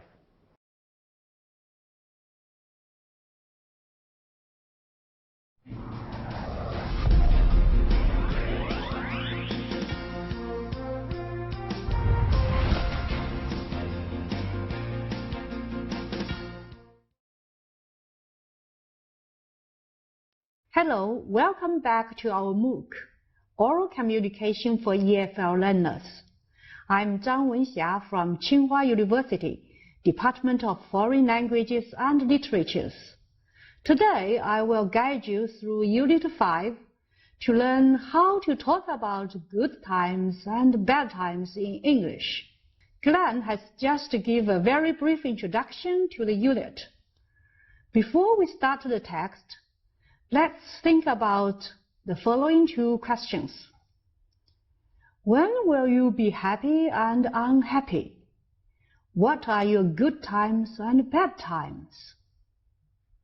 Hello, Tom again, and in today's lecture I would like you to read the text first. Afterwards, follow me sentence by sentence. If you have any trouble understanding, read the text again and again until you do. Let's begin. There can be tough times. The weather is getting worse, the traffic is always overcrowded, and the tests can be really difficult. These may make you sad. Sometimes you're in a bad mood, and sometimes you feel happy. You may feel better when it's a sunny day, or you find a way out of a problem. That is happiness. So how do we find the path of happiness? This seems to be the million-dollar question. There are tons of books on the subject. The more you read, the more confused you are. Evaluating what makes us happy might take more time and energy and actually make us unhappy. We may look at ourselves and decide what we like and don't like, and set about making changes. It doesn't have to be big changes. Look in the mirror and be glad. If you don't like what you see, change it. Make the solution that simple. You may be saying, sure, that sounds easy. It's always easier to talk about problems than to take the obvious actions to fix them. But for the most part, things are as difficult or as easy as we determine them to be. Sometimes we just make things harder than necessary. Being unhappy takes no courage or effort. True achievement lies in struggling to be happy. As we grow and progress, we will realize who we really are and what makes us happy, and what we are responsible for. Steve Jobs said, "Good times, hard times, but never bad times." Now I want you to follow me sentence by sentence. Try reading aloud. It might help. There can be tough times. The weather is getting worse, the traffic is always overcrowded, and the tests can be really difficult. These may make you sad. Sometimes you're in a bad mood, and sometimes you feel happy. You may feel better when it's a sunny day, or you find a way out of a problem. That is happiness. So how do we find the path of happiness? This seems to be the million-dollar question. There are tons of books on the subject. The more you read, the more confused you are. Evaluating what makes us happy might take more time and energy and actually make us unhappy. We may look at ourselves and decide what we like and don't like, and set about making changes. It doesn't have to be big changes. Look in the mirror and be glad. If you don't like what you see, change it. Make the solution that simple. You may be saying, sure, that sounds easy. It's always easier to talk about problems than to take the obvious actions to fix them. But for the most part, things are as difficult or as easy as we determine them to be. Sometimes we just make things harder than necessary. Being unhappy takes no courage or effort. True achievement lies in struggling to be happy. As we grow and progress, we will realize who we really are and what makes us happy, and what we are responsible for. Steve Jobs said, "Good times, hard times, but never bad times." Now I would like to explain a few words and expressions, after which my Chinese colleague will explain in more detail in Chinese. The million-dollar question. We use this phrase quite often in the West. We say that something is a million-dollar question when it's a very important question that needs answering. Imagine the answer to the question means you're going to win $1 million. It's a lot of money, so it's a very important question. Fix a problem. Now, we all know about problems in our lives. Small things, big things, many problems. But to be able to fix a problem means that you move from being broken to being fixed. This means the problem is solved. Tons of books. In the paragraph, we spoke about there being tons of books about happiness. Now, a ton is a unit of measurement of weight. However, tons of books means just lots of something. So you could say, I have tons of books, I have tons of pens. This just means a lot of something.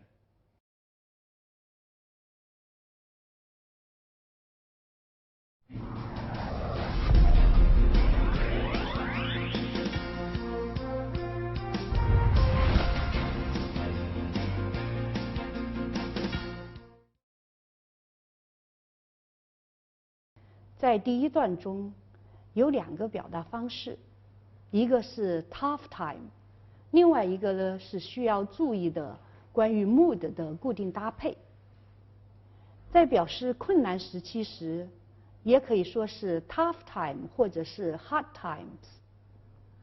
一般来说，当我们用 hard time 时，可以说是艰苦时期。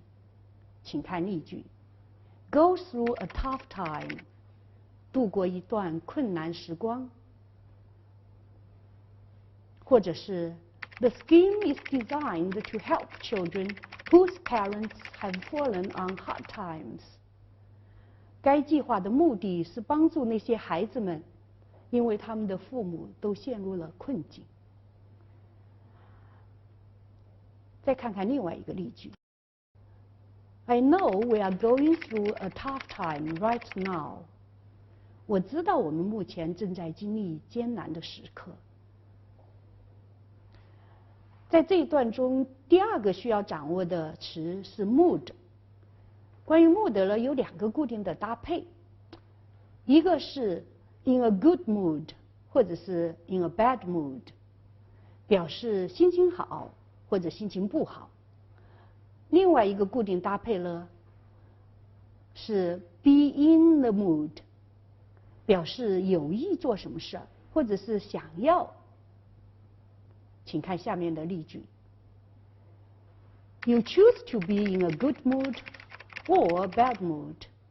你可以选择有个好心情，或者是坏心情。I'm not really in the mood for shopping。我不太想去购物。在第2段中呢，有个成语或者是固定的表达法 ，million dollar question， 它的中文意思是事关重大的问题或者是难题。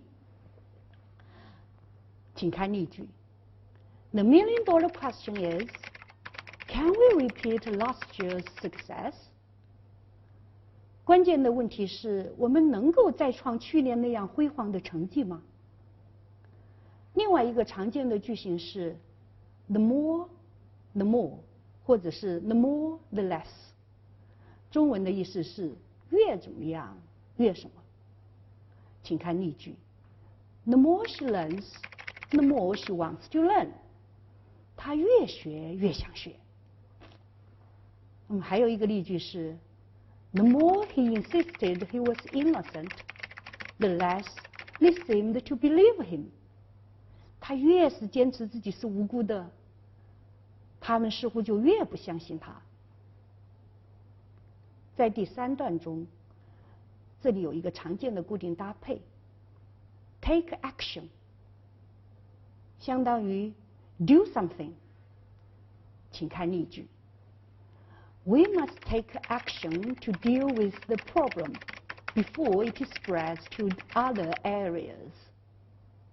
在这一个问题蔓延到其他地区之前，我们一定要采取行动将其解决。在这一段中还有一个词需要我们注意的，那就是 sound。大家知道 sound 一般做名词，可是在这一段里呢，它是做动词的。那么常见的固定搭配有 sound good， or sound interesting， or sound strange。中文意思呢是听起来不错，听上去很有意思，似乎很奇怪等等。请看例句 ：Your job sounds really interesting。你的工作听起来真有趣。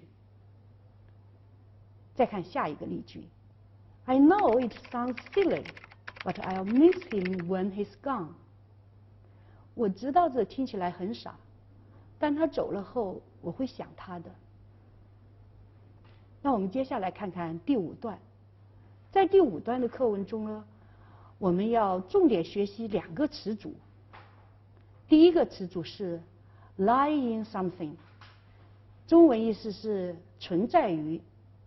那么英文呢的解释呢可以这样解释，就是 to exist or be found in something。请看例句 ：His skill lies in his ability to communicate quite complex ideas very simply。他的高明之处在于，他能将复杂的思想用非常简单的方式表达出来。第2个习惯用法是 be responsible for something, or for somebody, or for doing something。负责什么，或者是掌管什么。请看例句 ：Paul is directly responsible for the efficient running of the office。保罗直接负责办事处的高效运作。再看一个例句 ：Her department is responsible for overseeing the consoles。她他的部门负责监督各个市政会的工作。其实这个 responsible 啊，还有一种搭配和一个意思。那么经常我们说 to be responsible to somebody for something， 中文意思呢就是就某事对某人负责。请看例句 ：I'm responsible to him for the safety of his family。我要向他对他负他家人的安全责任。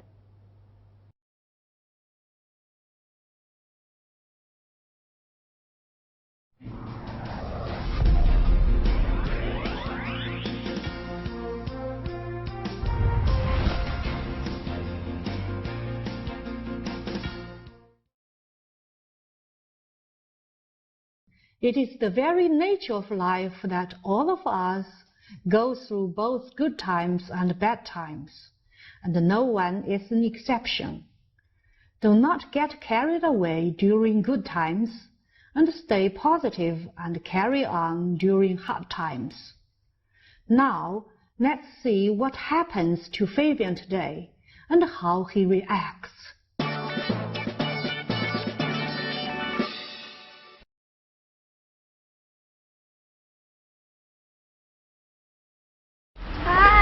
Hey, Yunlin. Hi. What are you doing? Nothing special. I'm going to the dining hall. Do you want to go with me? Sure, I haven't had anything yet. I was at the library looking for this book. You are definitely the most hardworking student I've ever known. So, how was your midterm test? It was okay, I guess. I happened to get number 1 again. Wow. I think you will definitely win the scholarship again. Lucky you. I suppose so. It's not much, though. 1,000 yuan. That is what my mom gives me as allowance every month. I don't spend much money. I just pay for my books. I think you may buy a Kindle if you really love reading.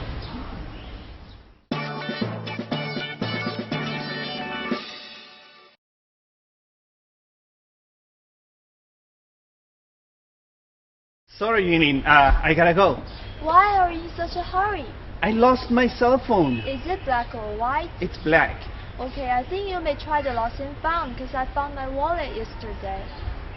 My girlfriend gave it to me. I need to find it. Well, you will be in big trouble, so hope you will be lucky. Goodbye. Bye.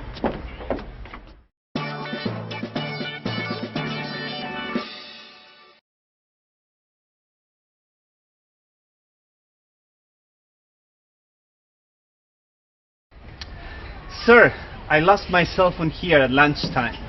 Can you tell me the brand? It's a Samsung. What color is it? It's black. By the way, my number is 188-9999-3488. Okay, wait a moment. This is the only black one. It must be yours. It is. Thank you. Thank you very much. You're welcome. So don't forget to fill in this form. Take care.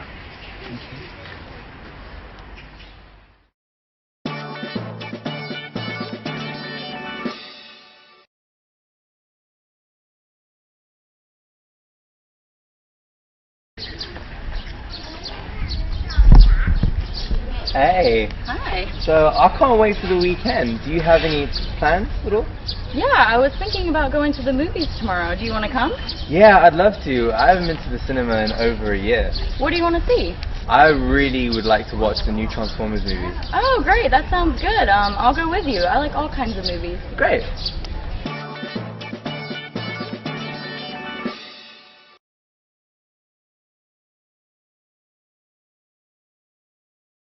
Hi, Madison. I arrived a bit early. How did you get here? There's a direct bus from my dormitory. It only takes 10 minutes. Why are you here so early? I was just having dinner with my friends at the cafeteria, and so I just walked here now. Oh, cool. This cinema is brand new. It was built in 2013. It's pretty nice, don't you think? It looks incredible. I heard the designer was Li Zhaozheng from the School of Architecture. You're right. He's also the designer of our new library. It is often said that a good friend will stick with you during thick and thin. If a friend shared a piece of very bad news with you, how would you respond?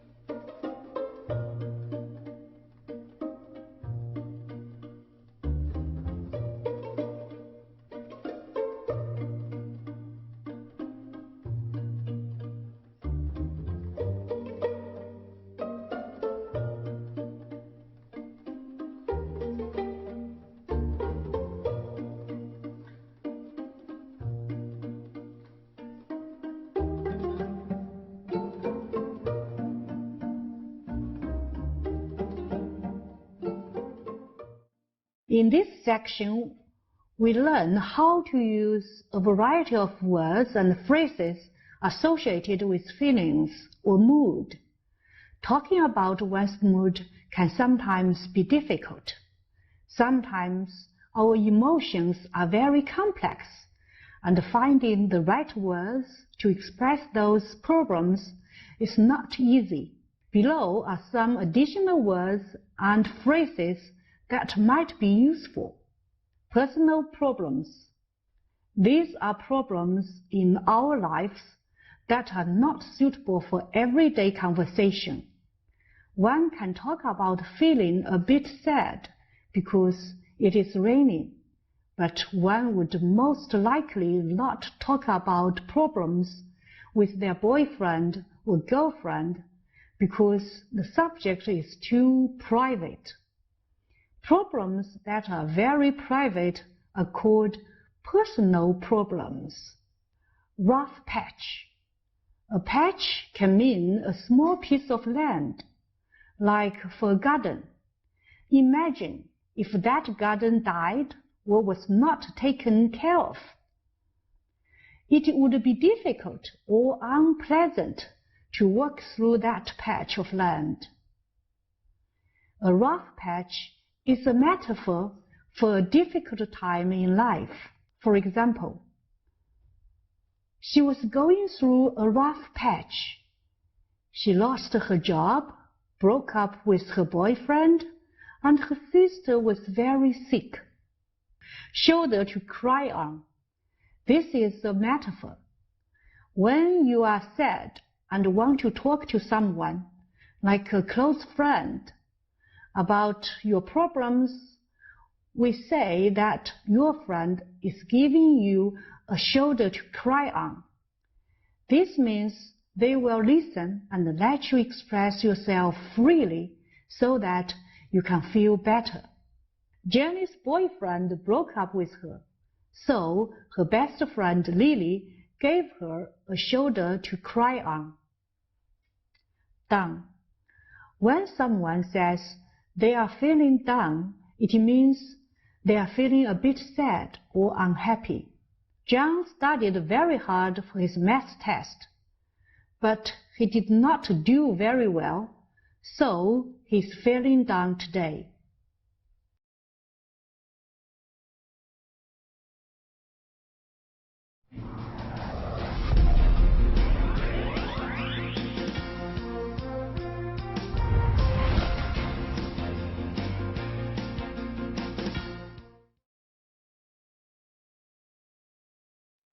Normally, we are always busy with our work and studies. What do you do on weekends and holidays? Do you go to a movie? Do you take a trip? Or do you just stay at home and enjoy doing nothing? Next, we will listen to a few students talking about their holiday plans. You can ask about people's plans as follows.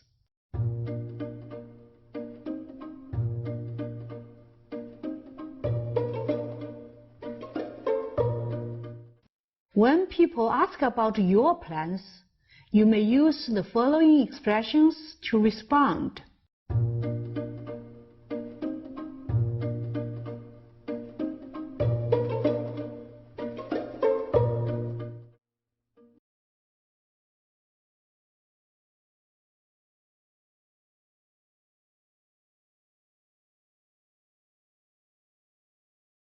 So, how was class? I thought the lecture was really interesting actually, but I'm glad it's Friday because I'm so tired. Get a good night's sleep. Yeah, I'm going to go back to the dorm soon, I think. Do you have any plans for the weekend? Yeah, actually, a group of us are thinking of going to the Temple of Heaven tomorrow, if you wanted to come with us. Oh wow, that's meant to be very pretty actually, although I have a lot of classwork to do and there's a few movies I'd like to watch on Netflix, so I think I might actually stay in tomorrow.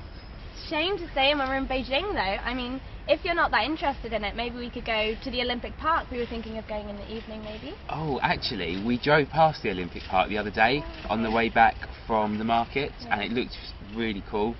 Yeah, apparently the Bird's Nest Stadium is all lit up at night. Apparently it looks really pretty.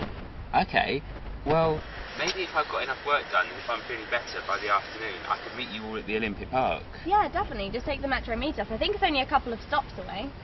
Okay. I've not got the metro on my own before though, so would you be able to explain the directions to me? Yeah, of course. I'll get my map out and show you over dinner. Won't be too hard. Oh, that'd be fantastic. Yeah. Should we go to dinner now? Yeah, sounds like a plan. Oh, brilliant. I don't know what to do this summer. I don't know what to do with my life for these 2 months. What are your plans?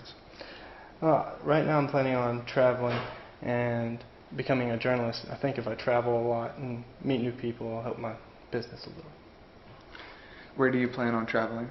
I plan on becoming an English teacher in Yunnan, teaching middle school English. You're talking about being a journalist, now you're talking about teaching. Do you want to be a teacher? Not really. I still want to be a journalist. I don't think I'd be a good teacher because I'm not patient, but I do like the children and the scenery where I'll be staying. Yeah, but I know one thing for sure. What's that?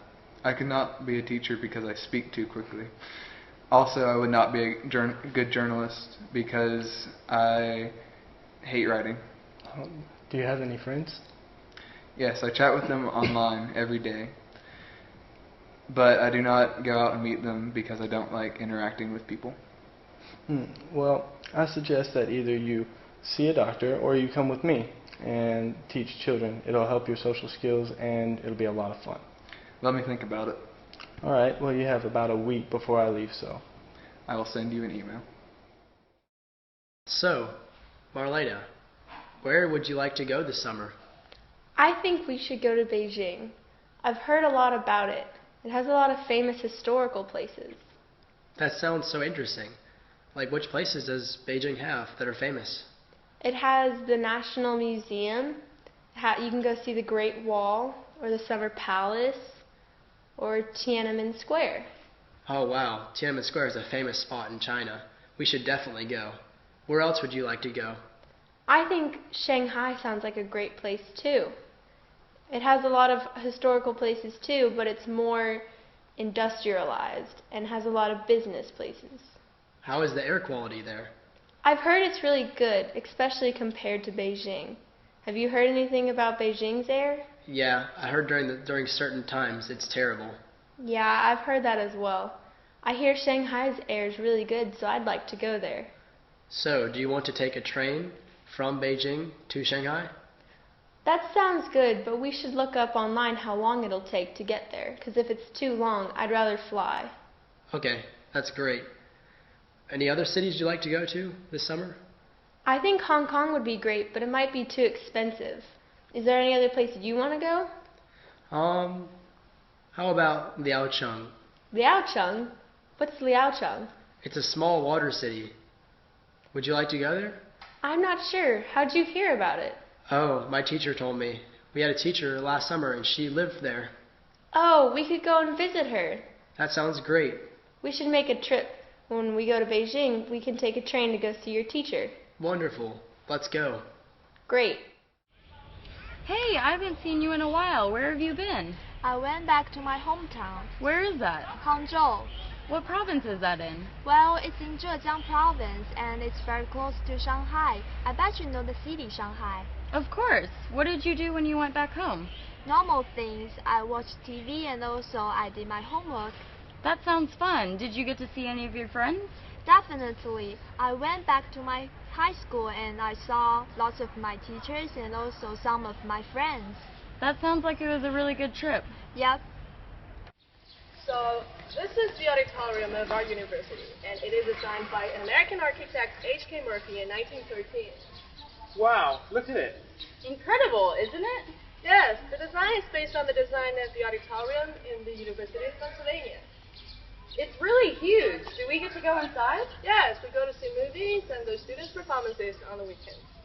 It looks like a Roman building.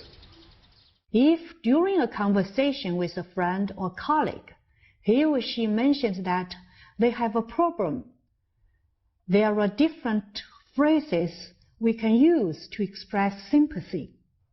Below are some examples from this section, as well as some additional phrases you can use. If somebody is sick or injured, You can say, I hope you get better soon, to express sympathy for their situation. You can also say, I hope you feel better, or best wishes for speedy recovery, which means you hope that they recover from their illness or injury quickly. If a person tells you they are having a problem, you can say, I'm sorry to hear that. This phrase is very useful because it can be used in almost any situation. If you want to help or let the person know you are available for help if they need it, you can use the phrase, if there's anything I can do for you, just let me know. Another way of saying this is, if you need me, don't hesitate to ask. Or, I'm here for you if you need anything. You can also ask, is there anything I can do for you? Or, is there any way I can help? These are very kind words to hear if you have a problem.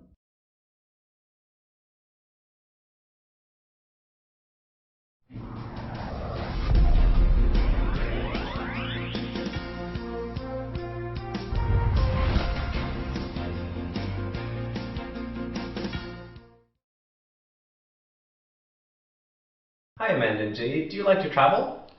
Yes, of course. Last month I visited Xi'an. And I visited Harbin in the winter. Oh, that's great. I also like to travel. Today let's talk about some popular travel spots in North America. Of course, some people like to stay at home and relax with their friends and family, but many people also like to travel. How do people travel in North America? Well, Canada and the United States are both about the same size as China, but the train systems are not very good. So if you want to travel, you have to either drive your own car or take an airplane. That's too bad. Chinese trains are very convenient. Yes, I think so too. Let's start with some popular places in Canada. Many Canadians like to ski in the winter. The most famous ski area is called Whistler, and some of the events for the 2010 Olympics were held there. It's the biggest ski area in North America. Zhiyu, have you ever tried skiing? No, I have never tried it, but I would like to. Well, I'm sure you would enjoy it. Another very beautiful place in Canada is Niagara Falls. Niagara Falls is on the border between Canada and the United States. Many people think that the view from the Canadian part of Niagara Falls is more beautiful. At nighttime, the falls are lit up, and there are sometimes fireworks too. You can also ride a boat that goes right up to the bottom of the falls. Watch out, because your clothes and camera will get wet.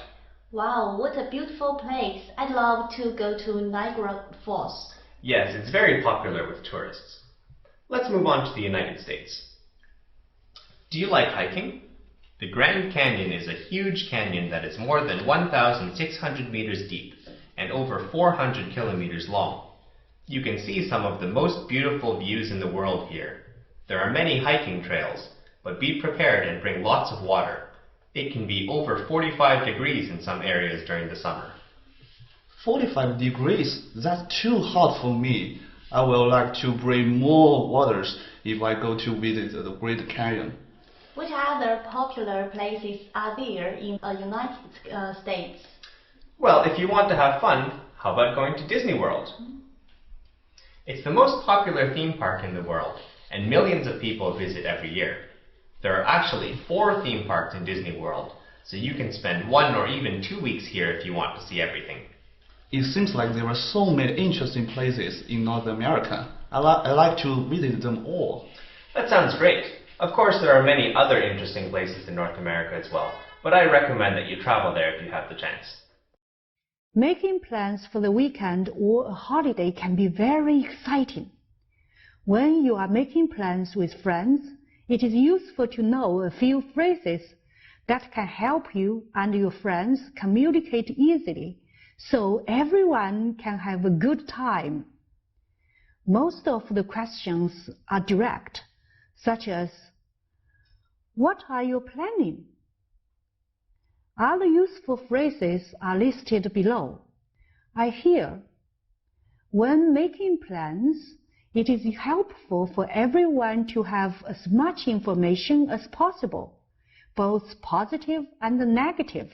For example, you can say, I hear that the Harbin Ice Festival is very beautiful. Or, I hear Harbin is extremely cold. Have you ever tried? Sometimes people want to try new things, offering fresh ideas or suggesting an adventurous activity can be a great way to begin a conversation about making plans. You are welcome to join. When you want to casually invite someone without making them feel obligated to participate, you can use this phrase. The phrase, you are welcome to join, is a soft invitation. This means that the plans will continue with or without the person who is being asked to join. A direct invitation would be to say, I would like to invite you to my party this Saturday. This puts a little more pressure on the person being invited. It is not impolite. It is very polite to ask this. However, as we all know, some invitations should not be rejected, and so the person being invited might feel a bit of pressure. A more casual and less stressful way of asking is to let the person know you are welcome to join. For example, we are all going to the movies this weekend. You are welcome to join. The plans of the people going to the movie will not be affected negatively if the person being invited does not want to join.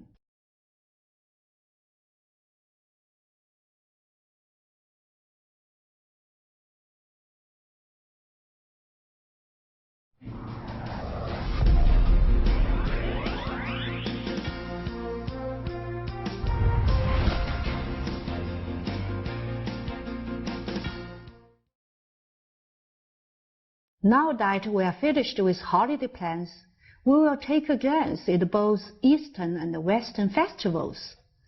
Which festivals do you think the items in the pictures are special features of? Spring Festival.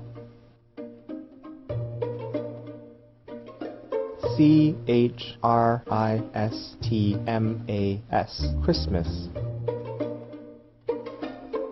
Dragon Boat Festival.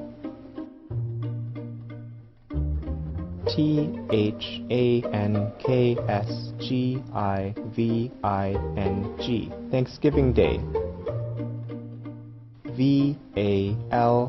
Valentine. Valentine's Day.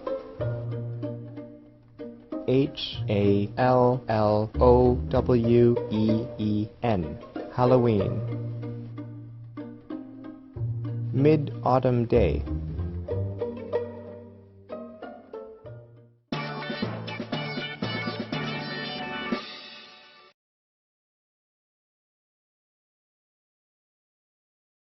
Moon Festival is just past. What's your favorite festival? I like Christmas. What about you? I like Thanksgiving in America. Why do you like Thanksgiving? Because there are many delicious food like turkey, pumpkin pies are all my favorites. Why do you like Christmas?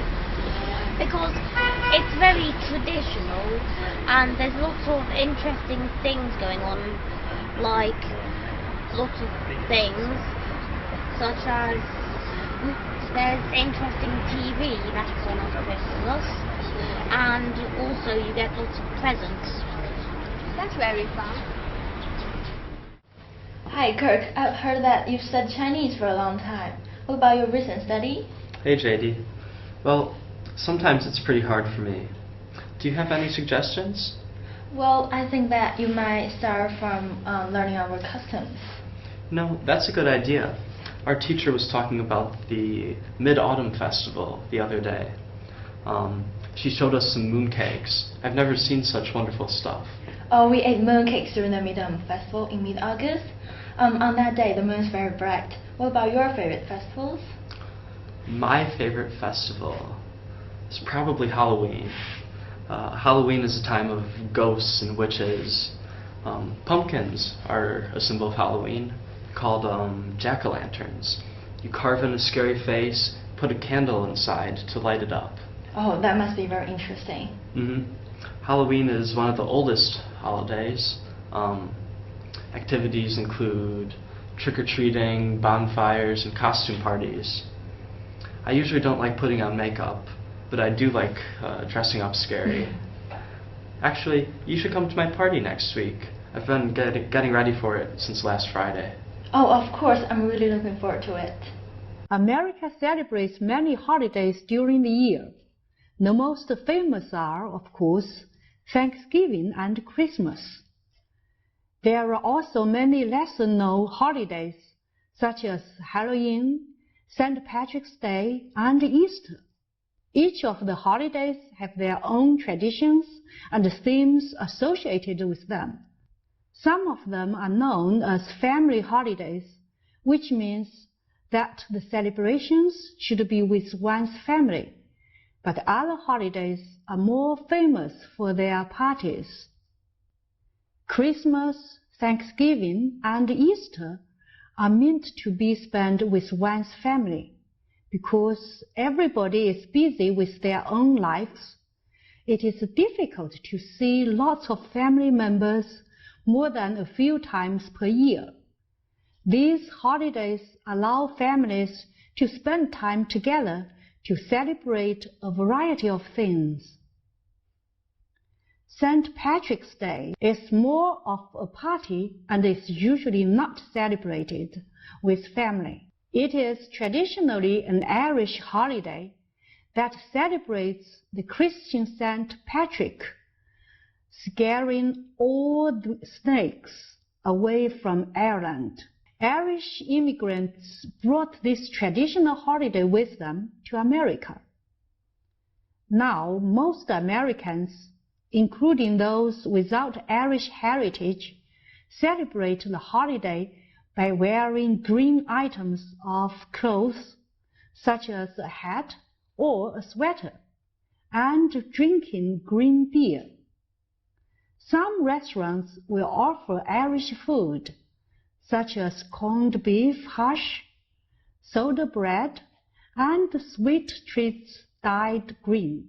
Halloween is gaining popularity outside of America, but the biggest celebration is still among Americans. This time of year is represented by the colors black and orange. Long ago, people believed that ghosts and spirits, both good and evil, would walk the earth on Halloween Day. In order to stay safe from the spirits, people would dress up like ghosts to trick them. Now, the custom of dressing up remains. However, in modern times, people like to dress up as all kinds of things, both funny and scary, and show off their costumes at parties. Usually only children spend this holiday with their parents.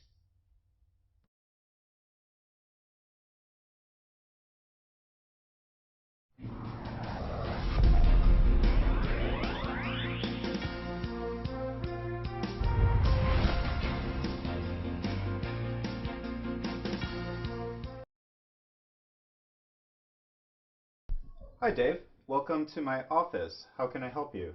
Hello, Jim. I'm a little, I'm a freshman for university, and in my first year I have so many homeworks, especially in English class. Hey. Well, I have to give you homework so that you can improve your English. I see. But every class gives a lot of homework for me, and how can I do that's it's driving me crazy. You seem very stressed right now. Is everything okay? Actually, a little bit some problem.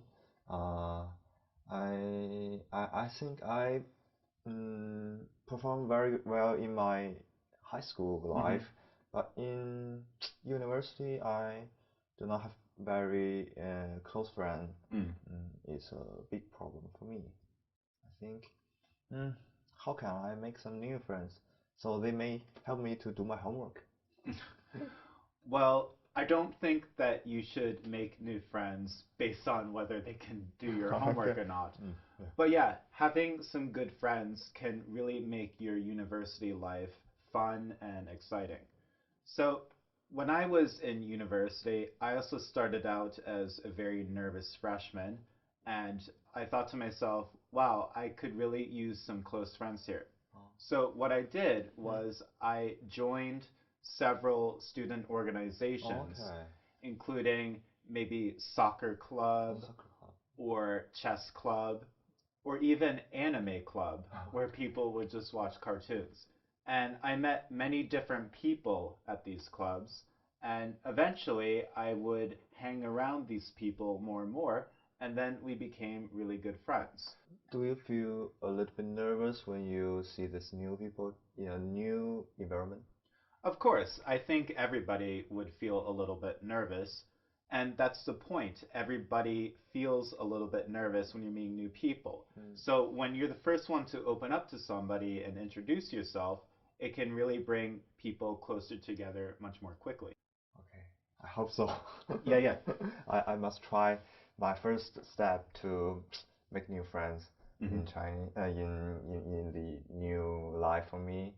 Maybe I will try some basketball organization. I like playing basketball very much.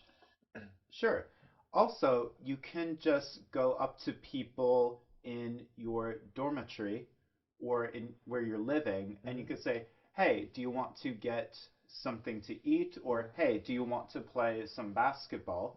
And you can meet people that way.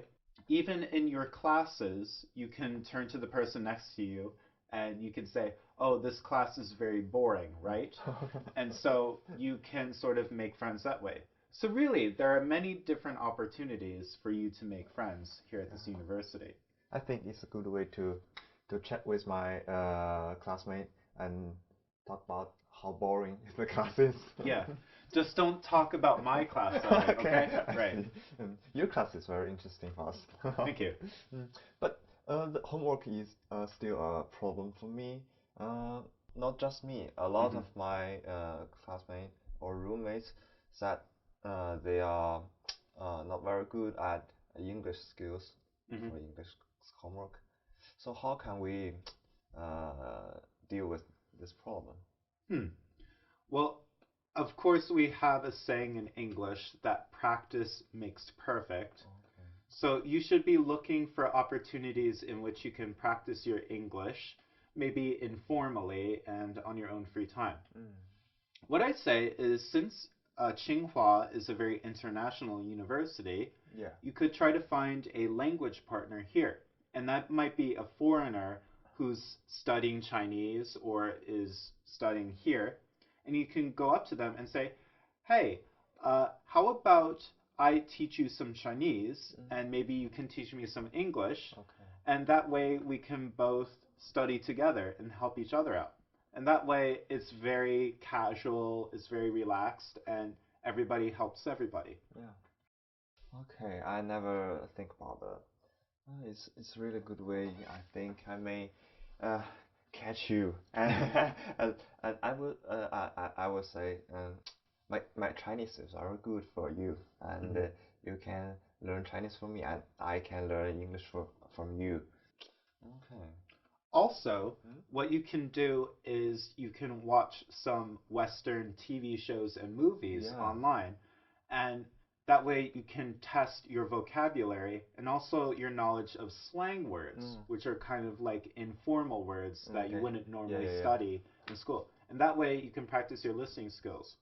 Also, what you can do is you can find an online group and you can have a web chat with native speakers of English in which you can sort of practice together. Really? Yeah. I can search internet to make some friends that who can teach me class about English. But is there any website that I can find someone like this?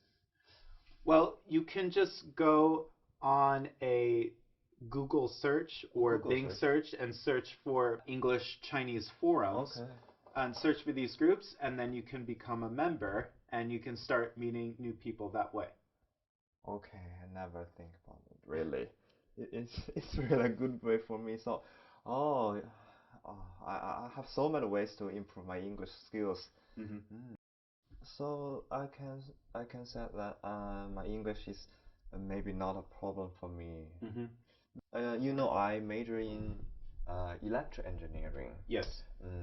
For my PhD. I want to do really well in this area, but I don't think anyone can help me for that, for electrical engineering, for my major. How can I find someone or find a way to improve my researching skills? Well, you've decided to come to my office for advice on your English skills. Yeah. So why not just go to professors in your field and ask them for some help? I think most professors would be glad to help you out with your studies because they want to see you succeed. So really, you should not be afraid of your professors at all. They're only there to help you. Also, you can ask around with other people who are studying electrical engineering, and they probably need study partners as well. And that goes back to making new friends. So you can see all of this sort of is like a circle that works together. Circle for me. It really fits together. Yeah. Jim, really thank you for your advisor and for your suggestions. Thank you very much. Well, thank you, Dave, and you're welcome to stop by my office anytime you have any other questions. And also, good luck this semester. Okay, thank you. Thank you. Bye-bye. Thank you. Bye-bye.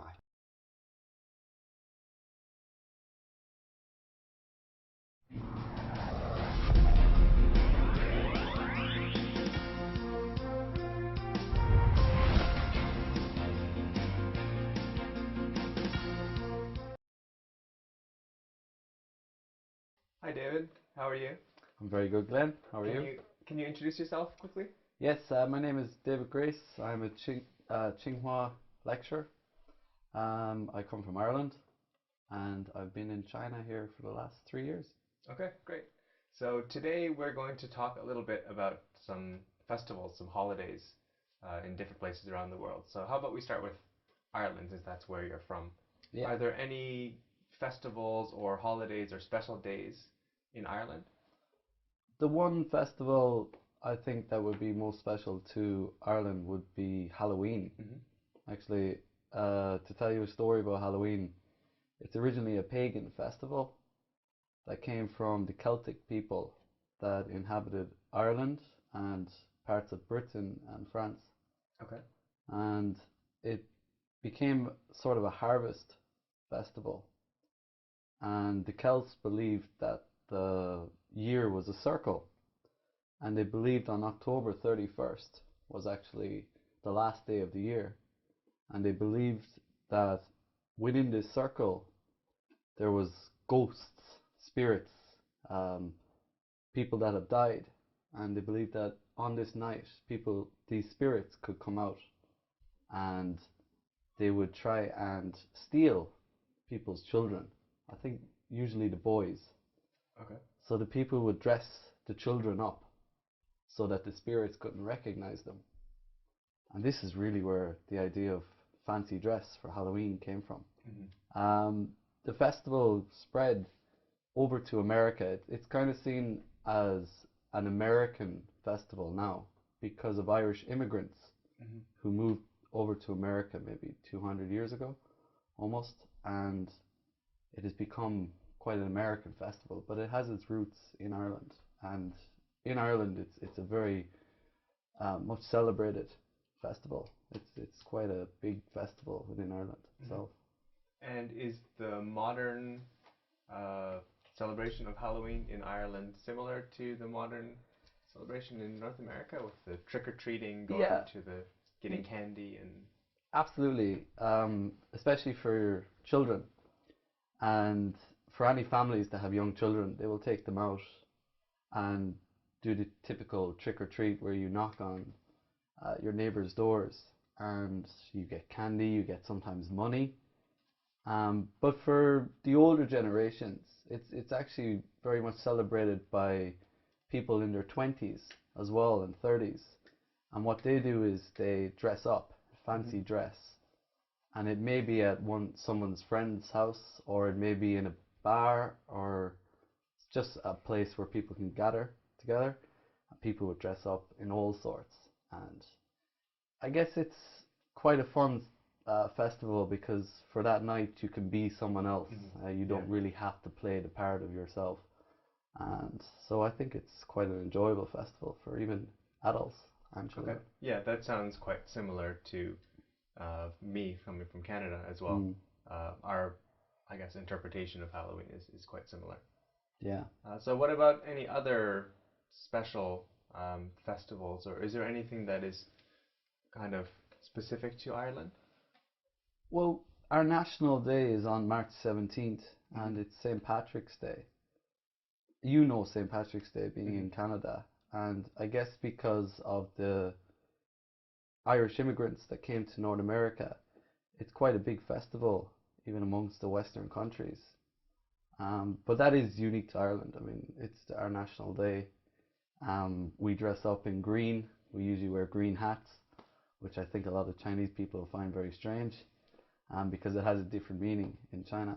But I think that's quite a big day for Ireland, for Irish people all around the world. Anyone who has heritage, Irish heritage, also really do celebrate this day. Do you celebrate it in Canada? So we do celebrate St. Patrick's Day, but I guess it is kind of a celebration of Irish heritage. So people who have some Irish ancestry in their family will be very proud of that on that day. They'll wear green hats, drink Guinness, the Irish beer, but with green coloring in it. Is that a thing that happens? Not really, because I guess in Ireland you are Irish, so you don't have to try and prove you're Irish. Okay. We find this quite not a strange tradition, but it's something we wouldn't follow, that you need to colour your food or colour your drinks green just to show how Irish you are. But we don't really necessarily do that because we're Irish. I believe in Chicago they dyed the river green. Yeah, and the Empire State Building gets lit up on that day. It has green lighting. Okay. Sydney Opera House as well. Things like that. Yeah, it's a good day to be. You're very proud to be Irish on that day, especially when people around the world are also celebrating it. Right. Can I ask you, do you have any festivals that are unique to Canada? Nothing, I think, that's specific. We have our own National Day, which is on July the 1st. And as the colors of Canada are red and white, and people will wear red and white on that day. But I think it's probably quite similar to national days in a lot of countries around the world. You just take the day off.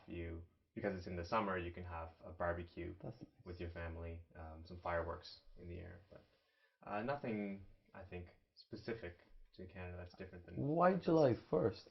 Seeing as it falls so close to July 4th, which is the USA's National Day. I guess, I don't know exactly why, but I guess they signed the agreement to separate from the UK on July 1st.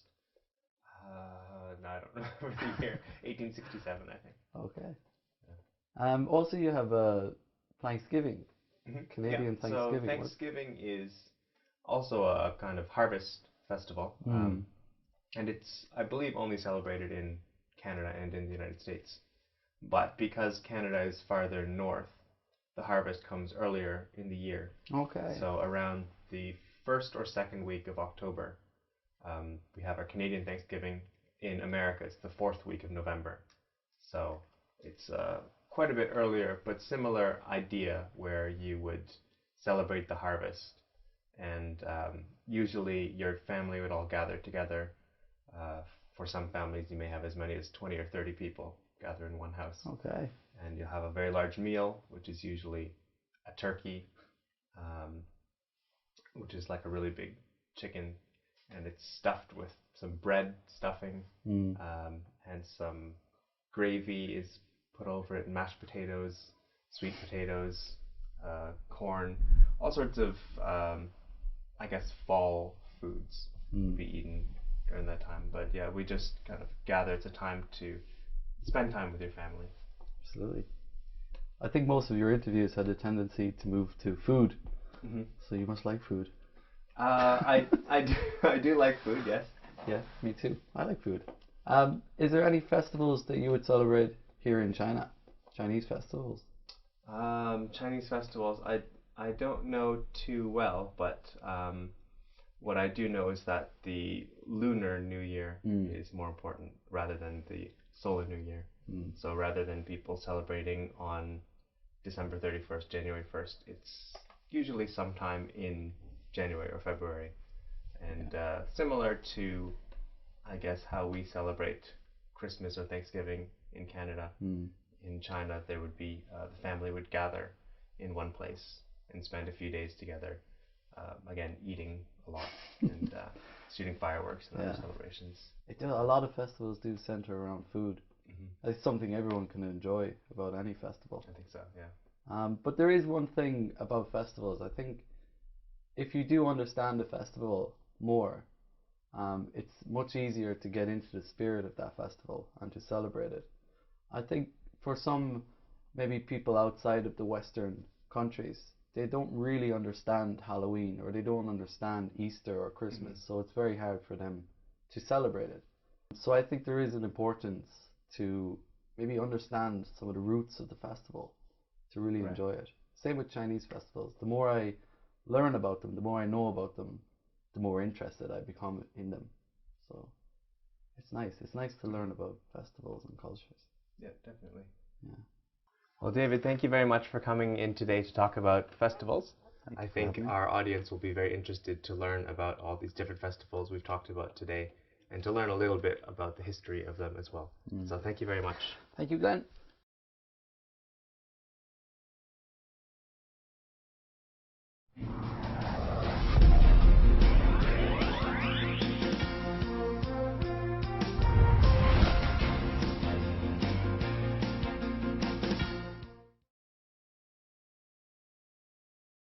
In this unit, we learned how to talk about good times and bad times.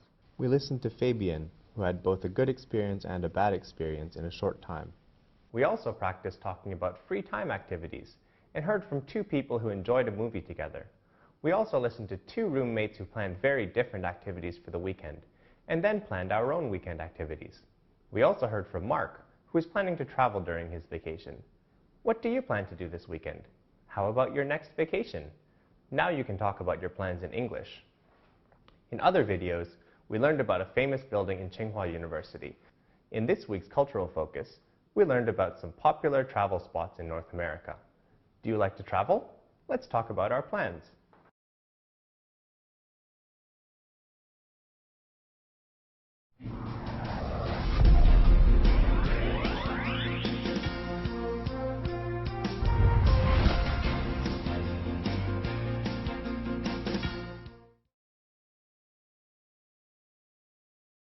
Hello everyone, and welcome back to Oral Communication for EFL learners. I hope you enjoyed talking about vacations. Do you have any plans for the next vacation? In this unit, we're going to talk about hobbies. Everyone has their own hobbies, whether it's sports, art, music, movies, or anything else. How about you? What are your hobbies? Why did you choose them? Let's learn how to talk about hobbies. We're also going to talk about what we can benefit from hobbies. What do you get from your hobbies? Have your hobbies helped your studies? How can you keep a good balance between studying and enjoying your hobbies? We will also talk about likes and dislikes in this unit. Likes and dislikes can be different from country to country. In this unit, some students from different countries will talk about what they like and dislike. In this week's Cultural Focus, we'll learn a bit about people's preferences for hobbies in different countries. Hobbies are so important to us. All work and no play makes Jack a dull boy. Let's work hard and talk about how to have fun. In this unit, we will hear several conversations. In these conversations, the speakers are talking about their hobbies. Listen to the conversations and repeat them one by one, and try to understand and use the phrases in your daily life.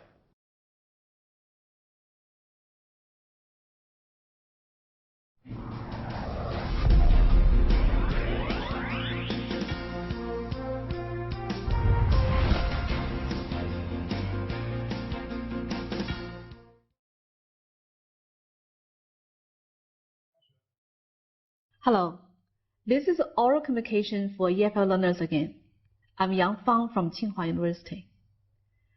What do you enjoy doing in your life? Sometimes we simply enjoy doing things because it's so fun as a hobby.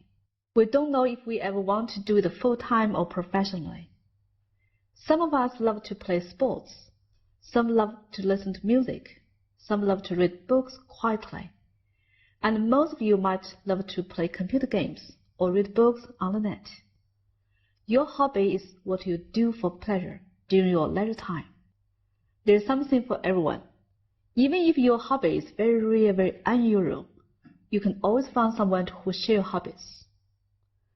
Talking about your hobbies in English is not only a great way to practice English, acquire skills and knowledge, but also a good way to find friends. In this unit, you will listen to my students talking about their hobbies. We will listen to Tom read the text first. While listening, you may want to think about what is your favorite hobby. How much time do you spend every day on your hobbies? Hello again, I'm Tom, and in today's lecture, you need to read the text first. Afterwards, try following me sentence by sentence. Make sure that you read the text many times to understand the English fully. Let's begin. There are a great many hobbies to choose from. Some people enjoy reading and writing, while others choose to spend their time on swimming and cycling. I have many hobbies, but reading and jogging are my favorite. When I have free time, I often read some famous books. Through reading, I can open my mind as well as my heart. Through reading, I become more and more knowledgeable. I often jog on the school playgrounds in the early morning. Jogging not only helps me build my body, but also cultivates my perseverance. My father is a man with wide interests. His favorite pastime is playing weiqi, chess. He often plays chess with his friends in the park, sometimes on the side of the road. Recently, my father taught me how to play Go. Go is a puzzle game that originated in China. It is both a kind of competition and a leisure game in daily life. My mother is a food lover and crazy about cooking. Without much effort, she can make very delicious meals of different styles. On the weekends or holidays, my parents and I will go to the supermarket to buy some ingredients and seasonings to cook what we like. My father and I will help wash vegetables. Sometimes my mother teaches me some cooking skills. I like to enjoy fine food with my parents in our spare time. Every year, my family will go traveling once or twice, and we are very fond of family traveling. For one thing, it's exciting to visit different places and get to know the customs of the local people. And for another, traveling is one of the best ways to learn. Now I want you to try and follow me sentence by sentence. Try reading out loud and do this once or twice at home. There are a great many hobbies to choose from.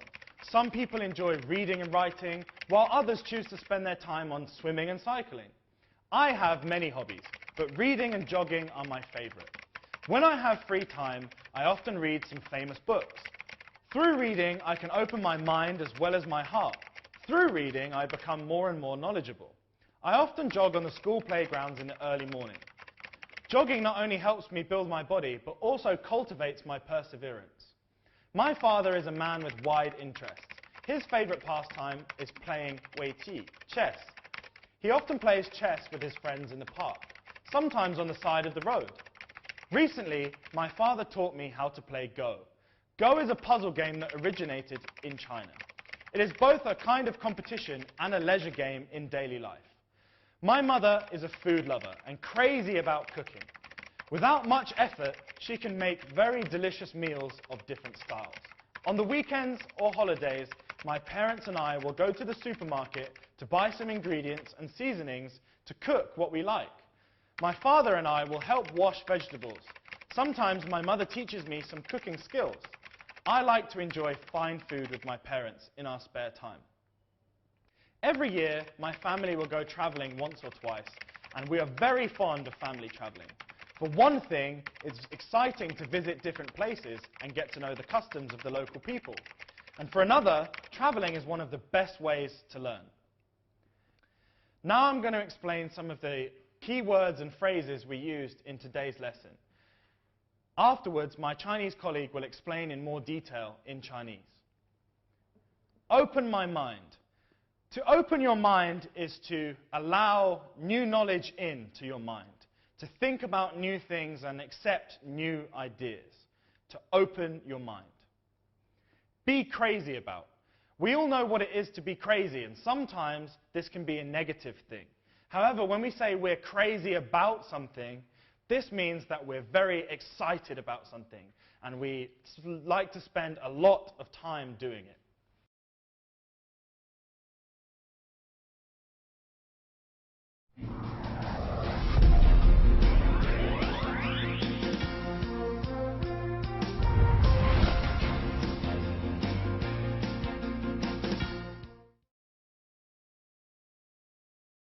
有人喜欢阅读，而其他人可能花了很多时间在做体育运动。在这里 ，while 的意思是 but 的意思。这里有个转折，请看例句。Tom is very outgoing and confident, while Kirk is very shy and quiet. 中文意思是，汤姆的性格外向，非常自信，而克克呢比较文静，比较害羞。在第二段课文里头，我们在讲自己的爱好，这里头有一个固定搭配，比如说敞开自己的心灵，在英文里面可以说成是 open your heart， 也可以说是 open your mind。请看例句：教我如何用心去爱，帮我打开心门。英文可以说是 teaching me to love with heart, helping me open my mind。第三段的课文里头谈到了他的父亲兴趣广泛，在日常生活中，我们也经常看到一些棋迷兴之所至，走到街头，走在路边，在公园里头下棋。在这段话里面有3个词我们需要特别关注。第一个词是 originate， 它的动词是 originate， 但是形容词是 original， 还有一个名词是 orange。这里头我们请看例句：小而美。这句话最早是谁说的？英文的句子是 Who originated the saying "Small is beautiful"？ 第二个词是 competition 这个词。competition 有2层意思，一层意思是竞争的意思。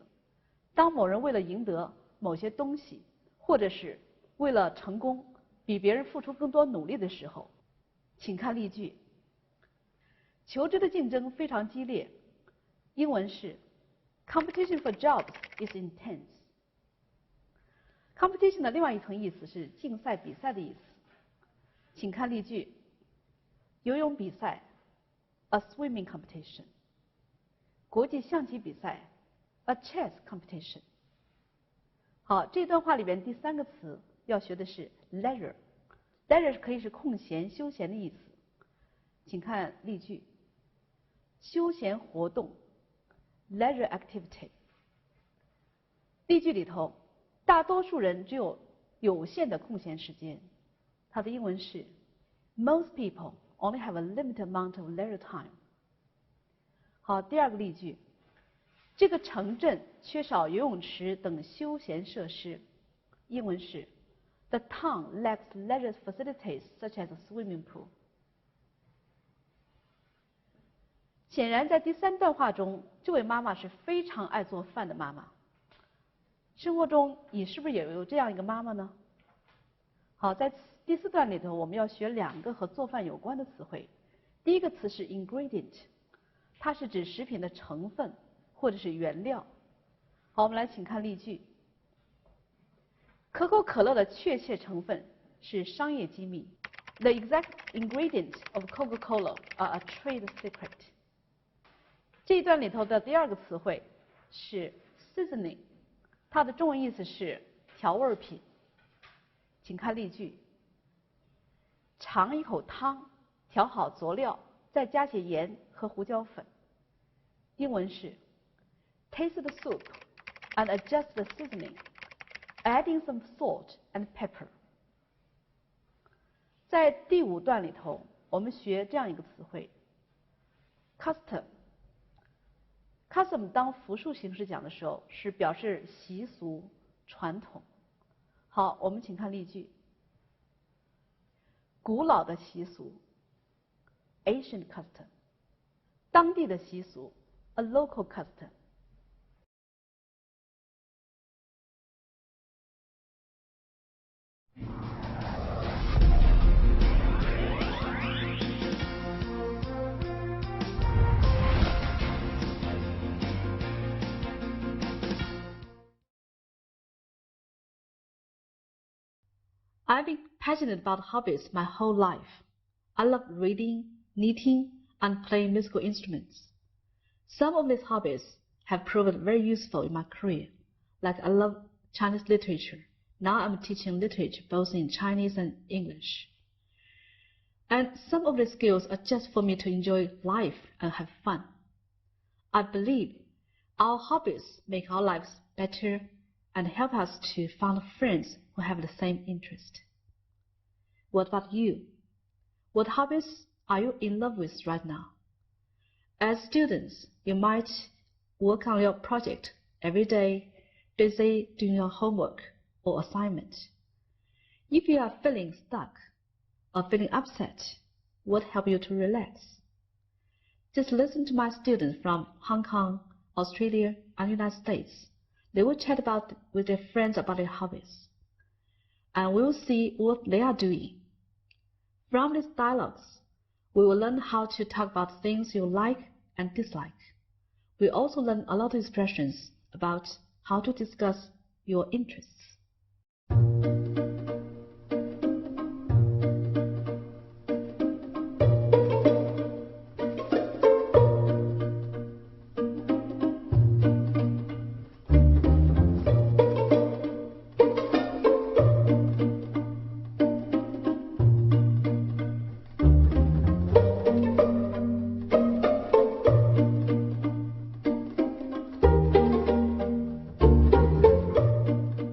You may also share your hobbies and interests with your friends. Some of you may have lots of different stuff. In this situation, you may say,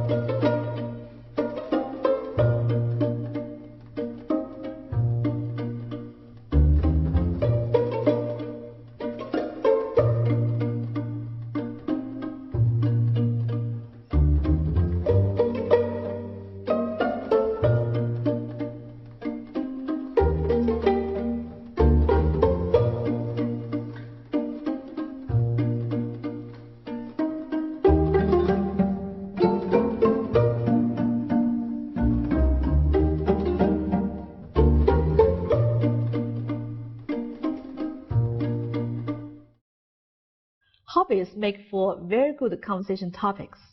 When speaking to somebody about hobbies, you can find a shared interest with a person and also learn something new about another hobby. Maybe you have never tried this hobby before. Below is a list of words that you may use while you are making conversation with your friends about your hobbies.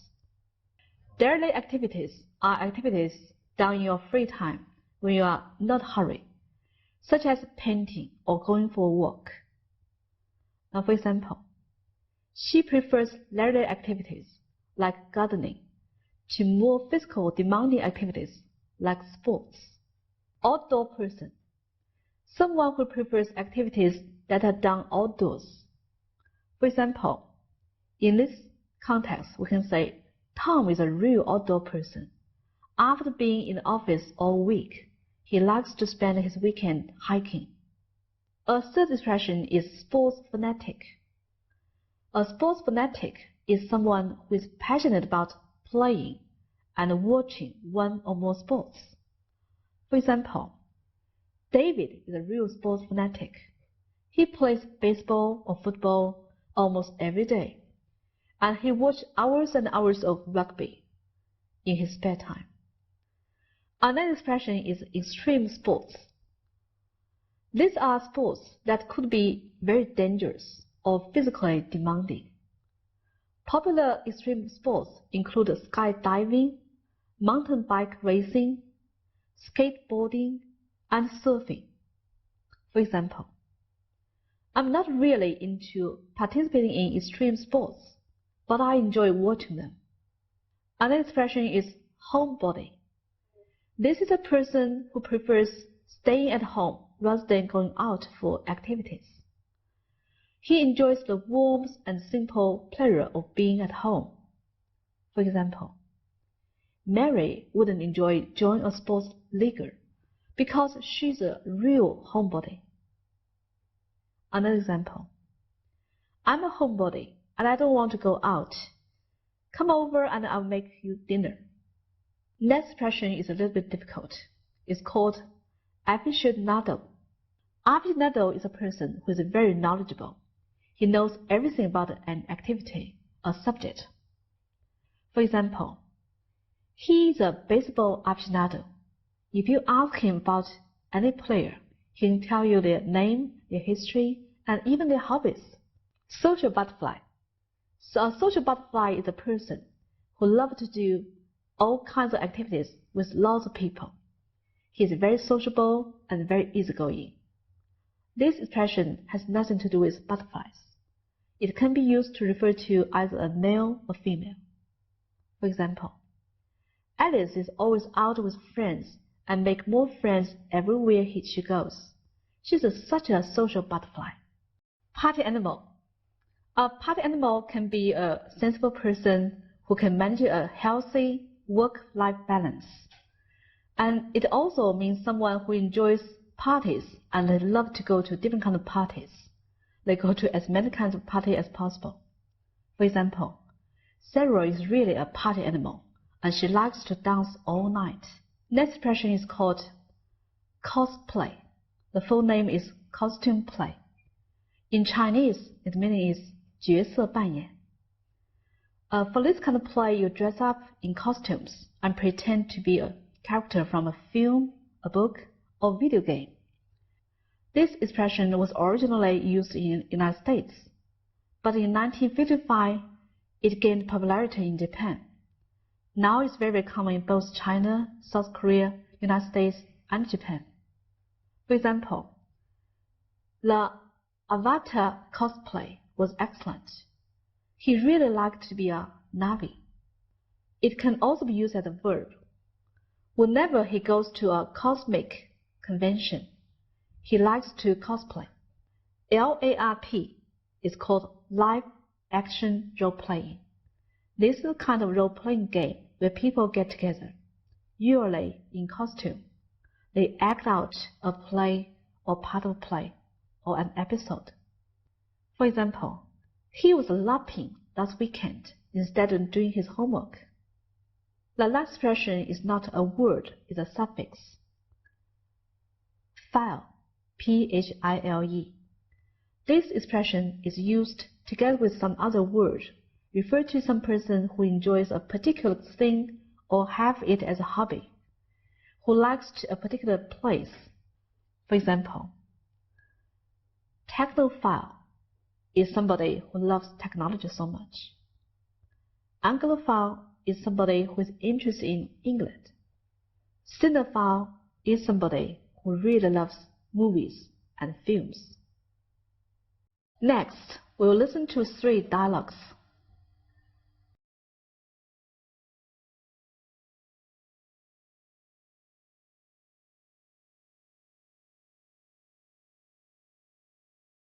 Okay, class over.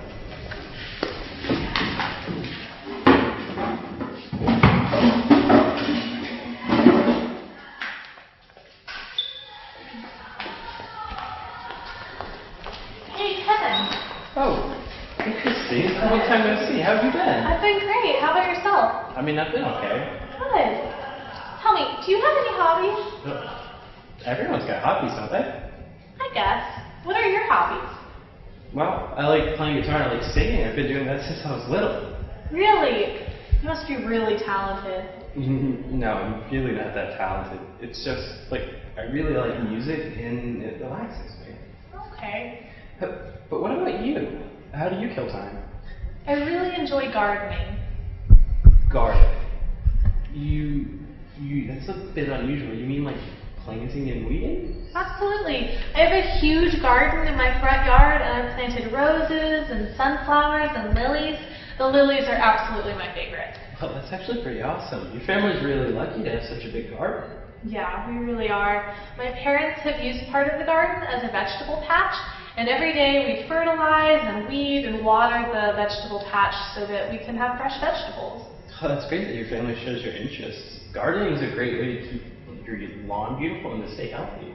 Absolutely. I love being able to eat fresh vegetables from my garden every day. My friends, all of our friends, really are very jealous. Yeah, you could probably count me in that group. I wish I had a big garden. Yeah. These works are fantastic. Do you know who drew them? I have no idea. I also found those work well done. Lane, are you familiar with Chinese drawing and calligraphy? No, this is the first time I've been to a Chinese art exhibition. I absolutely love the calligraphy. Yeah, it is amazing. I started to learn to write with a brush when I was 10. Wow, that must be really hard to write with a brush. I bet you're great. I'm just a beginner. My dad, he is a professional calligrapher, and he taught me how to write. That's amazing. I'd really love to learn calligraphy, actually, if I ever got the chance. If you stay here one more year, I can introduce you to my daughter. Thank you very much. You're welcome. As well as working hard at school and university, it's really important to have hobbies so that you can spend your spare time. So, for example, if I'm not working or studying, I like to go swimming or I like to play the guitar. Does anyone here have any hobbies? Mike? Yeah, I like playing basketball and running. I play basketball and running every day. I just trying to keep fit, and also I listen to music when I'm under a lot of pressures to relax myself. So. Yeah. Okay. I really like listening to music and normally do it when I'm drawing. And I think drawing can help you relax and you can express yourself with it. So I really like spending my time doing that. That's fantastic, and that's a really good point as well. Hobbies can really help you to relax. Jess and Stanley, do you find that the hobbies that you do help you to relax or to stay focused? Yes, my hobby is swimming, and when I was little I was always sick. But after I started swimming, I haven't been sick for 2 years. That's really good to hear. Yeah, I really enjoy running and reading. I think they provide a really good contrast. I enjoy being active and being out for a run, but then being able to come back and sit down and relax with a good book. That's really true. And all these sound like fantastic ways to spend the weekend. So, what hobbies do you like? I like skiing, swimming, and drawing. Oh, that's interesting. What's your favorite hobby? I like to draw as well. Also, I like climbing, ancient history, and building Lego. Great. Why do you like climbing? I like it because I'm not very good at most sports, but with climbing I'm good because I can go up, maybe sit there for a bit, and then carry on. Why do you like swimming? Because I can swim in different ways, and I like to stay in the pool.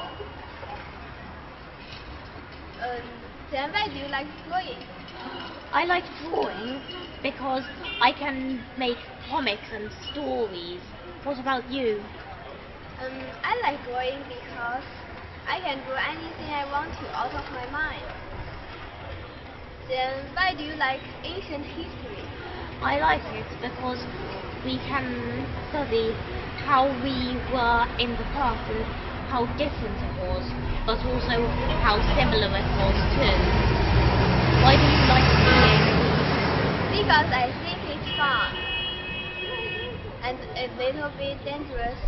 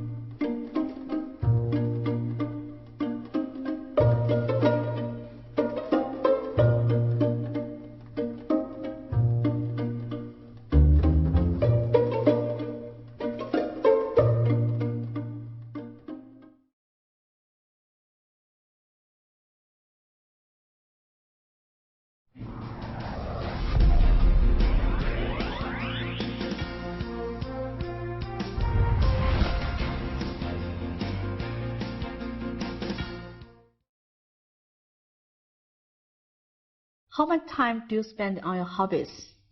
Or how much time do you spend on your work? How do you balance your work and play? Are your hobbies helpful for your work and your job? Now let's listen to some dialogues.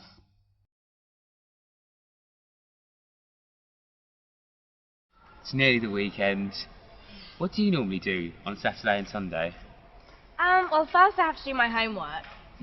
But when I finish that, I enjoy doing things I like with the rest of my time. I love reading novels, and sometimes I get to go out with my classmates and friends. Really? Where do you normally go? Well, we like going to the mall and going shopping, or going to the cinema and watching some movies. Oh wow. My parents normally make me stay in at the weekends. I have to do extra English and maths classes because they say it's really important that I get good grades so I can go to university. I don't normally go out with my friends too much. Poor guy. My dad always says that no play nor work makes Jack a dull boy. Maybe, that's quite a good point, but my parents say that if I don't work hard then I'll fall behind at school, and I trust what my parents say.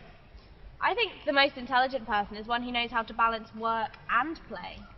That's so true. Maybe I should suggest that to my mum and dad and see what they say. Thank you for the suggestion. Okay, good luck. Thank you. Oh, the game will be over. I'm going to lose. Corinne, you're making great progress. A good teacher always makes a good student. You need to be modest even though you make good progress. I see. Dad, there are so many hobbies. Why did you help me develop this one? Well, playing Go has many advantages. How do you feel when you're playing it? Every time I play, I try to be patient. Good. That's not the whole picture. What else? Be patient and concentrate. Good. Good. It's easier for a person who can concentrate to be successful. Besides, it also has a lot of good effects on the brain. Oh. And it enhances someone's ability to think, to analyse and to judge. Oh, when I'm playing Go, I'm doing so many things. Thinking, analysing. I didn't realise that. If you realise that, you'll lose the game. You have to immerse yourself in it, enjoy the process. That's okay. Okay, I really enjoyed playing Go. Thank you, Dad. This is a wonderful game. How hobbies can benefit you. Hobbies are a great way to entertain yourself and keep active in your free time. There are many benefits to having a hobby. Hobbies can keep your mind active, keep you healthy, give you time either to yourself or time to socialize with people who share the same interests with you. And they can sometimes even help you to learn and improve in a certain skill. The following dialogues give you great examples of many different kinds of hobbies and how to talk about hobbies. Hobbies can be any kind of activity. Some hobbies are physically demanding like sports, and some hobbies can be relaxing like listen to music. Some people find their passions in a hobby, and sometimes having a hobby can lead to something really amazing. Having a hobby or two can also be a great way to meet and talk with new people. If you want to meet new people, you can find an activity that involves teamwork, like a sport or class. It's a really great way to meet new people because you already have something in common to talk about. For example, you can take the MOOC course and then chat on the forum with your friends you may never meet in the whole life. If you want to start a conversation with someone, hobbies are a very good thing to talk about. You can tell a lot about a person by the kinds of hobbies they have. Also, you might learn something new if they have hobbies you have never tried before.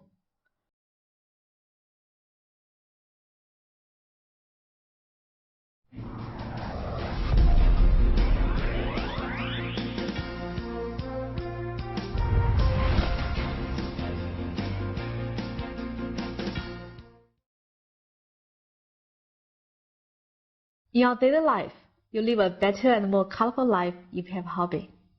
Next, we'll listen to Cindy and Jennifer, and they are talking about their hobbies.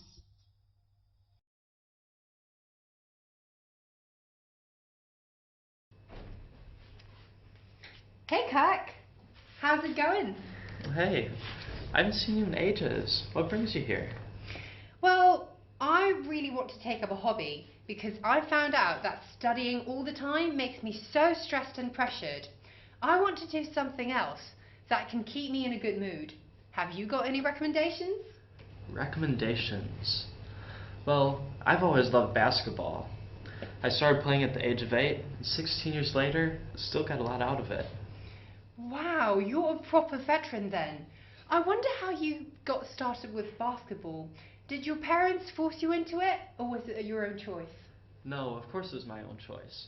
I think hobbies should always be your own choice. You first need to think about why you need a hobby. Some people want a hobby to get away from the stress of daily life. Others want to make better use of their free time. How about you? If I want both, what should I do next? Well, you need to figure out what kind of activity you're interested in. For example, I tried a lot of different sports like volleyball and ping pong before I realized that basketball was the right one for me. That sounds really cool. So, like with basketball, you can play with others and still have fun together. Yeah, exactly. And I also think that hobbies are a great way to become a better person. For example, with me in basketball, I've become more patient, a better teammate, and healthier as a result. That's awesome. Thanks for your advice, Kirk. Hobbies, I'm coming for you. Hi, Jennifer. May I sit here? Yes, of course. Go ahead. What can I do for you? Well, I'm going job hunting next month, but I'm still puzzled about what I want to do with my career and in the future. Well, don't be worried. Basically, you still have a long way to go before you need to settle on what to do in life. Have you got any hobbies? Yes, I love painting and I've always wanted to become an artist. But I think this choice could lead to a very tough life, so I don't know which one to choose, reality or my dream. That's a tough one. You see, some people manage to reconcile their hobbies and their interests, whereas others find it really hard to combine work and play. Then what do you recommend? It's hard to say. You see, when you're looking for a job, It's important that you know yourself well inside out. For example, your personality, your expectations, your hobbies and your circumstances. You need to take all of these into consideration before taking the plunge. I'll definitely keep that in mind. Thank you for all your advice and your help, Jennifer. It was great talking to you. No worries. I wish you all the best.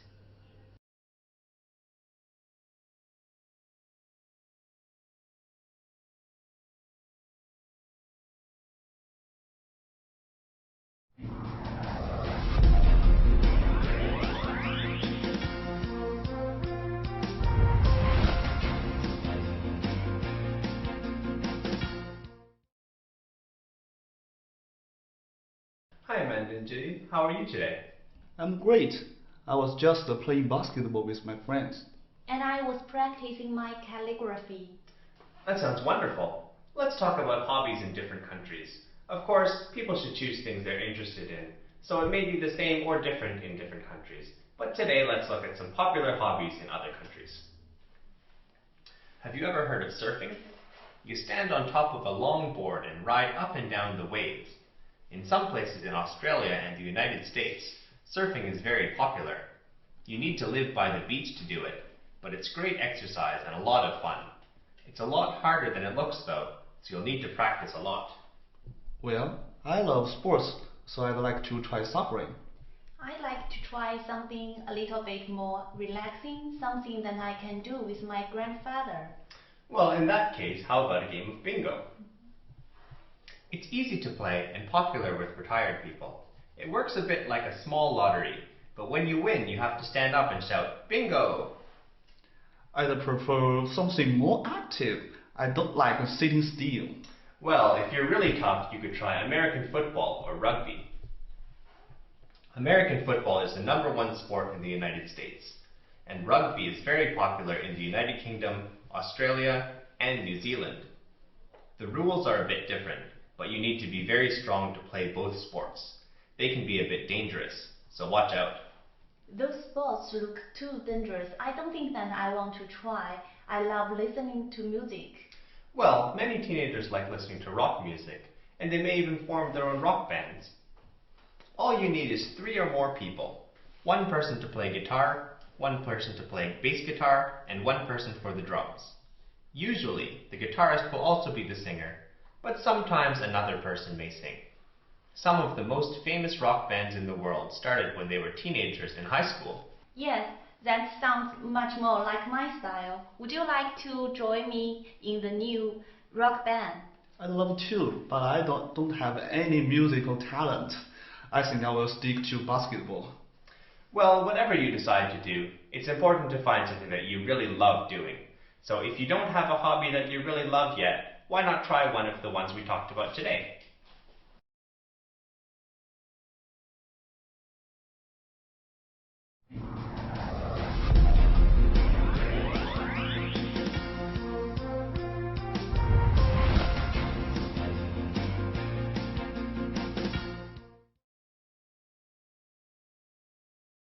Every country has its own popular hobbies.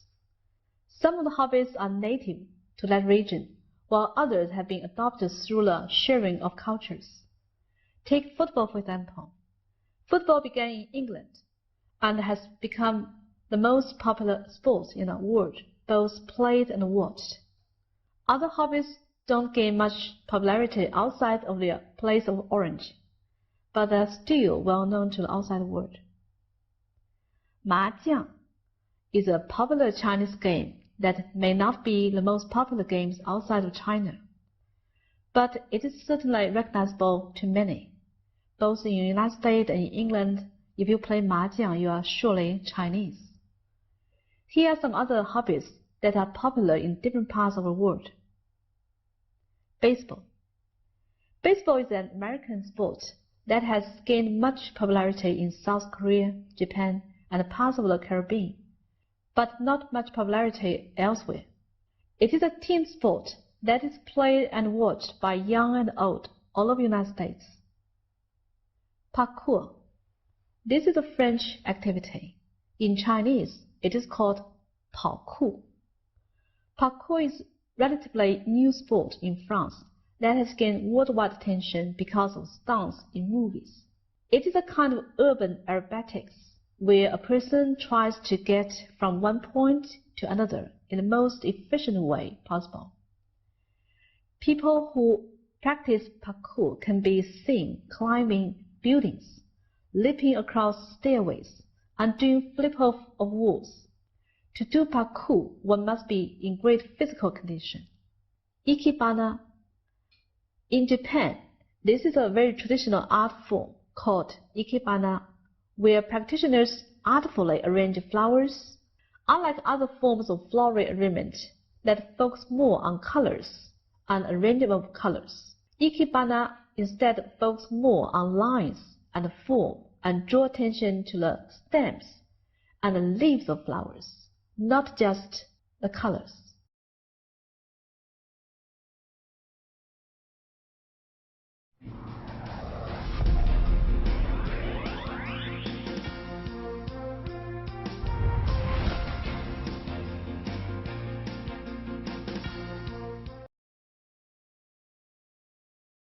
Chris, welcome to my office.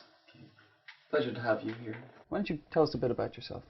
Alright, so my name is Chris and from South Korea, and my hobbies are like swimming and skin scuba, or in music parts I like to do violin and piano and guitar.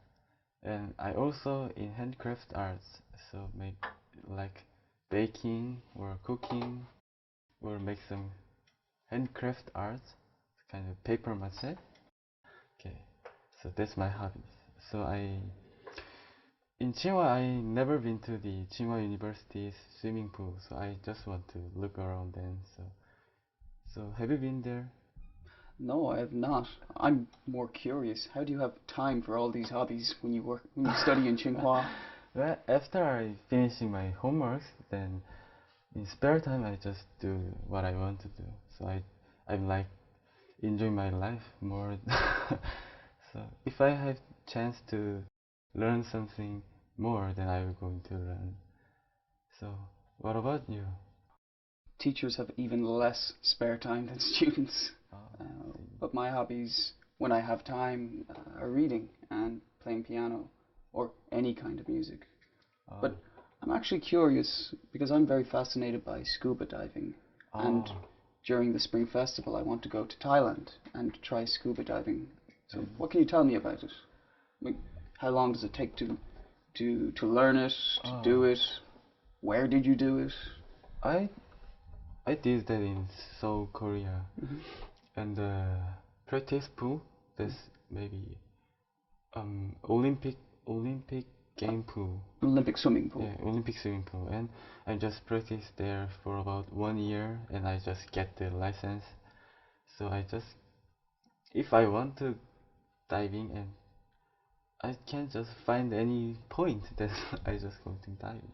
Have you been diving in Thailand? No, I never. I just have been in the Korea. I wanted to go to Finland, but in that moment my age is not. I'm not an adult, so I have to company with my parents. So I failed. So if I have chance to go Finland, I go to scuba diving. Talk about music. I have seen you play violin. Yeah, You're very good. How long have you been studying? I learned it about for 9 years. 9 years. Yeah, but my dream is not a violinist. So I just for hobbies I just learned. So yeah, I like to showing my violin. So if you want, I can play something. We shall make a Tsinghua band. Yeah. I can play piano, you can play violin. Yeah, that's okay. Do you like jazz? Yeah, I like jazz. Really? Yeah. Who do you like in jazz? Or what style? Slow style. Slow style jazz. Not a lot of high tone jazz. So, do you like Miles Davis or John Coltrane? I'm sorry, I don't know their names. Well, I just heard the music. Oh, see, I love the sound of piano and saxophone. For me, they're the perfect instruments. Or maybe violin and piano. Perfect pairing of instruments. Violin and piano. I think so. That's a really good point, Chris. But one of my favourite hobbies is travel. Is there anywhere in the world you'd like to go in particular? I want to go the Ireland. Why Ireland? Yeah, I thought that Ireland is very beautiful land where the air is clear and the foods are nice maybe.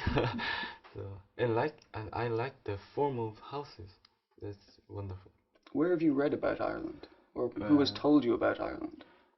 English Society and Culture course. Teacher just introduced about the England, Scotland, and just Wales, Ireland. So I just really impressed in Ireland. So I loved their accent and their wearing styles.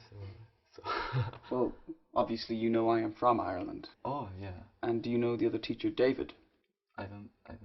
Well, he has a very Irish accent. I am told I don't have a very Irish accent. Oh. Most people don't know where I am from. They assume I'm from England because of the way I speak. Is there anywhere else you'd like to go? Anywhere else in Europe? Australia. I love the kangaroos. I want to see the kangaroos. You mentioned before that you were interested in Spain as well. Yeah. Before I moved to China, I lived in Spain for a year. I lived in the north of Spain, in Basque Country. And for me, it's a completely different world. Not in a bad way or a positive way, just a different world. So in Spain. For example? Well, in my experience, because Spain is a Mediterranean country, so like Italy and Greece, it's along the Mediterranean, and the culture there is a lot more outgoing, I think. Just personally for me, I find it a little more expressive. And for someone like me, I'm very expressive. I like being loud, and I like being very demonstrative. I'm not a quiet person. So I feel a little more at home there. It was very colourful and very loud and musical. And maybe in China I find it's not like that. It's quieter. And people are still very, very nice and welcoming. But sometimes I feel like I'm too loud for everyone. And that I'm just a loud foreigner. That's nice. And so, what about you? Have you been there? Have you ever been to Korea? No, I have not been to Korea, but I would like to go to Seoul, maybe during my spring festival. You see, I'm trying to determine whether I will go to Thailand, the Philippines, or South Korea. See, I could go to all of them, but I'm a very lazy traveler. I don't like moving around a lot, so I'd like to go to one country and stay for 3 weeks, instead of going to 3 countries in a week. I'm very lazy. Okay, maybe you have to change your personality. Nope, it's the same. You have a lot of sport activities and hobbies. I love watching sports. Not doing sports. No, I hate running, because when I run, I get out of breath, and I smell. I like to sit and watch other people do it. I get my enjoyment looking at other people doing their exercise. You can go to Korea, I think. Many people are outgoing. Are they more outgoing than the Chinese people in your experience? Yeah, I think they are more outgoing. They are changing their society now. Really? Yeah, really fastly. This is South Korea, yes. Yeah, South Korea. And I think it's okay to go now. They are really outgoing.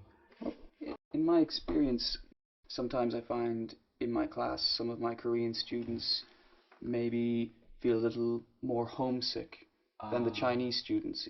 Most students in Tsinghua are from places other than Beijing, and everyone naturally feels a little homesick.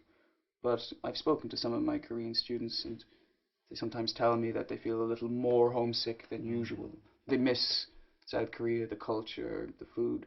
Do you find that happens a lot with you? Or if it does, how do you deal with it? Well, I'm with my father and my brother now, so if I want to eat Korean food, I can cook them, and I think I don't have any homesick time. You said one of your hobbies is cooking. I cannot cook at all. I can barely make a sandwich. Oh, really? Yeah. Okay. If you have any time, you can come to my house and I will cook for you. And I do love bibimbap and kimbap. Kimbap is the best. And there's this wonderful, I don't know the name for it. It's a kimchi pancake. Yeah. What is it called? Kimchi-jan. Yes. Yeah, kimchi-jan. That's definitely what it's called. And do you know the drink called makgeolli? No. That's made of rice. Is it a white one? Oh, yes. It's an alcoholic drink. Yeah. I don't drink alcohol. That's one of the things that people often say is strange about me. Yeah, because I'm an Irishman, and my students, even if they do not know where Ireland is, or they do not know anything about Ireland, they know that Irish people drink.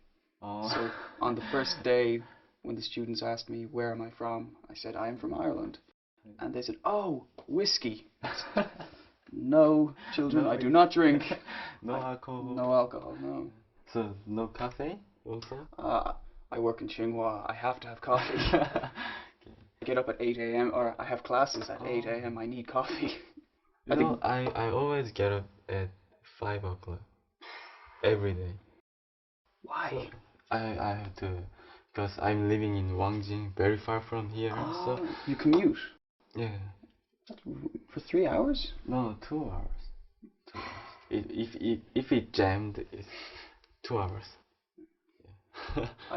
I get up a few minutes before class begins, and then I cycle to work from Zijing. My room is very close to where I teach, which is the best part of being here, because I hate losing time traveling. The only traveling I like doing is when I'm going to a different country.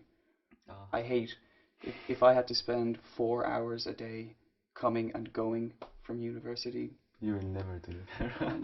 How do you have time for hobbies when you spend 4 hours a day commuting to 4 college? hours for the transition and maybe 6 hours for the study, and the rest of them I do my hobbies. When do you sleep? I sleep for 4 hours. 4 hours every day. If you exercise really enough. Yeah. Do you sleep in class? No, never. Because I have students who sleep in my class, and I wake them up. Yeah, you can hit the head. You're coming up to the exams now. Are you sleeping even less? No, just normal. Wow. I'm just really carefully listening what teacher is saying, and just remember that in the class. And after class, I use about 30 minutes to finish my homeworks and just go home and do my hobbies. Do your hobbies. Yeah. Okay. Chris, thank you so much for coming in and telling me about your hobbies and where you're from. Oh, me too. I'm really glad to having so nice conversation with you. Really, I hope you go home and take a nap, okay? Okay.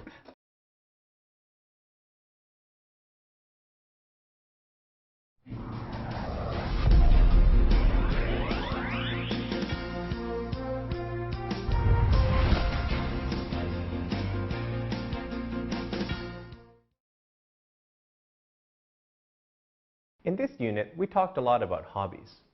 We heard from people who like music, gardening, calligraphy, reading, movies, surfing the net, football, ping pong, basketball, and painting.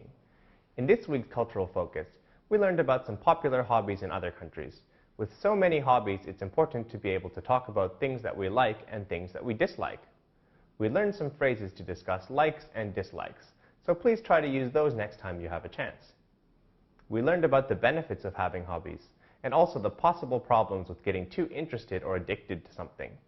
It's important to keep a balance between work, studying, and hobbies. In all of the videos, we saw people who really loved their hobbies. Have you found a hobby that you really love? If not, how about trying something new and talking about it in English?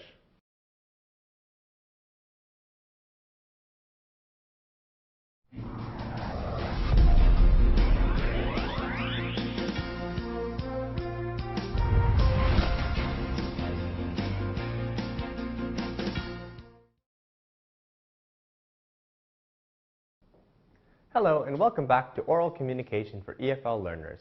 There are only 2 units left in our course, so we're almost at the end. Great job so far, and keep working hard until the end. In this unit, we will be talking about feelings. People have happy feelings as well as sad feelings, and it's just part of everyday life. However, sometimes you may feel very stressed because of schoolwork or personal problems, and life may become very hard for you. In those times, it's important to talk to someone and share your feelings. In this unit, we'll learn some useful words and phrases for talking about feelings, both good and bad. We're going to watch some videos of people who are feeling happy or sad. Pay attention to the language they use to describe their feelings and try to memorize some of the phrases. Everyone has feelings, so you will have lots of opportunities to use this new language. In this week's cultural focus, we will learn how students in other countries are admitted to universities. Students around the world may feel lots of stress about their schoolwork, but different things are important in different countries. Let's continue to work hard and practice our oral communication for EFL learners.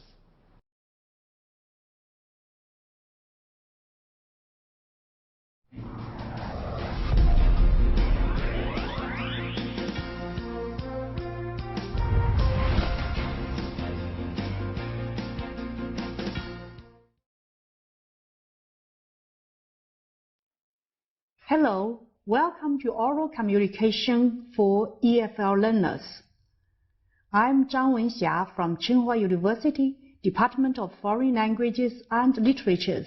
Now I will lead you through Unit 7 to learn how to express and manage your feelings or emotions. Glenn has just given us a general overview of the unit. Before we start the text, let's think about the following question. Do you often share your feelings with your friends? Hello, this is Tom again, and in today's lecture I would like you to read the text first. Afterwards, you need to follow me sentence by sentence. You may want to repeat reading until you feel comfortable enough paraphrasing the main ideas of this text in English. Let's begin. Learning about your feelings is a way to develop your emotional intelligence, as well as an opportunity to learn more about you. It's sometimes tough to share your feelings with others. If you do not tell anyone that you're feeling sad, frustrated, worried, or upset, then it's just you and these bad feelings. If you keep feelings locked up inside, it can make you feel sick. Before sharing with anyone, figure out what feelings you have by making a list of your feelings in your head. Write it out on a piece of paper or drawing pictures. This can help you find what's really bothering you. Your parents and close friends want to know if you have problems because they love you. They can't know the real you unless you let them into your world by opening up.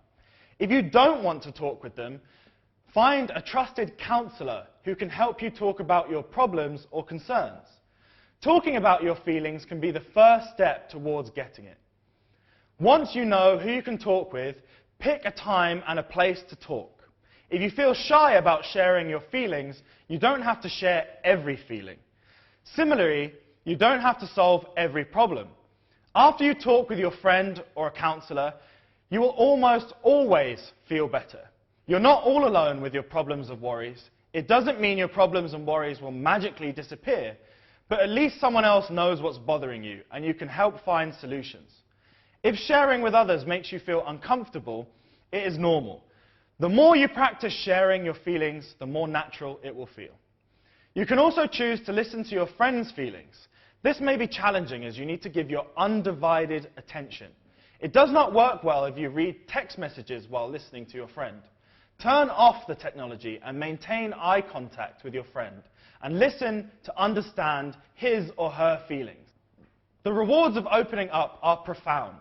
Sharing your innermost feelings and being accepted is a basic human need and can be incredibly healing. Now I want you to read after me sentence by sentence. You may want to read aloud to yourself at home more than twice. Learning about your feelings is a way to develop your emotional intelligence, as well as an opportunity to learn more about you. It's sometimes tough to share your feelings with others. If you do not tell anyone that you're feeling sad, frustrated, worried, or upset, then it's just you and these bad feelings.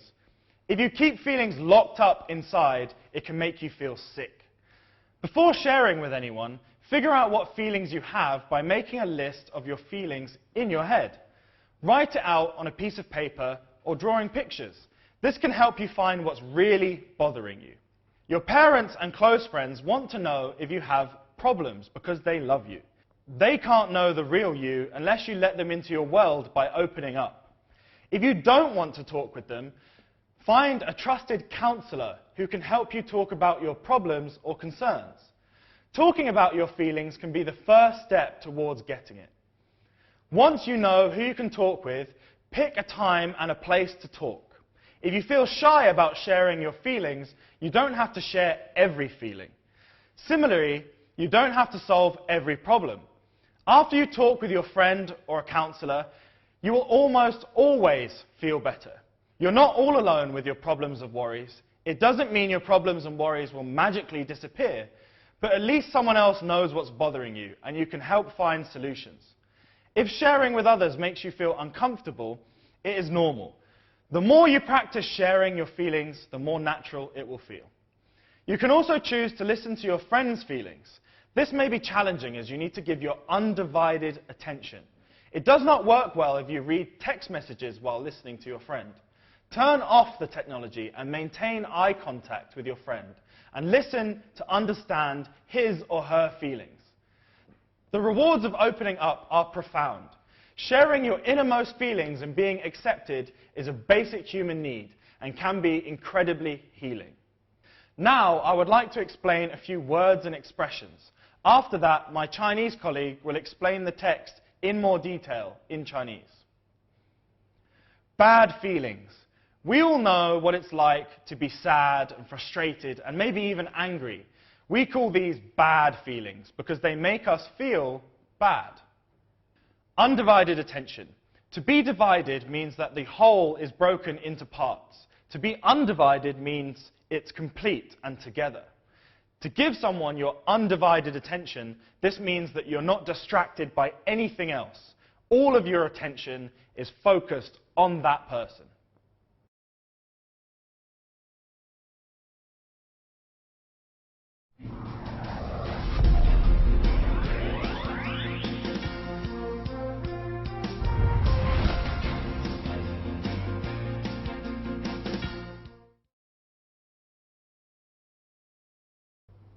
在第一段中，第一个值得关注的词是 emotional intelligence， 有时呢也称为情感智商，英文里呢也用 EQ 来表示，也就是 emotional quotient。请看例句。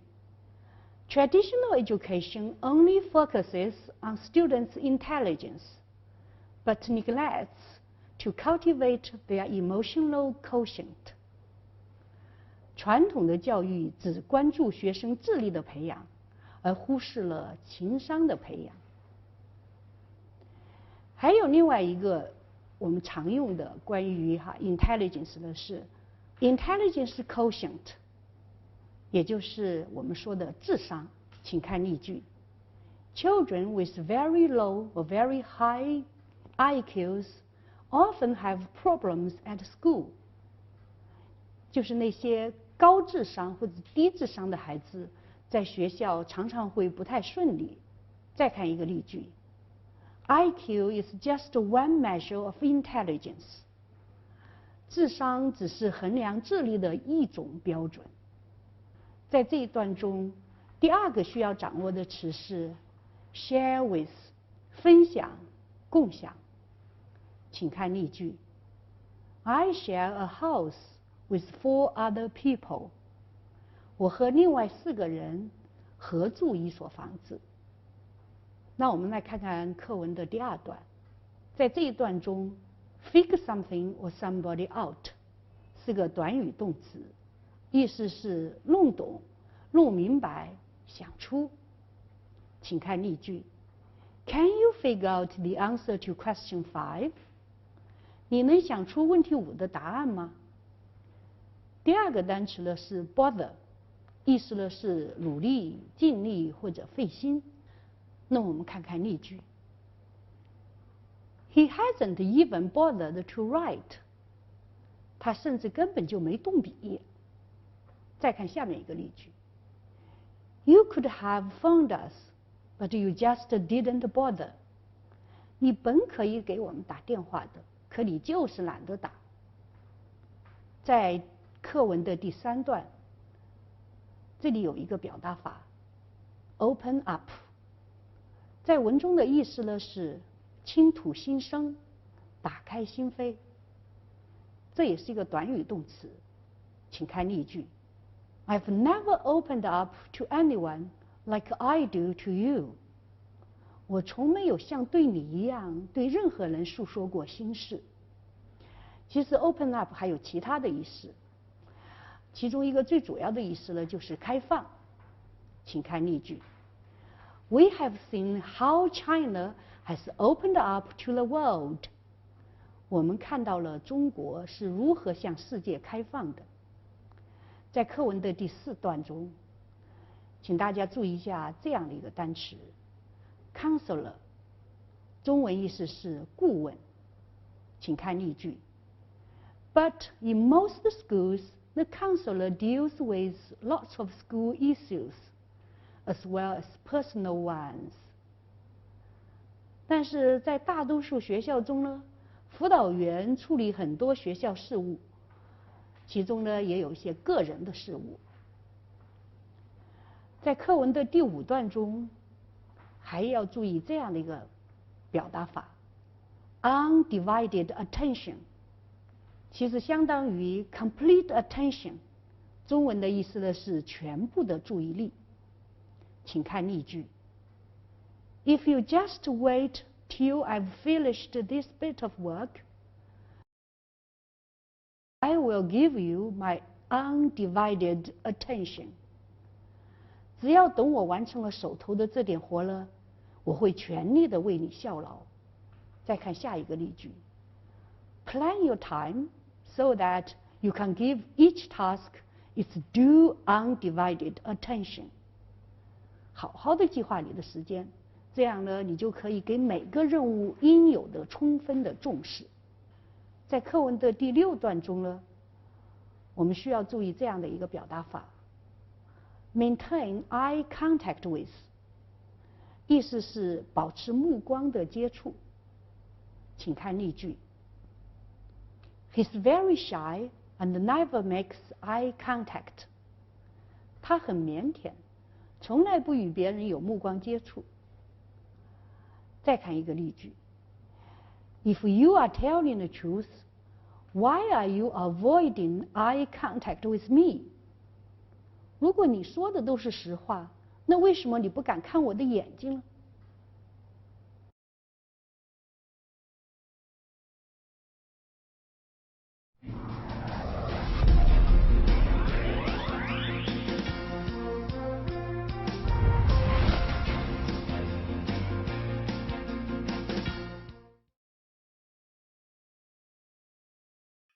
？The first section discusses emotional expressions.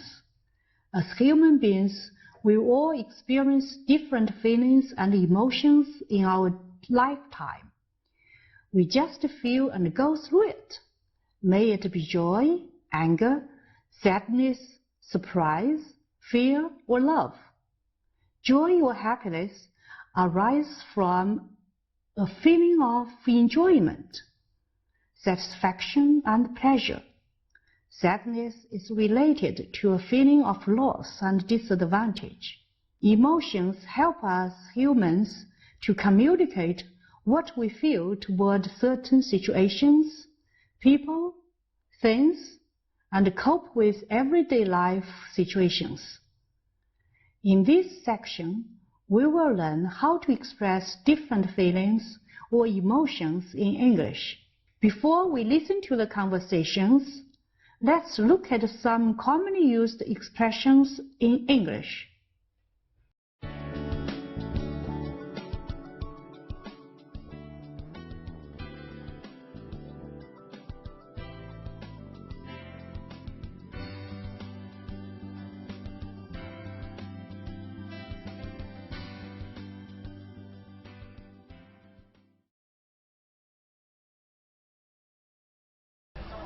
Hey, how are you today?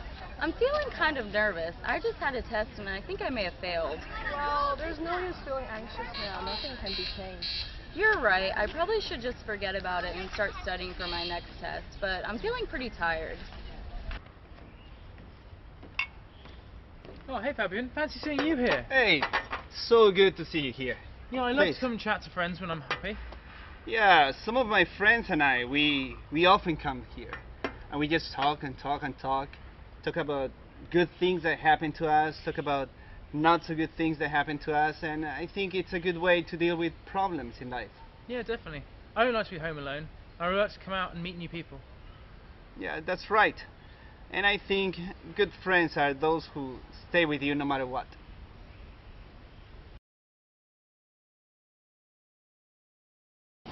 Hey, what are you doing?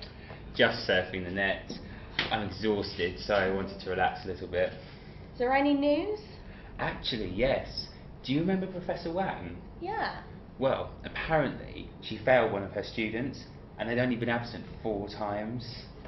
I am amazed she's still one of the most popular teachers. I thought students were scared of her. I think a lot of students are scared of her, but a lot really admire her too. Is she the only philosophy teacher? Yeah, she is. Oh look, good news for us. What's that? It says that Professor Wang is going on a scholar exchange program in September. Brilliant. Reasons to be cheerful. But it also says that we have to take her course when she comes back in September. Oh, the nightmare is just postponed. Do you know my dad was very cross yesterday? Do you want to know why? You failed your math test again. It's not me. My mom lost her purse on her way back home. She was very upset all day. I'm sure everyone in your family was unhappy yesterday. When did she find out that her bag was gone? Oh, she went to the supermarket about 5 p.m. and when she's going to pay the stuff, she find out she lost her bag. Did your mom report it to the police? No. Okay guys, I'm so happy every day ever since I came to this university. Everything is new to me. I think although I'm a little bit homesick, I think I'm pretty excited every day. And I often Skype with my families and friends, and I also made a lot of new friends here. Being with guys is such a pleasure to me. Well, actually, I'm more sensitive than her. I feel a lot of pressure here since everybody is very intelligent and hardworking. And I'm often very moody too. For example, I might feel very upset and frustrated after I get stuck on a bus. But also, I might feel very excited and happy after watching a funny film. So it all depends. People think I have peace of mind because I'm calm and quiet. But I often hide my feelings of happiness and anger. I do this because I have been trained to be a gentleman.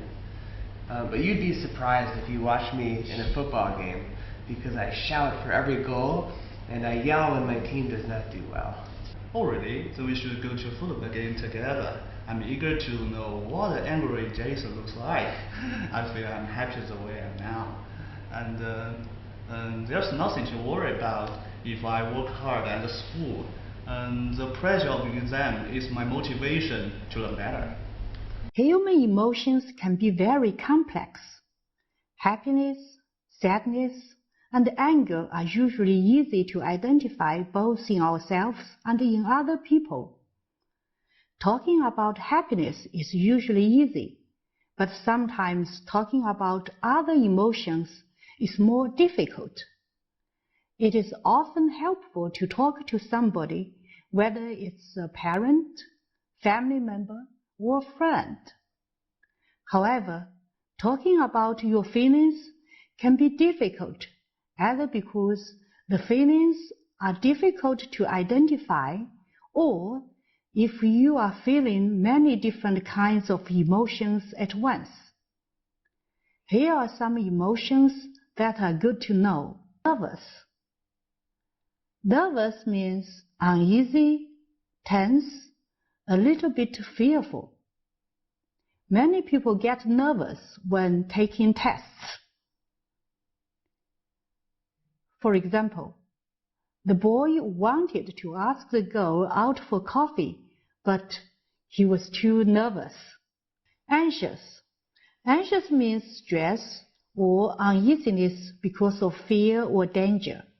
You will feel anxious if you are waiting for bad news. Moody. Moody means in a bad mood, unhappy, perhaps a little angry. Often when we are stressed, we can be moody.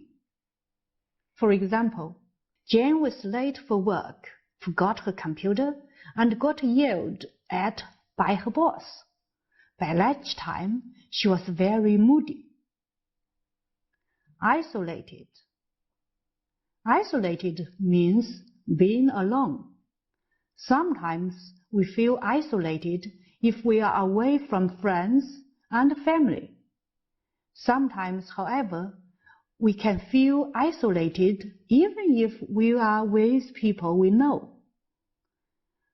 For example, when John moved from his small hometown to Beijing, he felt very isolated even though Beijing is quite crowded. Frustrated. Frustrated means a feeling that is similar to defeat. When we are frustrated, we can feel helpless, sad, angry, or all of those things. If you are trying to do something and if it doesn't work out, then you can feel frustrated. Here's an example. Mary was in a rush to get to the airport, but was frustrated by the crowds at the subway. Irritable. Irritable means easily angered. Often, when we are frustrated, we can become irritable. Here's an example. Peter didn't get much sleep this week, so he is quite irritable.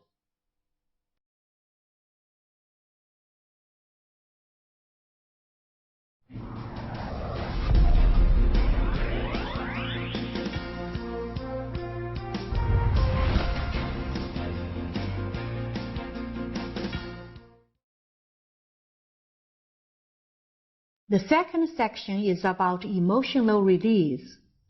Each individual experiences feelings. When we are happy or sad, we need someone to talk with. Next, let's figure out how things go wrong with a few fellows and how they express their feelings.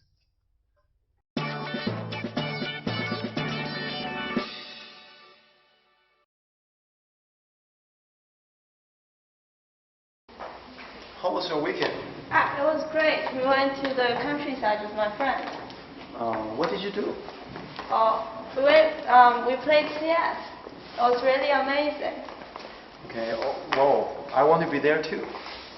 Well, you can come along next time. So, what did you do? Well, I went to play badminton with my friends this weekend. It was tiring, but I had a lot of fun. Take me along with you next time. I want to play too.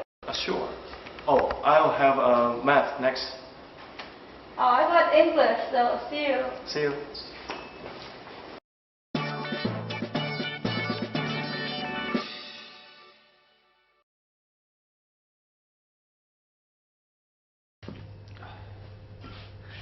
Today's been such a bad day for me.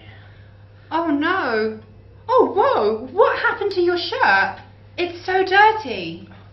Well, today at lunch, someone spilled their drink on me.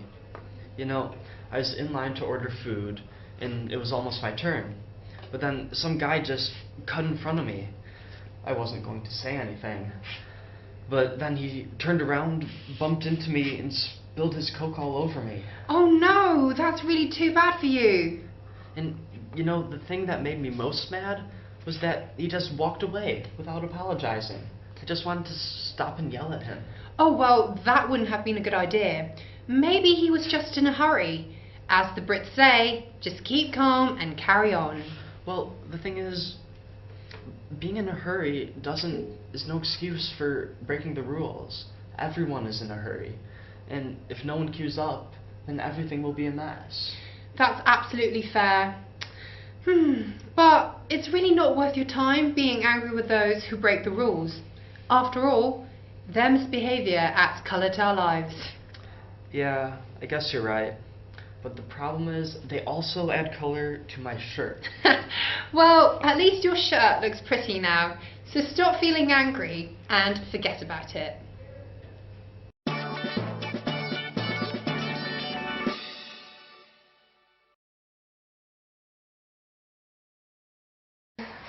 Can you do me a favor?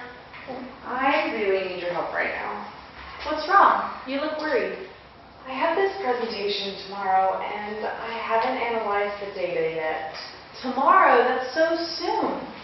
Yeah, can I rely on you for this? You're the coolest, most creative friend of mine. Kate, last time it took me all weekend to help you analyze the data. I'm going to be up all night. But you're so good at analyzing data. I just need you to look over this and turn it into graphs. Let me take a look at it. This is so much data. I know. I really need your help for this. Okay, next time, promise me you'll come to me earlier. Yeah, I promise. I'll never ask you to do this again. Okay, let's get started. These dialogues help us to see how people express their feelings. In the first dialogue, Mike and Lily are talking about what they did over the weekend. They realize that they both did interesting things, although they did them separately.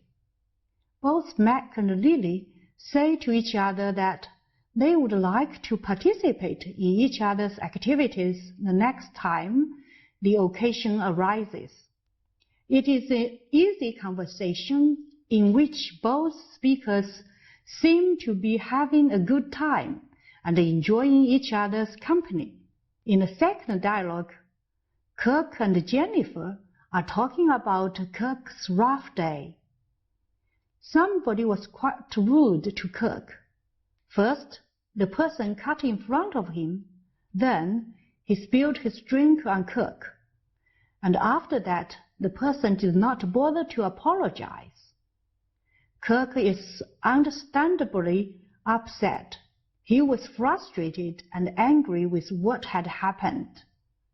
Jennifer tries to make Kirk feel better by first offering an explanation for the rude person's behavior.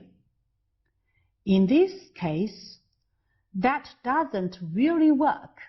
Then Jennifer offers some advice to Kirk by saying, "Keep calm and carry on." She is trying to help Kirk look at the bright side of things. This means that she's trying to help Kirk to look at the positive and not the negative aspects of things.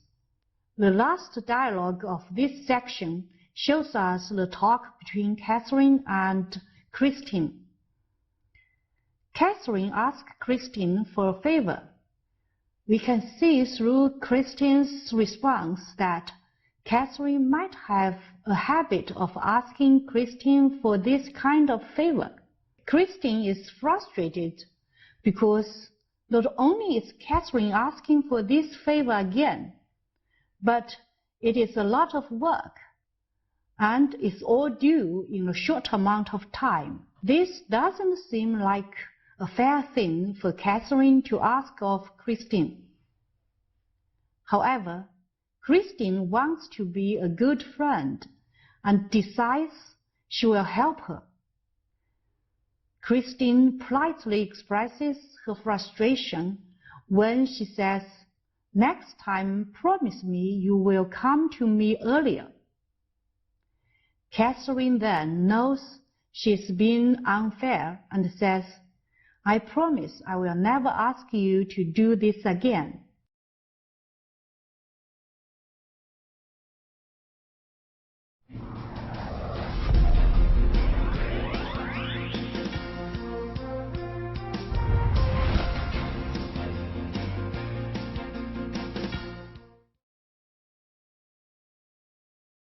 The third section is related to the management of our emotions. We often run into troubles or unexpected issues, but we can always figure out some ways to process and cope with the negative emotions effectively. In the previous section, we learned how people manage their emotions by consulting others or asking help from friends. The ability to express, release, and manage emotions is not only connected to greater mental health, but to greater physical health as well. Now, let's learn some other ways to make your emotions work for you, not against you.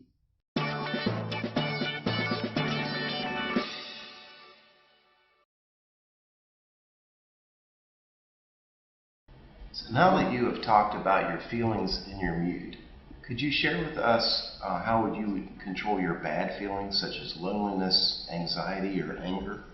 No problem. I think when I'm homesick, I always get busy with other things, such as going to the library to calm myself down or jogging in the playground. So I won't let myself to be in a bad mood, and I could always turn to other concerns. So that's a good way for me to release myself. Yeah. Well, for me, I often turn to friends for help because I don't know how to take my mind off the things, and I often go to extremes. Well, let me think the best way of controlling our feelings. Well, if something occurs, I think the best way is to talk to yourself. For example, I will tell myself to calm down when I take an exam or participate in a competition. I think this kind of, I think the self-direction is a very good way to control our feelings. I'm really different from both of them. When I was in high school and I was down or upset, I would find some really tough math or physics problems to do, and I would work on them until I got really tired, and then I would go to the dormitory and have a nice rest. When I woke up, all my problems were solved, and I felt a lot better. Jerry, you should try this. This way of controlling mood is very Jason. I also love to abuse my body, but not abuse my mind. I often scream and shout in the playground, and they jump for 5 kilometers until I'm tired out. At that moment, I don't have any worries or unhappiness. Isn't it a simple and cruel way to get off my stress? Yeah, but you need to choose the proper time. You could really scare the kids on the playground if they're there. Yeah.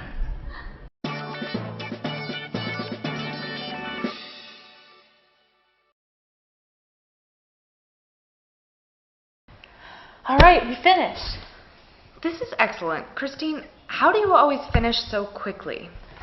I make a list. It's really important. I put down everything that I need to do, and then I think about how much time it will take me to complete each task. But if you're so busy making lists, how do you ever get around to anything on the list? I prioritize. It's really important. That's easier said than done. That's true, but even the best plan, if you don't follow through, is pointless. That's true too. I do that every semester. I make a plan with everything that I need to do on it, like practice oral English and do my exercises, but I give up on it so quickly. You can do it. You need to commit. Leave some room on your schedule for flexibility and give yourself a break. It's just that I procrastinate so much.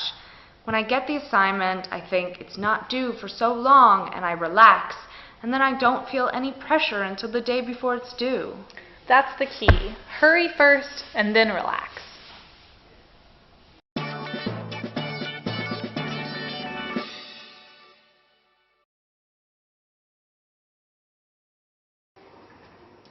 Hey Cindy, haven't seen you in ages. How are you? I'm good. Wow, I haven't seen you around. I haven't seen you in weeks, actually. Well, I was in Hong Kong for a seminar. Oh, wow, that must have been a great experience. I've never been to Hong Kong. How was it? It was absolutely phenomenal. Basically, I learnt well, played well, and ate well. All around, it was great. You, on the other hand, look absolutely amazing. How has everything been? Remember a few weeks ago when you showed me how to manage my time more efficiently? Well, I made a detailed schedule for my daily routine, and after following it for a few days, I've begun to work much more efficiently. That's wonderful. Congrats on not being a procrastinator anymore. Yeah, after getting better organized, I found that I actually have a lot of free time. So I started doing Zumba. Oh, Zumba is great. It's really good for relaxing. Can I come to your Zumba class later? I'd like to experience it. Yeah, definitely. Oh, how do you feel now? Oh, that was such a great workout. Although my muscles do feel a bit stretched and overstrained. Oh, don't worry. It'll be a bit sore at the beginning, but after a while, you'll definitely get used to it. Well, you see, I wasn't very busy when I was studying in Hong Kong, so I managed to actually do quite a lot of exercising, but not a lot since then. Oh, so what sort of exercises did you do in Hong Kong? Well, most of the time I just went jogging. It's not a very complicated sport. You don't have to use a lot of equipment or any facilities. Basically, it's just really relaxing and refreshing to be able to run for a few kilometers. I did that a lot after classes. You know, on my way back to dorm, I would just run all the way. Wow, you're super. I can't run for that long.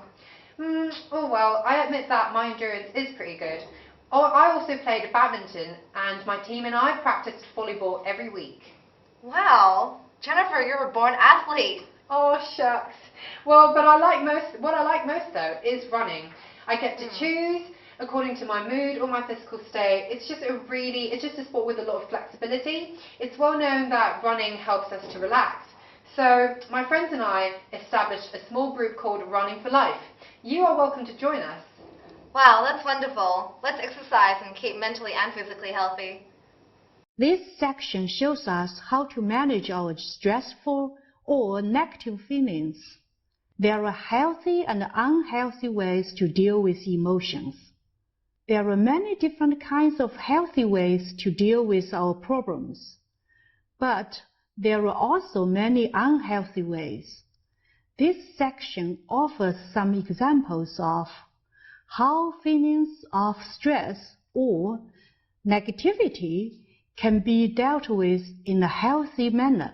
One healthy way we can reduce stress is by organizing our lives, making lists of things that need to get done, making a schedule, and living a healthy lifestyle all can contribute to reducing stress.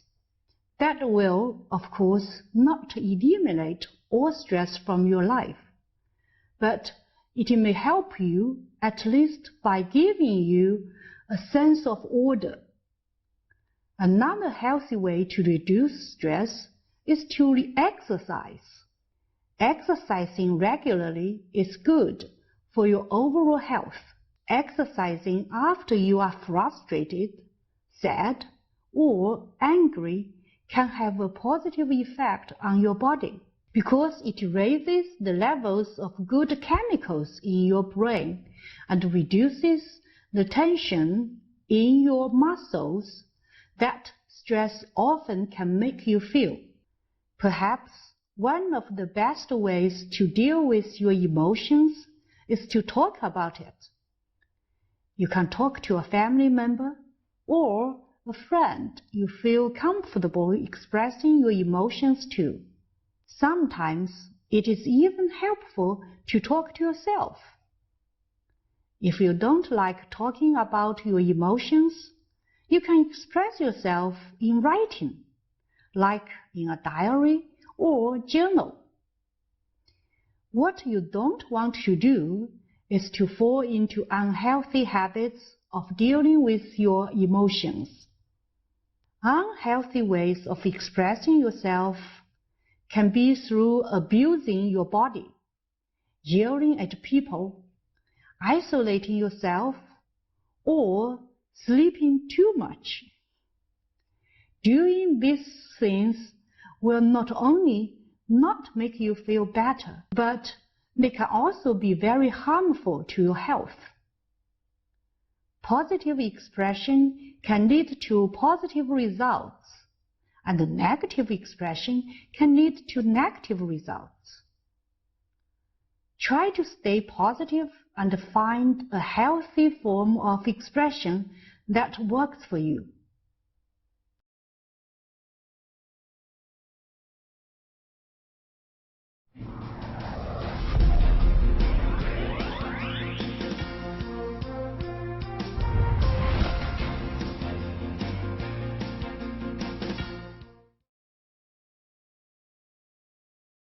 Hi Amanda and Jay, how are you today? I'm feeling very down today because I'm worried about my exams.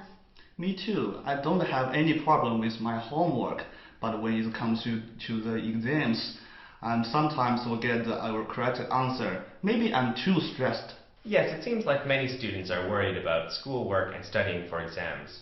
Exams can be very important in deciding what high school or university you can go to, so students often worry about the results. Let's talk about some students in other countries today and learn about their situations. In the United States, there is an important exam called the SAT at the end of high school. Some students may choose to take another exam called the ACT instead, but both exams are similar. Your score on the exam will partly determine which university you can attend, but the exams are not the only thing that universities look at. Of course, it's important to get good scores on the SAT or ACT, but it's also important to have strong high school grades and to show that you participate in extracurricular activities, such as playing sports, or music, or volunteering in your community. You also may have to write an essay or attend an interview before you can be accepted to a university. It's good that the exam is not the only important part. That way I wouldn't be so worried about doing well in the exam. Then maybe you would like to be a student in Canada. In Canada, the most important thing for getting accepted to a university is your high school grades. There are no big national exams. If your high school grades are strong enough, you can enter the university. Wow, students in Canada are so lucky they don't have to take a national exam. But how about the students in the United Kingdom? Well, in the United Kingdom, the grades in your final year of high school are very important. However, you may also need to write an essay and attend an interview, and you have to apply to a certain major. For example, if you want to study medicine, you have to choose that major before entering university. In the United States and Canada, you can usually change your major after entering university, if you decide that you want to study something else. Students in other countries are so lucky. Chinese high school students are always stressed about the Gaokao. Although other countries don't have an exam as important as the Gaokao in China, students still have to work very hard if they want to enter a top school. Stress can be a problem for students all around the world. Oh, I see. Just know that you're not the only one in the world who is dealing with a lot of stress, and remember what's most important to you. As long as you keep your eyes on the prize and work hard, you can definitely achieve your dream.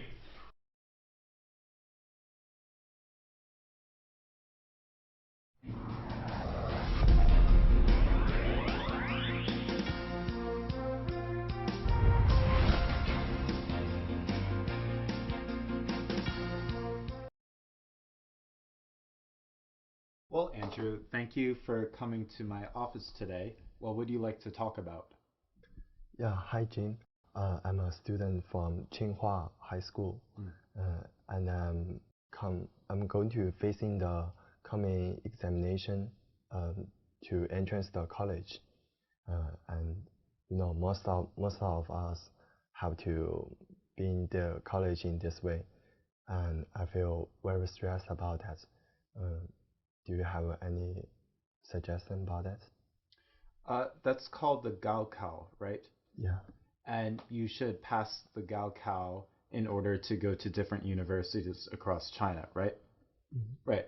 So obviously it's very important. So what subjects do you need to study in order to do well on the Gaokao? I guess it's math and English. And most of the students have the problem on these two subjects. Okay. Well, I teach English at Tsinghua University, so how about we talk about English? So obviously you need to do well in English in order to do well on the Gaokao. So let me ask you, what do you think is the most difficult thing about English as a student? I think the most important I should learn is speaking and listening. Okay, so what I found with Chinese students is they spend a lot of time reading and writing English, but often they don't have the chance to talk with a foreigner, and because of this, they often feel a little afraid to speak English, and often they don't have a lot of time to listen to English because they have to study other things. So I have some suggestions for you to improve your English. First, I think that you should find a language partner. And what you can do with this language partner is you can message them and you can say, hey, I can teach you some Chinese if you'd be willing to practice English with me. And this way, you can sort of help each other out and learn languages together. Now, since you live in Tsinghua, at Tsinghua High School, there are many foreigners around, and you can put up a message saying, hey, I'd like to meet with a foreigner and speak English with them. Or what you can do is you can go online to a message group and you can video chat with a foreigner and basically practice your English that way. Now, for listening to English, what I can say is you can watch some American TV shows online, like The Big Bang Theory, or Friends, or any number of shows. Or you can listen to United States radio podcasts in which you can hear the news in English. And that way you can get a lot of practice speaking and listening to English. Oh, okay. If I want to apply for an university in America, so what should I do to have the chance to get in it? Well, if you wanted to go to America, I would say you wouldn't even have to study for the Gaokao. Instead, what you would do is you would take the SAT. Now, the SAT is like the American version of the Gaokao, and basically it covers different subjects like math and English. But also, you would probably need to take an English examination.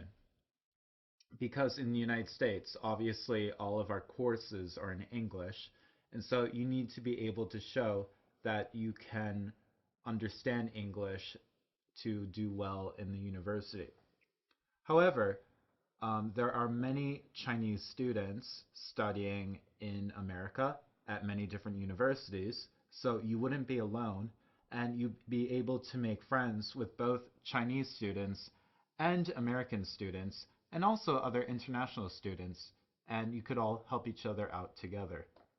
I guess most of the students in America have to take part in the SAT, right? Mm-hmm.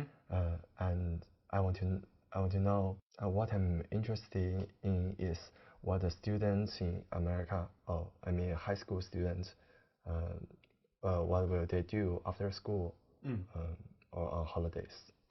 Well, usually in high school, students after school will play a lot of video games, and they'll maybe play soccer or basketball with their friends. Maybe they'll go online and chat with their friends, and they have all of these different obligations, but they still also need to study for tests and they need to do their homework. So my suggestion for you is for you to make a schedule and to put different time slots for when you can do activities. For example, you could say from 4 p.m. to 5 p.m. I will do my homework. From 5 p.m. to 5:30 I will eat dinner. Then maybe from 5:30 to 6 you will practice your spoken English. And then 6 to 7, maybe you can play video games. 7 to 8, maybe you can go online, chat with your friends, and so on. So when you organize your life this way, it can bring your stress level down. Oh, okay. So, Andrew, I've told you a little bit about students in America, but I'm interested in how students in China spend their time, because maybe you can organize a schedule around your own interests. So, what do you do in your spare time? Before I faced the pressure of the university entrance exam, I have many free time to do after school.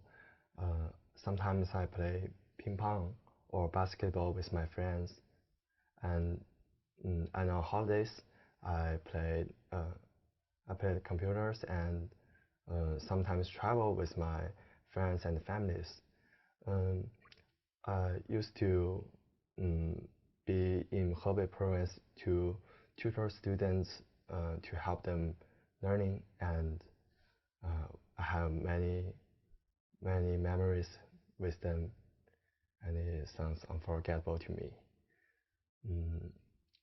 But now I have not much time to be with my friends, so we sometimes chat with messages or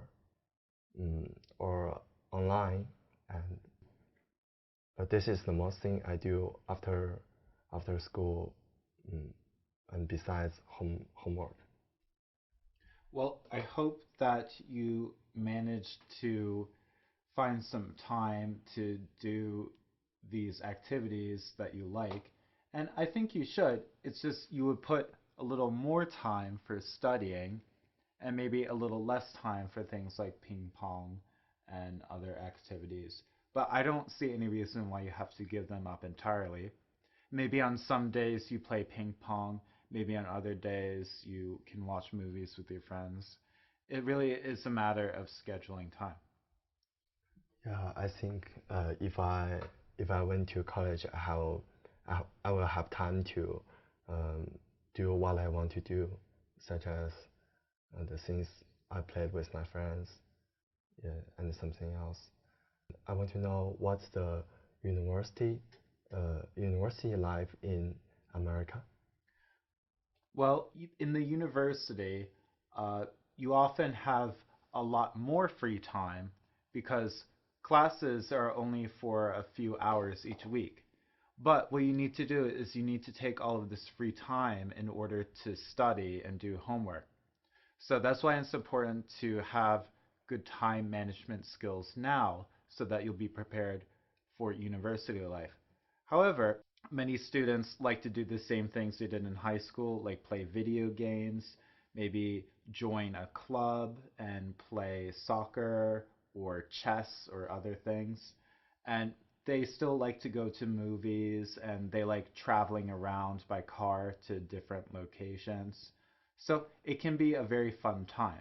It's just you need to learn good studying habits now in order to enjoy that. Okay, Andrew. So obviously passing the Gaokao is very important to you, but I'm curious, what would you like to study in university, and what would you like to do after university? I'd like to study chemistry in university, because my father is a professor in chemistry in Tsinghua University, and I like the chemistry since I was young. I read many books about chemistry, and I guess if I would be a scientist about chemistry, I would help people a lot in many aspects. And I want to be a student in America, and I think it would help me to learn more about what I love to. Being a chemistry is my dream since I was young, and I guess what you say would help me to realize my dream. Wow, that's a lot of goals that you have, but I think if you take the time to have a good schedule now and to ease your pressure, I think you can achieve those goals. Oh, yeah. Thank you.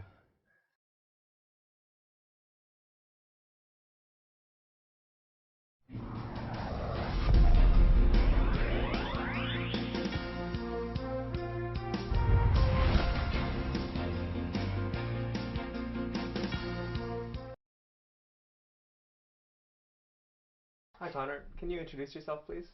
Well, Glenn, my name is Conor. I sit next to you in the office in the Department of Foreign Languages and Literatures. I teach philosophy and English. Great. And how are you feeling today? Little sad, a little lonely, I guess, and a little jealous. I'm Irish, you're Canadian, you're from Toronto. So where we come from, we celebrate Christmas. And it's a big family and friends celebration. So all my friends and my family right now, they're on holidays and having a wonderful time, eating a lot of nice food, sending me a lot of pictures, showing me the fun they're having. And you and I are sitting in the office, grading 400 papers, preparing. Did you get a holiday this year for Christmas? Once I finished my Christmas morning exams, which were at 8 a.m., I went for dinner with you and Jim, other teachers. But no, I've not had a holiday yet. In China, we celebrate the Spring Festival. So I'll go to Thailand, and I'm excited about that. And that's the problem, I think. Or not the problem, the dilemma that I feel sadness on one hand because I miss doing something that I know I love. But on the other hand, there's a lot of excitement because I'm in China and there's so much opportunity. And every day I come into work, I teach some of the best students in the world, some of the brightest people in the world. And then when I'm done with class, I sit and I talk with the brightest teachers in the world. And it makes me feel, creative, but academically. It makes me feel more intelligent. It gives me more motivation. I feel more inspired. So on one hand, I don't have Christmas, I don't have my family, my friends, which is sad, yes. But on the other hand, I have all these new things that I'm doing, and I'm really excited about them. It reminds me of a story you told me quite a while ago. You mentioned that the reason you went to Oxford, you studied in Oxford, yes? The reason you went to Oxford was you wanted to be around people who inspired you, people who were brilliant, people who were really motivated and intelligent. And I understood what you said, but I didn't understand what you meant. Like the meaning, the definition of what you were trying to tell me. But I feel that now. When I first went to university, I didn't feel accepted, I didn't feel stimulated or motivated. But here, being with the best students who question me all the time, and being around brilliant professors, I mean, intelligent people like you, with whom I can talk and refine or correct my ideas. Like, every day I'm really excited because I come into work, I've got all these new ideas I want to talk about, and I sit next to you, and I say, Glenn, I've got this idea, and you'll smile, and you'll say, okay, most of this is awful, but this one little part of it's pretty good. Let's talk about this. So, when I was talking with my brother, he said, are you sad? Is it lonely over there in China? And I said, yeah, it is a bit, but on the other hand, I'm really, really happy where I am now. I feel more powerful, more creative and inspired. So, to answer your question, I feel a lot of things right now. And you? So actually, before we get on to me, to continue with that thread that we were talking about, have you lived in another place before, outside of Ireland? Yeah, last year I lived in Spain. Well, forgive me, I lived in Basque Country, which is the autonomous region in the north of Spain. So it's a completely different country, really, in terms of culture and music. Totally different language. It's like English and Mandarin, completely different. Basque and Spanish. So. And how did you feel over the Christmas time when you were in Basque Country? Spain being a country in Western Europe, I had Christmas off. I had 3 weeks paid vacation, so I went back to Ireland. So I was with my family last year for Christmas. So I felt amazing, actually. So this is this is the first time I've been away from, not necessarily away from home, but away from the people with whom I would ordinarily spend Christmas. So I've been away, but with my brother before, and we celebrate together. But this is the first time being away from what I would consider normal Christmas company. And as I said rather, I'm okay with it because I do feel inspired and I feel happy. Like once we're done this, I'm going to go do something else academic and creative, and I can't wait to do that. So it's very much a compromise. You know, you live abroad as well, you've lived in other countries. You sacrifice doing things that you know you like to discover things that are also really interesting and fascinating and create new friendships, new opportunities. So I'm actually really happy, even though I'm not doing something that I know I would love to do. Okay. So we're reaching now the end of our term. It's almost the end of December now. There's only a few weeks left in the term. This is usually a time when students and teachers and everyone else is feeling a lot of stress. Everything is finishing up at this moment. So how do you feel as far as stress? And when you do feel stressed, what are some things that you like to do to relieve that stress? Stress. Well, the semesters here, as you know, are 16 weeks. And we all have maybe 350 students. So that's a lot of papers, a lot of grading. So yes, definitely since starting this job, I do feel quite a bit of stress, more than I'm used to. But as of late, I've found a way to deal with that. Excuse me, I've rediscovered how I usually deal with that. When I lived in Spain, when I lived in Italy, when I lived in Ireland, I always had a piano in my house.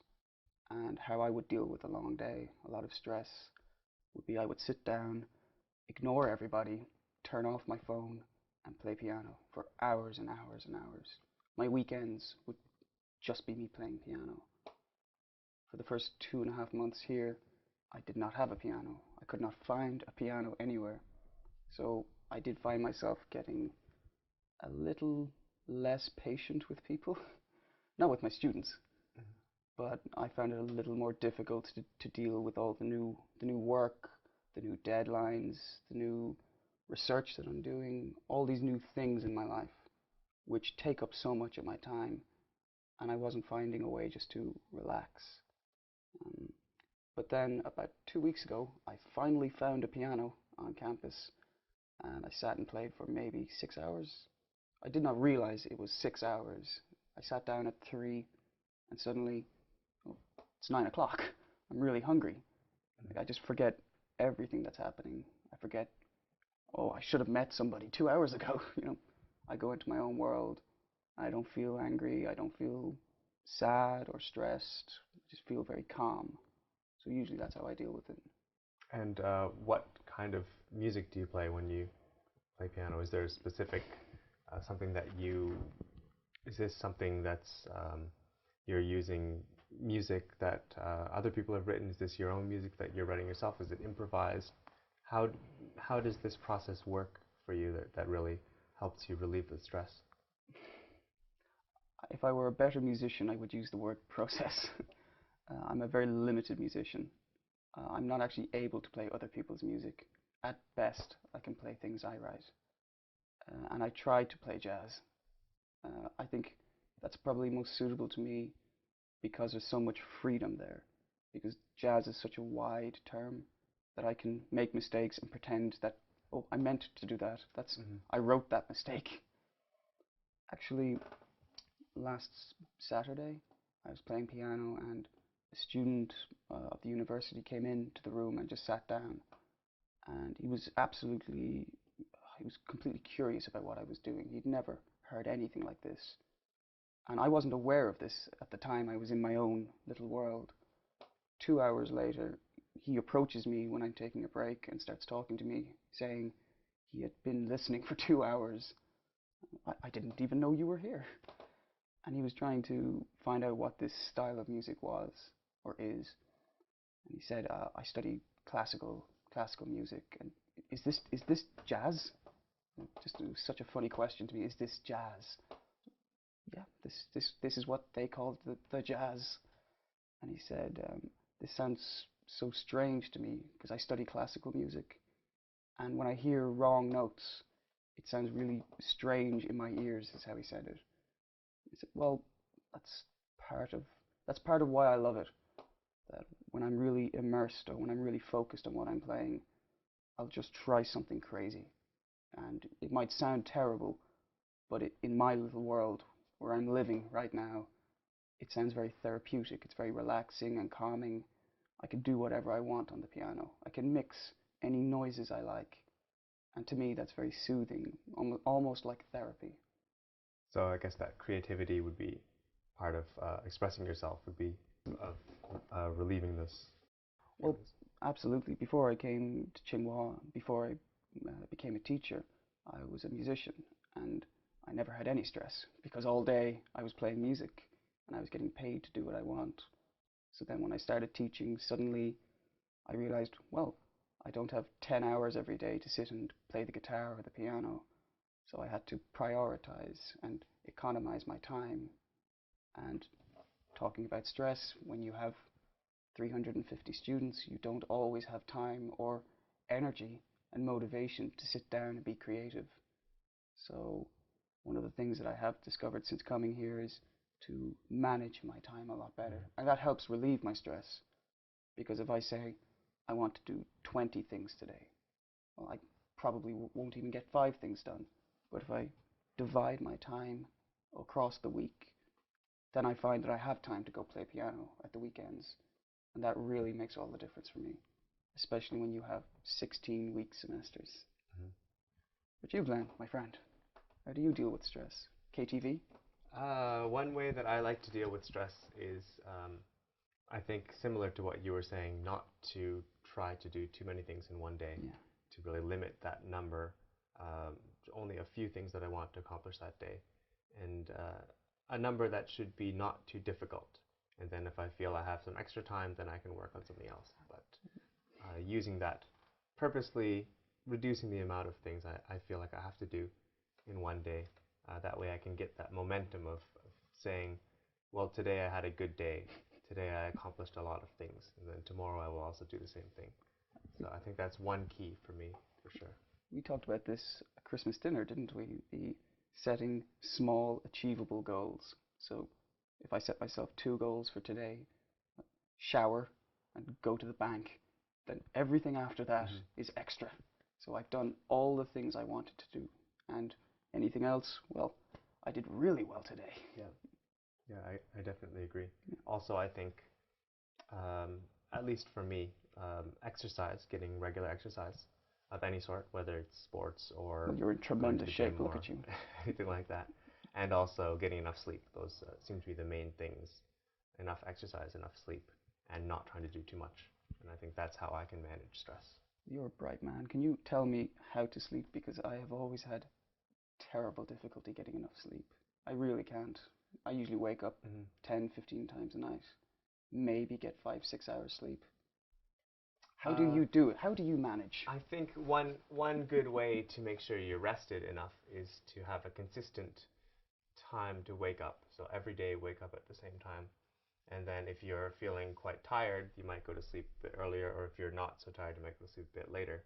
But if your body is used to waking up at the same time every day, then you can get more of that consistency in there. So a routine.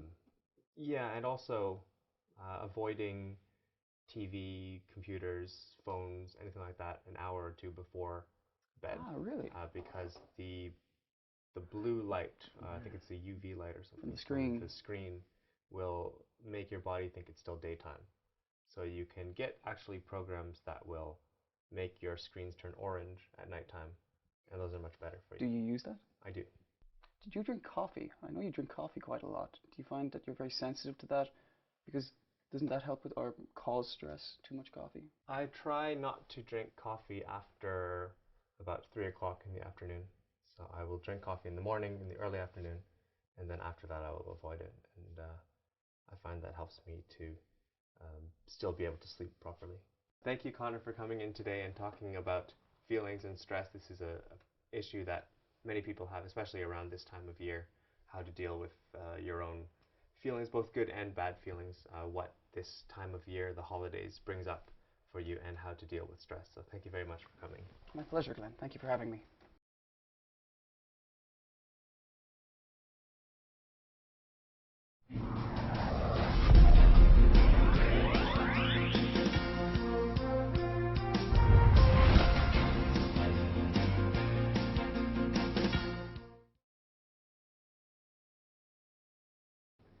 In this unit, we talked a lot about feelings. Everyone has good and bad feelings, and it's impossible to always feel good. The best you can do is try to deal with your bad feelings and try to be happy as much as possible. We learned lots of words to describe our feelings, and we watched several videos of people dealing with their feelings. Some students were worried about their schoolwork and were feeling stressed, and some students had bad days. Other students felt much happier and gave some advice to their friends about how to deal with bad feelings. If you don't remember the phrases they used, go back and watch the videos again. These words and phrases will be very useful in your daily life. Not only did we learn lots of new words and phrases, but we also learned some tips about how to deal with bad feelings. The students in the videos gave some great advice, like making a list of what needs to be done and making sure to exercise enough. We also learned about therapists and how they can help if we're feeling bad.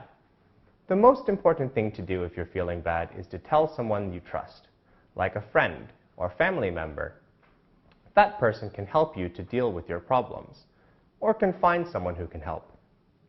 In this week's Cultural Focus, we learned about students in other countries who want to enter university. There are different sources of stress for students in different countries, but it's always important to do your best. Just like Christine said in the videos, make a plan and take things one at a time. That way it will be much more manageable and you will feel better. Good luck!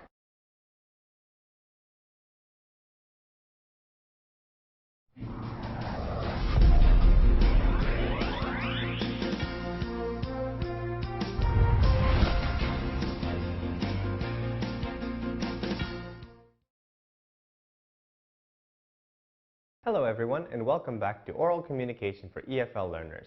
This is our final unit, but we don't have to say goodbye after today. Remember that you can always come back to watch the videos and review whatever you have learned. We hope to see you again. In this unit, we will talk about health. We're going to discuss the importance of health, including mental health and physical health, what makes a healthy lifestyle, and how to keep healthy. We will introduce some different ways to keep your mental health strong, such as how to control your mood, how to manage your relationship with other students, and how to release stress from studying. We will also present the ways to keep your physical health strong, including your diet, hobbies, and habits.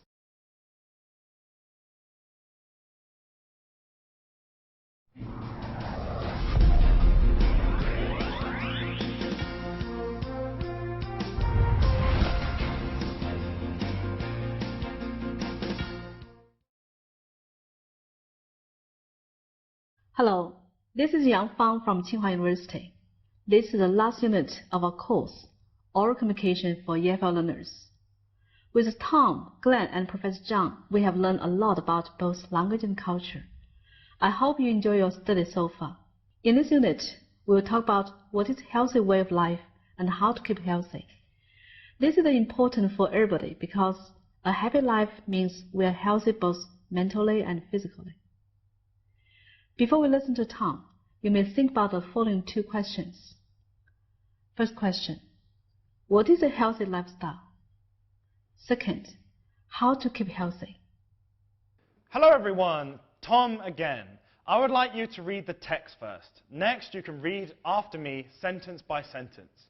You may want to repeat reading until you feel comfortable about paraphrasing the main ideas of this text in English. Let's begin.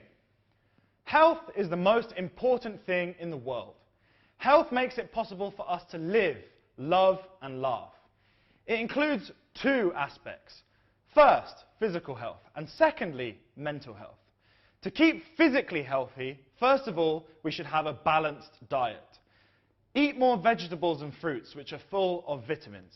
We should also eat meat, which provides us protein. Try to avoid junk food. Also, regular physical exercise does good to our health. Sports like jogging and swimming help keep us healthy and happy. Bear in mind that a certain amount of exercise is not a waste of time. What's more, we have to get rid of the bad habits that damage our health, such as smoking, drinking, and staying up late. Develop some healthy habits, such as going to bed early and rising early. Enough time for sleep will help one become rested and refreshed. There are many ways to help achieve mental health. First, we should have a positive attitude towards life. When we come across difficulties and setbacks, we should not be frustrated. Stay optimistic and brave. Secondly, we should get along with our classmates, teachers and parents. They help us a lot. They are our treasures. Without them, nothing seems enjoyable. Thirdly, know how to lower your level of stress. Stress can encourage us to make progress, but also may influence our life negatively. Relax yourself and always look on the bright side of life. Physical health is equally important as well as mental health. Follow these suggestions and you will become a healthy person. Now, I want you to read after me, sentence by sentence. You may want to read aloud to yourself at home more than twice. Health is the most important thing in the world. Health makes it possible for us to live, love, and laugh. It includes two aspects. First, physical health, and secondly, mental health. To keep physically healthy, first of all, we should have a balanced diet. Eat more vegetables and fruits, which are full of vitamins. We should also eat meat, which provides us protein. Try to avoid junk food. Also, regular physical exercise does good to our health. Sports like jogging and swimming help keep us healthy and happy. Bear in mind that a certain amount of exercise is not a waste of time. What's more, we have to get rid of the bad habits that damage our health, such as smoking, drinking, and staying up late. Develop some healthy habits, such as going to bed early and rising early. Enough time for sleep will help one become rested and refreshed. There are many ways to help achieve mental health. First, we should have a positive attitude towards life. When we come across difficulties and setbacks, we should not be frustrated. Stay optimistic and brave. Secondly, we should get along with our classmates, teachers and parents. They help us a lot. They are our treasures. Without them, nothing seems enjoyable. Thirdly, know how to lower your level of stress. Stress can encourage us to make progress, but also may influence our life negatively. Relax yourself and always look on the bright side of life. Physical health is equally important as well as mental health. Follow these suggestions and you will become a healthy person. Now, I would like to explain a few words and expressions. After that, my Chinese colleague will explain the text in more detail in Chinese. Physical health. Our physical health is how our body feels. If we're physically healthy, our body is healthy and we feel good. Mental health is inside our brains. Not just our bodies feeling healthy, but also our minds and our brains. It's important for both of these to be good at the same time. A balanced diet. A balanced diet means that you have all of the key nutrients and vitamins that your body needs. We need proteins, vitamins, and nutrients from lots of sources. So eating meat and vegetables in a good balance gives you a balanced diet. Junk food. So many foods like burgers or pizza are considered to be junk food. They're not very healthy for us and they don't do our physical health any good. So try to avoid junk food if you can. Learning how to keep our bodies healthy. In this section, we learn some words and impressions that help us communicate better about the health of our bodies. Physical health, mental health, balanced diet, and junk food are all good to know when discussing about health. Here are a few more words and phrases that might help you. The first one, ache. An ache is a noun. It's a general term to describe a dull pain that lasts a long time. For example, we can say, my stomach is aching. Or we can say, I have an ache in my leg that won't go away. Second word, swollen. This is an adjective used to describe when a part of your body becomes larger and rounder in size due to illness or injury. The verb form of swollen is to swell. For example, I twisted my ankle and now it's swollen. Second, she has been coughing for 2 days and now her throat is swollen. Next word, fatigue is a noun. It is an extreme form of exhaustion or tiredness that can be either physical or mental. The adjective form of this word is fatigued. For example, after all the tragedy of the past few weeks, Jane feels emotionally fatigued and decided to watch a funny movie. Another example, Mark ran a marathon and felt quite fatigued afterwards. Another expression is called bruise. A bruise is a noun. It is a black, purple, or blue mark left on your body when something has injured it. The verb form is called to bruise. While playing soccer, the ball hit you in the eye and now it has a big bruise. An example, he bruised his knee when he fell. Next expression, insomnia. Insomnia is a noun.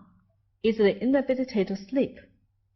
If you found that you often have insomnia, you should see a doctor because prolonged sleeplessness can be dangerous to your health.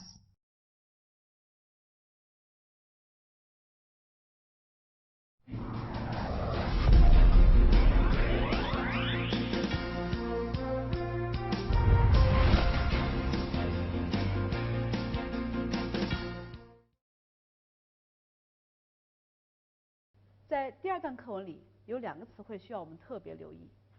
这里头讲到 physical health， 身体的健康，也谈到了 mental health， 精神的健康。在生活中，我们说身心健康是指 both physical and mental health。请看例句 ：Laughing is good for your mental health。在第二段课文里边有2个词汇需要我们特别留意。第一个是均衡饮食。A balanced diet。好，请看 number 1， 合理饮食 ，eat a healthy balanced diet。number 2， 保持健康饮食均衡 ，maintain a healthy balanced diet。number 3， 一个健康均衡的饮食指南 ，a healthy balanced diet guide。下一个单词是我们非常熟悉的单词，如果你习惯于吃快餐，吃 Kentucky Fried Chicken， 或者吃麦当劳 McDonald， 那么你一定会知道这个词叫 junk food。junk food 是指没有营养的素食，也可以包括炸土豆片儿，但大量的快餐都是有一定的热量，但是缺乏营养的。好，第3段课文里边有4个词需要我们特别留意。第一个单词是 achieve， 它的意思是 succeed in doing something。比如说达到某项目标，实现自己的目标。请看例句，他称政府制定的培训方针即将达到预定目标。The government's training policy, he claimed, was achieving its objectives。第2个例句，他终于实现了去南美洲旅游的梦想。She finally achieved her ambition to visit South America。第3个例句，我干了整整1天，但觉得好像什么都没有做成。I've been working all day, but I feel as if I have achieved nothing。这段话里边我们要学的第2个词汇和第3个词汇是有一定的关联。第2个词汇的意思是 positive， 意思是积极的；第3个词汇是 negative， 是它的反义词，否定的。好，我们先看第一个词组。乐观的态度 ，a positive attitude。请看例句。更乐观地说，我们看到了房地产市场正在好转的迹象。On a more positive note, we are seeing signs that the housing market is picking up。好，第2个例句，在过去的10年中，东西方关系有了一些非常积极的发展。英文是 The past 10 years have seen some very positive developments in East-West relations。请看第3个例句，我们的新设计得到了非常积极的回应，看来人们对该产品非常满意。英文是 There was a very positive response to our new design. People seemed very pleased with it. 好，第三个词 negative 有一层意思是表示否定，比如说 no。请看例句。我们的请求遭到了拒绝。We receive a negative answer to our request. 好，第四个我们要掌握的词汇是 optimistic， 它的意思是乐观的。好，请看例句。他对赢得金牌很乐观。She is optimistic about her chances of winning a gold medal.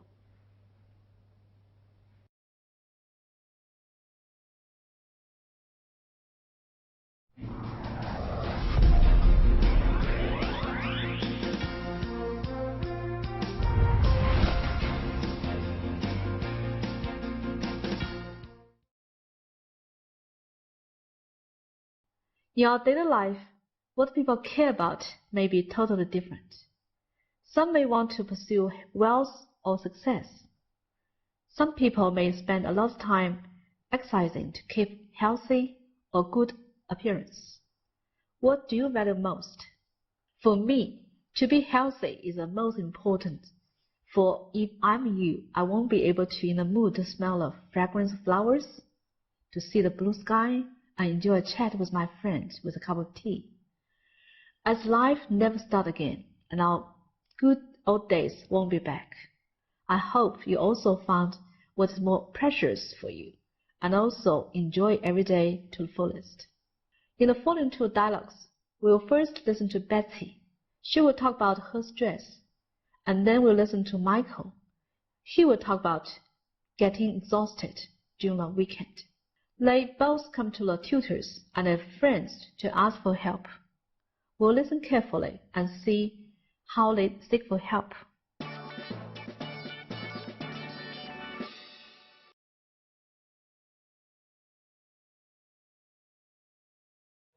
Good morning, Professor Day.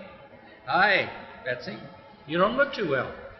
I haven't been sleeping well recently. I just feel dizzy all the time. Final exams are coming up and I'm just stressed out. We know insomnia or lack of sleep comes from stress. And maybe you need to take a break from some of your studies and spend some time doing some other things and get your sleep. That's true. I find that I'm not even studying efficiently because I'm thinking and stressing all the time. Well, it affects all parts of your life, and if you really want to enjoy your food and drink and your life, you need to get your sleep. That makes a lot of sense. We have an old English proverb that says, "He who has health has hope, and he that has hope has everything." Remember that, Betsy. Thanks, Professor. I will remember that, and I'll make sure that I take better care of my health so that I can study better and just live better. Okay. Thank you. I look forward to seeing you later. Oh, I hear the bell. I have to go to my class. Thanks, Professor. Okay. I'll see you later. Bye. Bye. First one, feel dizzy. In daily life, when we walk in the sunshine for 1 hour, we might feel dizzy. This expression means you feel as if everything is turning around and you can hardly keep a balance. For example, going without sleep for a long time makes me feel dizzy. The second expression, stress out. This expression means worried and nervous. For example, she has been feeling very stressed since she started her new job. Another example, I was really stressed out before the exam. A third expression is insomnia.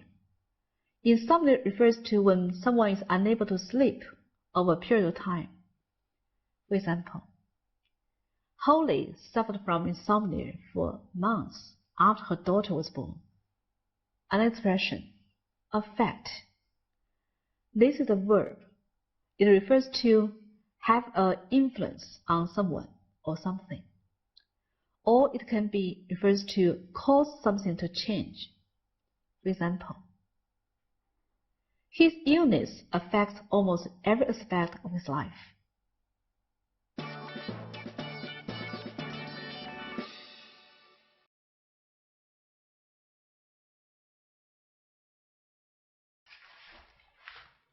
Hey, what happened to you? You have some serious dark circles around your eyes. Oh yes, I have a math test on Friday. And I went swimming on Saturday morning, and I work on my homework on Sunday afternoon. Oh, how stressed are you? Oh, I'm very stressed and I feel very tired. Oh, poor boy, you're under so much stress. I think that you should find a way out, or your insomnia will get worse, and you might get some serious physical problems. Oh, is that worse? Oh, I never thought it would like this. Oh, what should I do? Maybe a short break or holiday might help. You can listen to music, play sports, sing, sleep, or do whatever you love to do. Oh, thank you very much. I'll run back home and have a good sleep. Oh, I was at my Shakespeare class just now, and he was said that light heart lives long. So I think you shouldn't be so hard on yourself. Oh, thank you. Oh, hope you sleep well. Bye. Bye.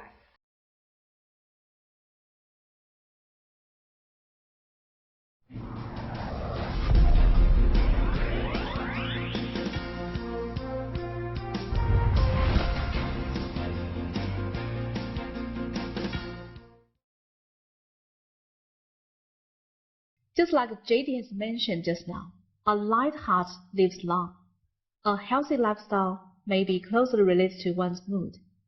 Next, we'll listen to Kirk and Jessica. They will talk about how to live a healthy life. Kirk and Jessica will talk about healthy meals and doing regular exercises. Listen carefully and let's find out what kind of meals they love and what exercise they enjoy most.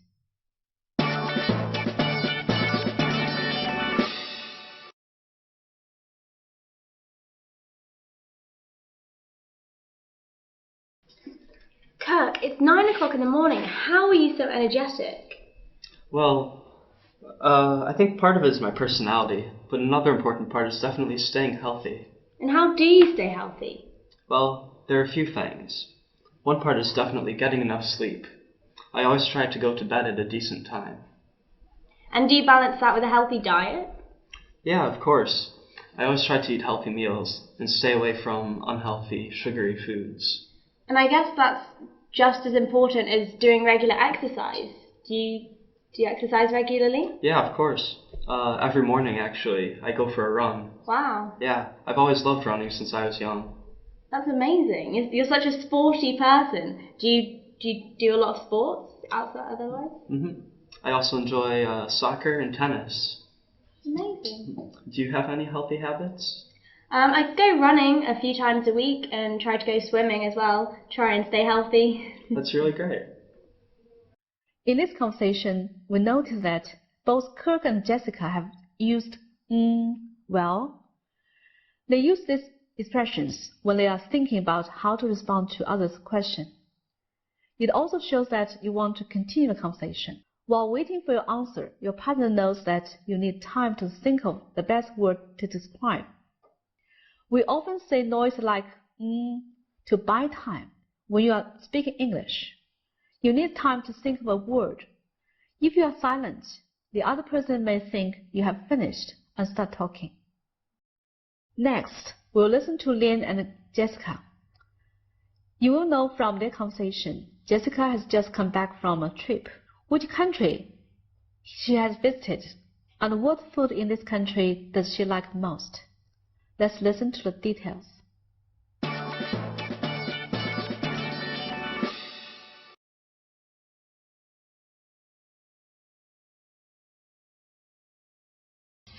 Hi Jess, I haven't seen you in a long time.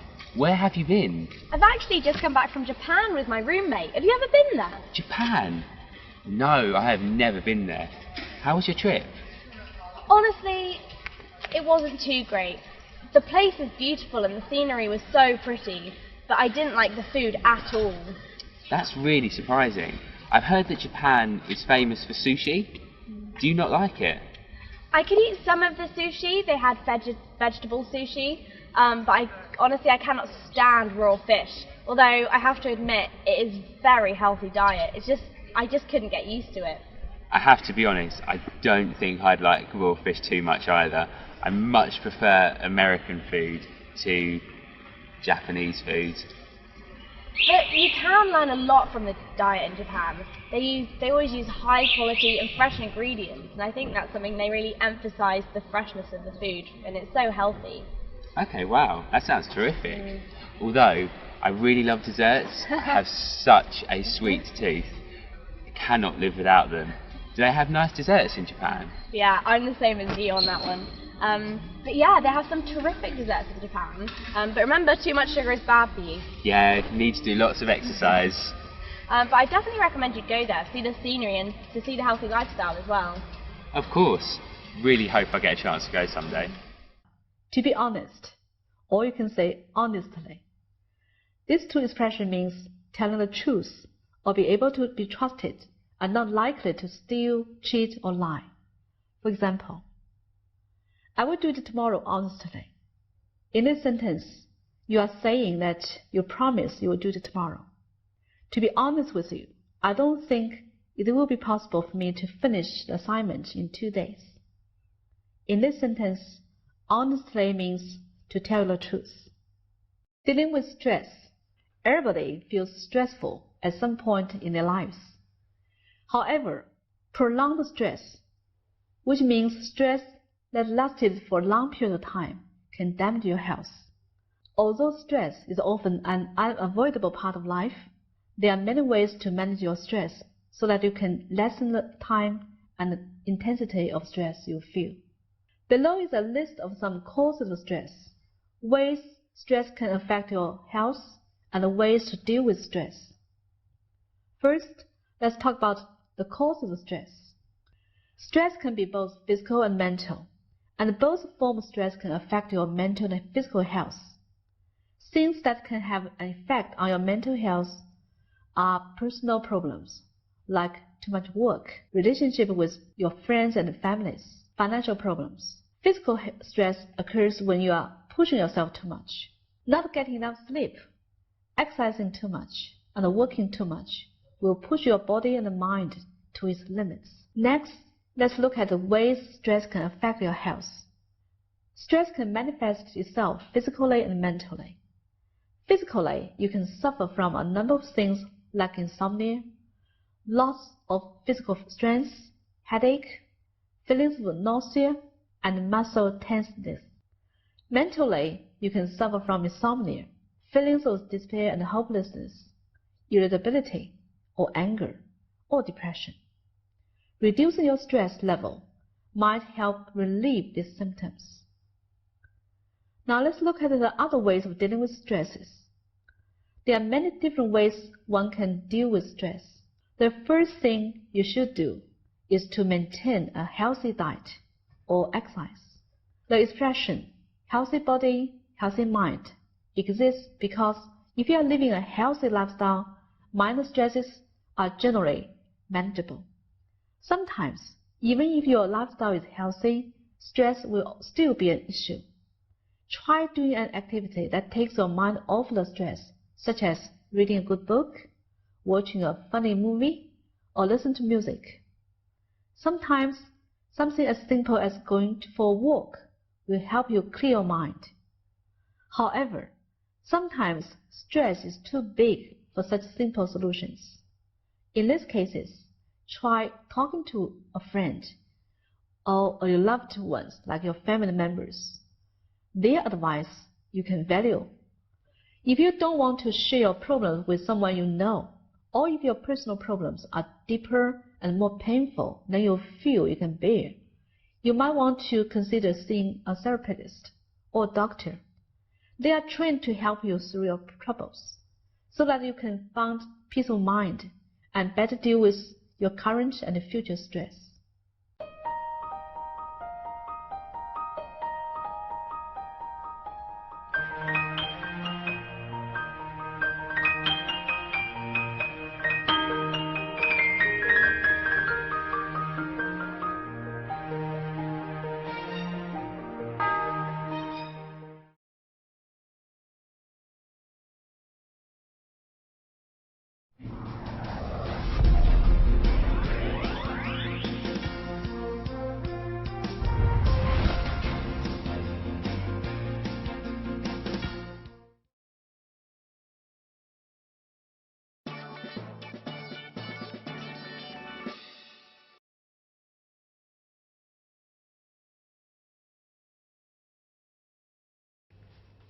Hey, Jennifer.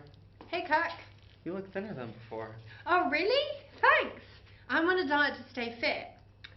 Guess what? I haven't eaten since yesterday. I can't understand why everyone around me is going on a diet. I don't think diets are good for you. Well, I really want to lose some weight and slim down a bit. Well, it's not good to never be satisfied with your weight. It's a better idea to start with a balanced diet so you don't get unhealthy in the first place. Well, I know that, but what should people who are already unhealthy do to lose weight? Well, of course, healthy eating is a good place to start, but things like daily exercise can contribute a lot as well. I'm really craving chocolates now. But I'm afraid that my weight will go up again. Well, as long as you have a healthy diet and exercise regularly, eating chocolate once in a while won't be that bad. I guess. Well, for starters, I've already cut out soda and replaced it with Diet Coke. It really seems to be working. By the way, how do you know so much about dieting? Well, it turns out I used to weigh twice as much as I do right now. Oh my god, unbelievable. What?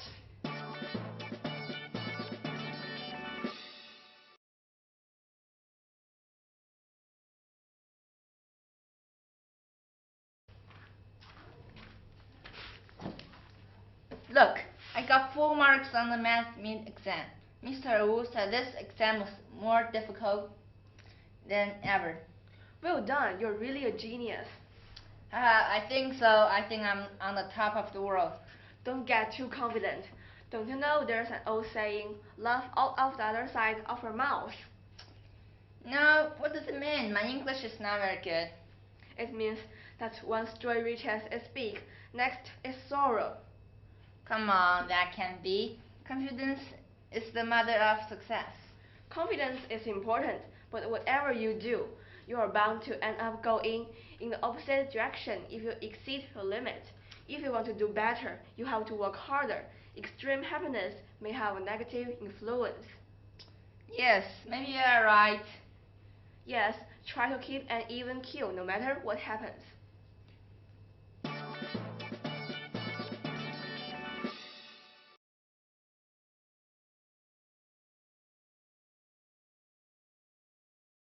Mom, my 2 classmates quarreled today. Why? It was such a tiny thing. They argued about the space to store their books.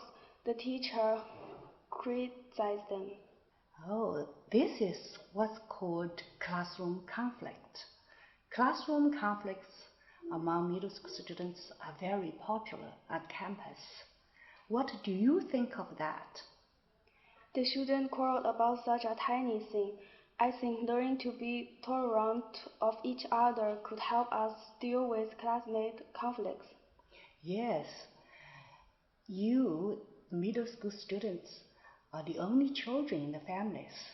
You should learn how to compromise. Communication is also very important because many conflicts result from misunderstanding. Good. I'm glad you are so grown up and know how to deal with problems. Don't worry, I would never quarrel with my classmates. If I were one of them, I would allow the other person to store their books in my space. It doesn't matter. Oh, you are such a nice girl.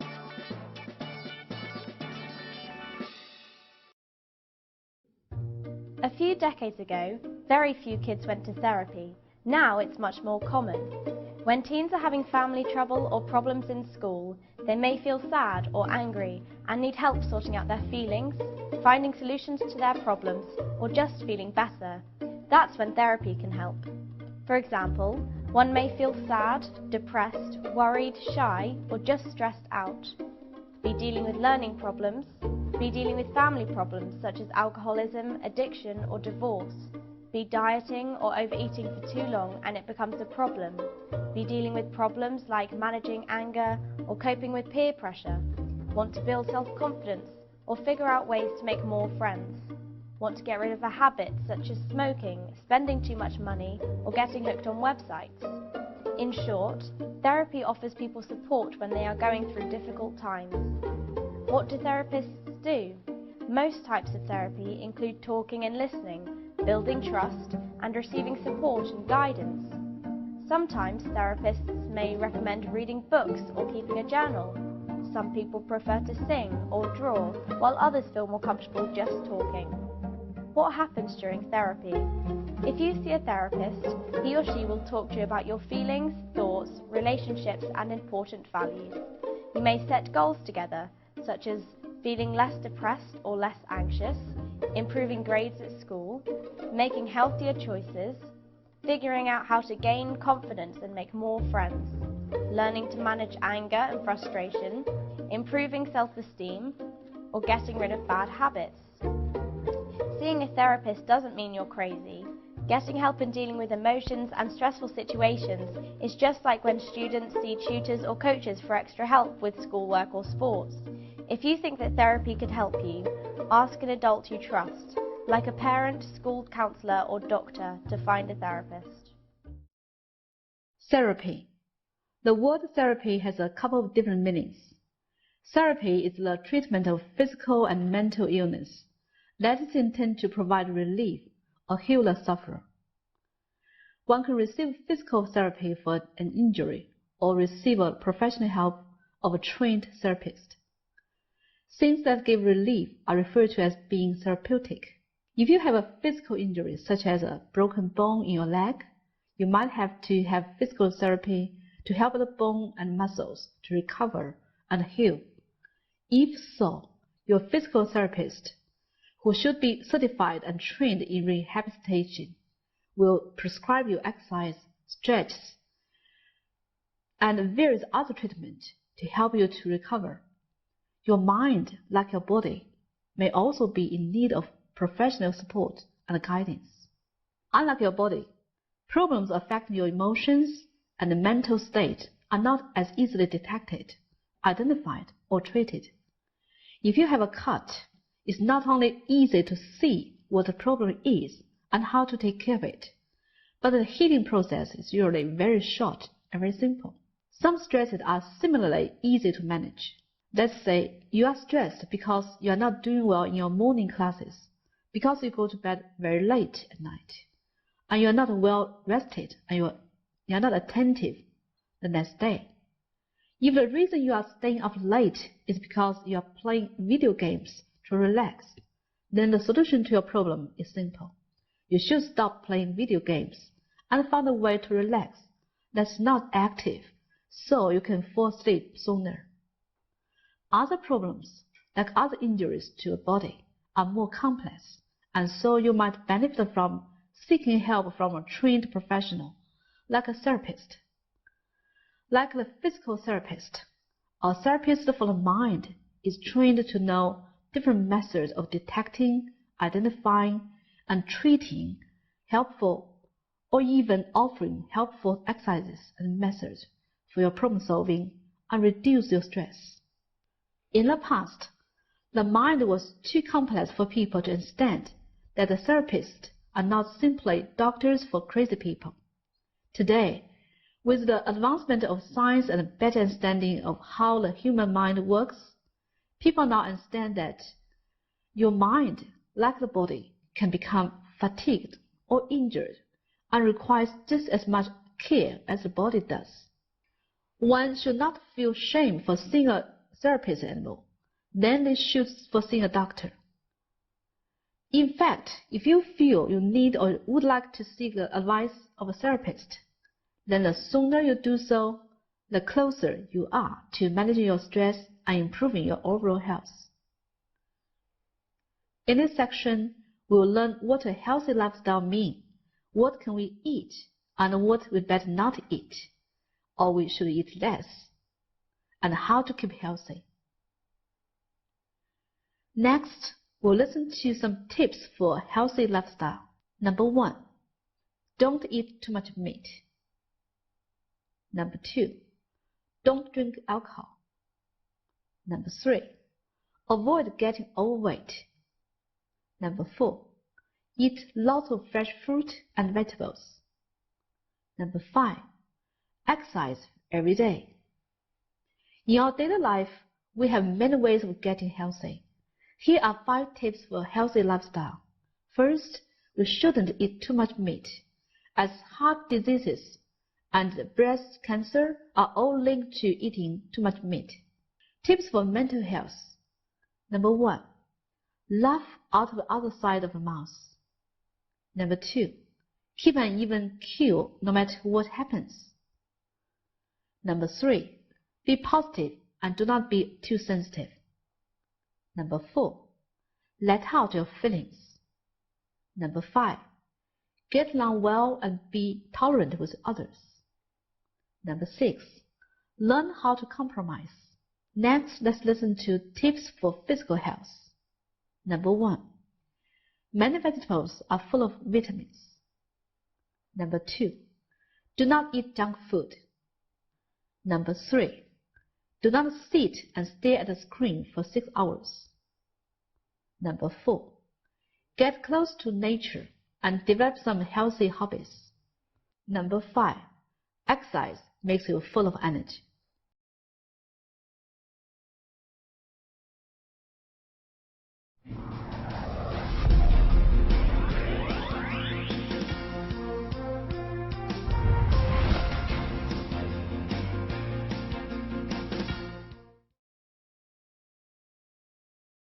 Hey Amanda and Jai, how are you today? I'm feeling quite good today. I ran for 2 hours this morning. And I went swimming. That's great. Let's talk about different ways to keep healthy. How do you go to school every day?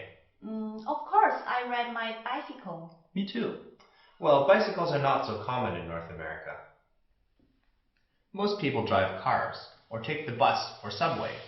This means that it isn't as easy to get exercise every day. So how can North American people stay healthy? Many people will join a gym to exercise. You can take some dance classes, run on a treadmill, swim, or lift weights. Lots of people like to lift weights, and it can be really good for older people too. Other people take up running or cycling as a hobby, and run or cycle for long distances on the weekend. That sounds like fun. I also like to run on the weekend. But exercise is only one part of staying healthy. Many people also try to watch what they eat every day. There are lots of special diets that people try to lose weight. One popular diet is called the Atkins diet. You can eat as much meat as you want, but you shouldn't eat bread, rice, noodles, or potatoes. There are also special programs that you can sign up for that will send you meals by mail. That way you don't have to worry about buying and preparing healthy food. You just have to eat the meal that is delivered to you. That sounds very convenient. It takes so long to prepare meals every day. Yeah, sometimes I just eat fast food instead of healthy food. So I'd like to sign up for that service. Well, exercise and diet are important, but they won't mean anything if you're too stressed out to do anything. Recently, yoga and meditation have become more popular in North America. These are great ways to reduce stress and live a healthier lifestyle. So many people are stressed out all the time because of pressure from work and at home, and so it's important to find a way to lower your stress level. That's true. I've been so stressed out lately because of exams. Me too, even if I want to exercise and eat a very healthy diet, but I am so depressed to move. That sounds like a very serious problem. Doctors are now paying more attention to mental health instead of just worrying about physical health. In the past, people who had mental health problems couldn't tell anyone and just had to fight by themselves. But now there are many doctors and other specialists who can help you through difficult times. If you're feeling depressed, you shouldn't just keep it to yourself. Talk to your doctor and get some help. Thanks for your advice. I'll turn to my doctor if I don't feel very good. Well, I hope you feel better soon. Even though the pace of life around the world is so fast nowadays, it's important to stay healthy, both physically and mentally. Advice about staying healthy. Staying healthy, both physically and mentally, in today's fast-paced world, can sometimes seem difficult. When you are running late, you may go without eating or make poor choices in the food that you eat, so you can quickly move on with your work. The first step in learning to maintain physical and mental health is to make a schedule for yourself that you can stick to. Everyone knows to make sure you have enough time to eat healthy meals and to make sure you get enough sleep. The hardest part is getting into the habit. Some people mistake this to mean only eat and do things that are healthy for you. This is not true. However, a slice of pizza and some candy once in a while will not harm you. If you frequently stay up late and don't get enough sleep, your body and mind will certainly be fatigued, and this could do harm to your health. But if you stayed up one night talking with a close friend that you haven't met for years, that is okay. In fact, it is healthy to participate in social activities and in moments that allow you to express yourself freely. As with a good friend, one occasional late night out or one occasional slice of pizza won't hurt you. But making habits of either of these certainly will. If you never allow yourself moments of fun or the occasional indulgence, then you might add to your stress level. The important thing to remember when trying to find a balance between being healthy and being overindulgent is moderation.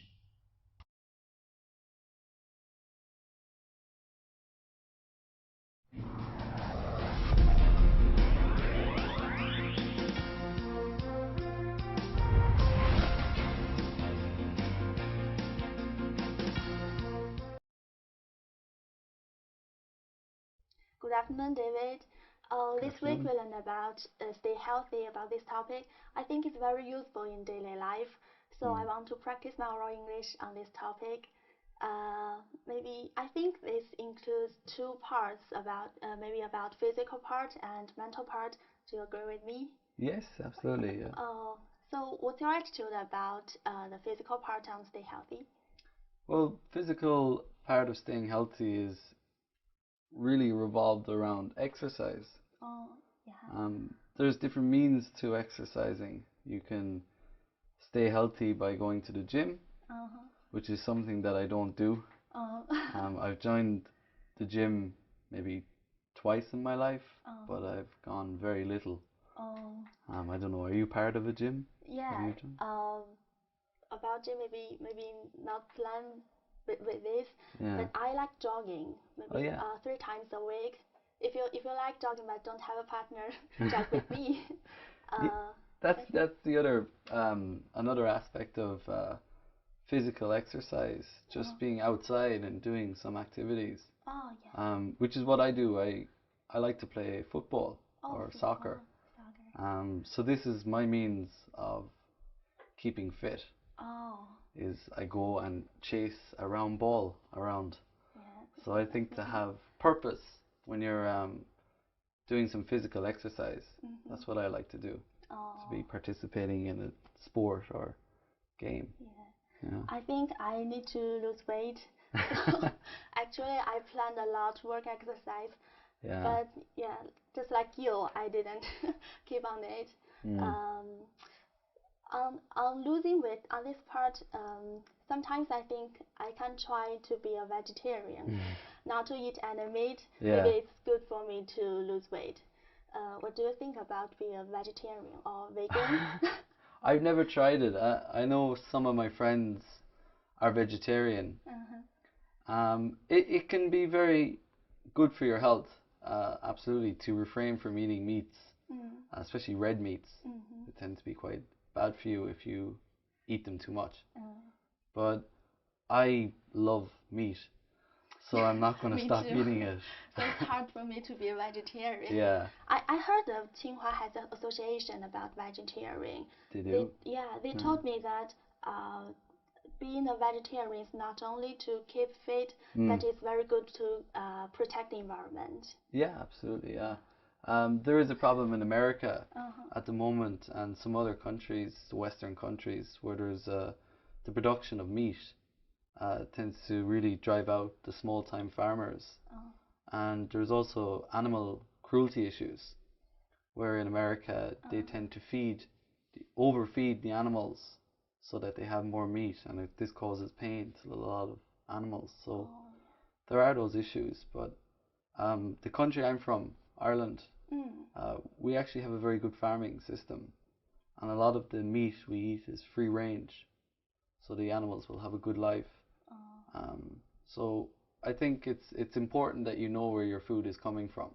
Oh, yeah. And that's something that a lot of Western the populations of Western countries are really turning to see where their food is coming from. Yeah. The herb eat more grass. Yeah. Less corn. Except for the regular life. Maybe I think eating more fruits and vegetables is also good for our physical health. This year in 2014, there is a Korean drama called The One from the Star. It's very famous in China. Many girls praise about the main actor. Yes. The main actress, she liked fried chicken and beer. And it's like a fashion style in China. But I think it's junk food. Do you agree with me? Yeah, fried food is junk food. Maybe we should be far away from the junk food. Well, I believe in moderation. So anything you do, you should do it in moderation. Don't do it too much. And I think there is some junk food that obviously tastes good. But if you Children like them. Yeah, so I mean, I wouldn't say to people, never eat junk food. But I would certainly say refrain from eating too much. And try and balance your food. I think it's important. But I agree with you. Moderation. And as I said before, stay healthy maybe include another part, mental part. How to keep mental healthy is really important too. So what usually you will do when you get some pressure from your work or from your study? I think sports is a great way of distracting yourself from any pressures you have in your work life. Just combine physical part and mental part together. Yeah, and like when you're participating in team sports, it's very hard to think about the pressures because you're focused on the then and now. So I think sports is a great way. Any activities that you find interesting that can distract you from maybe some of the pressures you feel in your work life. Anything that you can really put your mind to can help you, I think, mentally. But it's about having an interest and really going for that interest. What do you do for mental exercise? Actually, I'm a kind of optimistic person. Some friends said me I'm not kind of over optimistical. So sometimes if I get some pressure from my study, I will sing in karaoke. Sing with my friends. I like singing. I like pop music. When listening to the music, I feel very relaxed. I heard the song, maybe you heard it too. Music is the key, set you free. This song. I think this is the motto. I think. Yeah, absolutely. Yeah, music is an interest. It's also about socializing with friends and being around people that you like, who share the same interests as you, and having those people to talk to when you need them. Yeah, I think just be sociable is a very important thing. I enjoy that kind of music with the heavy rhythms, just like pop music. I like Korean pop music very much. I'm crazy about it. My favorite, maybe I'm talk about myself. My favorite pop stars are infinite in Korea. If you take any interest in Korean pop, I can give you some suggestions. Thank you very much. I spent a year in Korea, so I was teaching middle school students, and many of them were interested in K-pop and Infinity and G-Dragon, the likes, Girls' Generation. I can't say I really like that music. I do well. They talk about it when they're in the class. That's all they talked about. A lot of Korean teenagers are very obsessed with their music.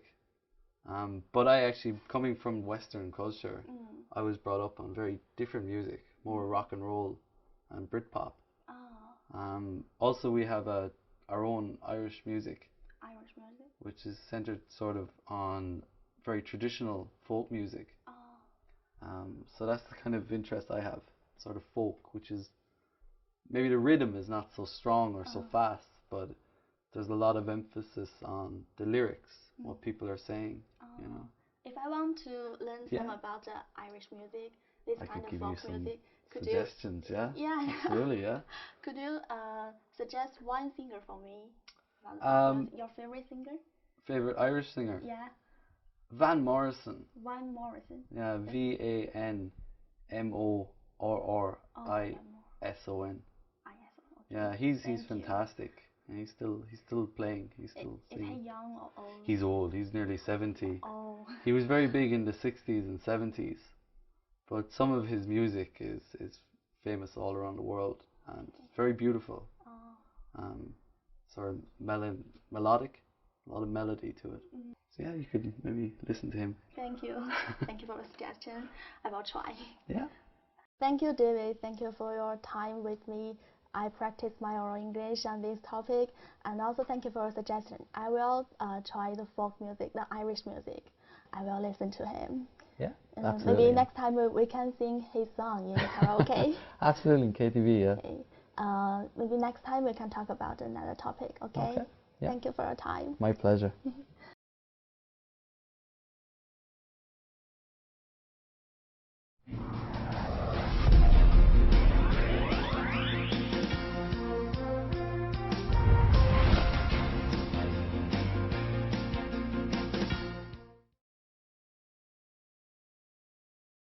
Today was a very important and useful unit. We talked a lot about physical and mental health, and learned some expressions to give advice about health. We saw some videos with people who were feeling a lot of pressure to study hard and get good grades, and learned how to deal with stress. We also learned about how to lead a healthy lifestyle. It's important to have a good balance between studying, working, eating a healthy diet, and exercising. We also saw some videos where people were talking about how to eat a healthy diet. We heard from someone who went to Japan, someone who is on a diet to lose weight, and we learned some phrases to talk about eating a healthy diet. We also talked about the importance of mental health. It is just as important as physical health, so try to take it easy and relax once in a while. We heard from someone who watched two classmates quarreling. It is important to stay positive and not get too high or too low. Balance is the key. This is the end of our course. Thank you so much for your hard work. It was a pleasure to study with you, and I hope you enjoyed your time with Oral Communication for EFL Learners. Please come back and visit by watching the videos to review what you have learned. We hope to see you again soon.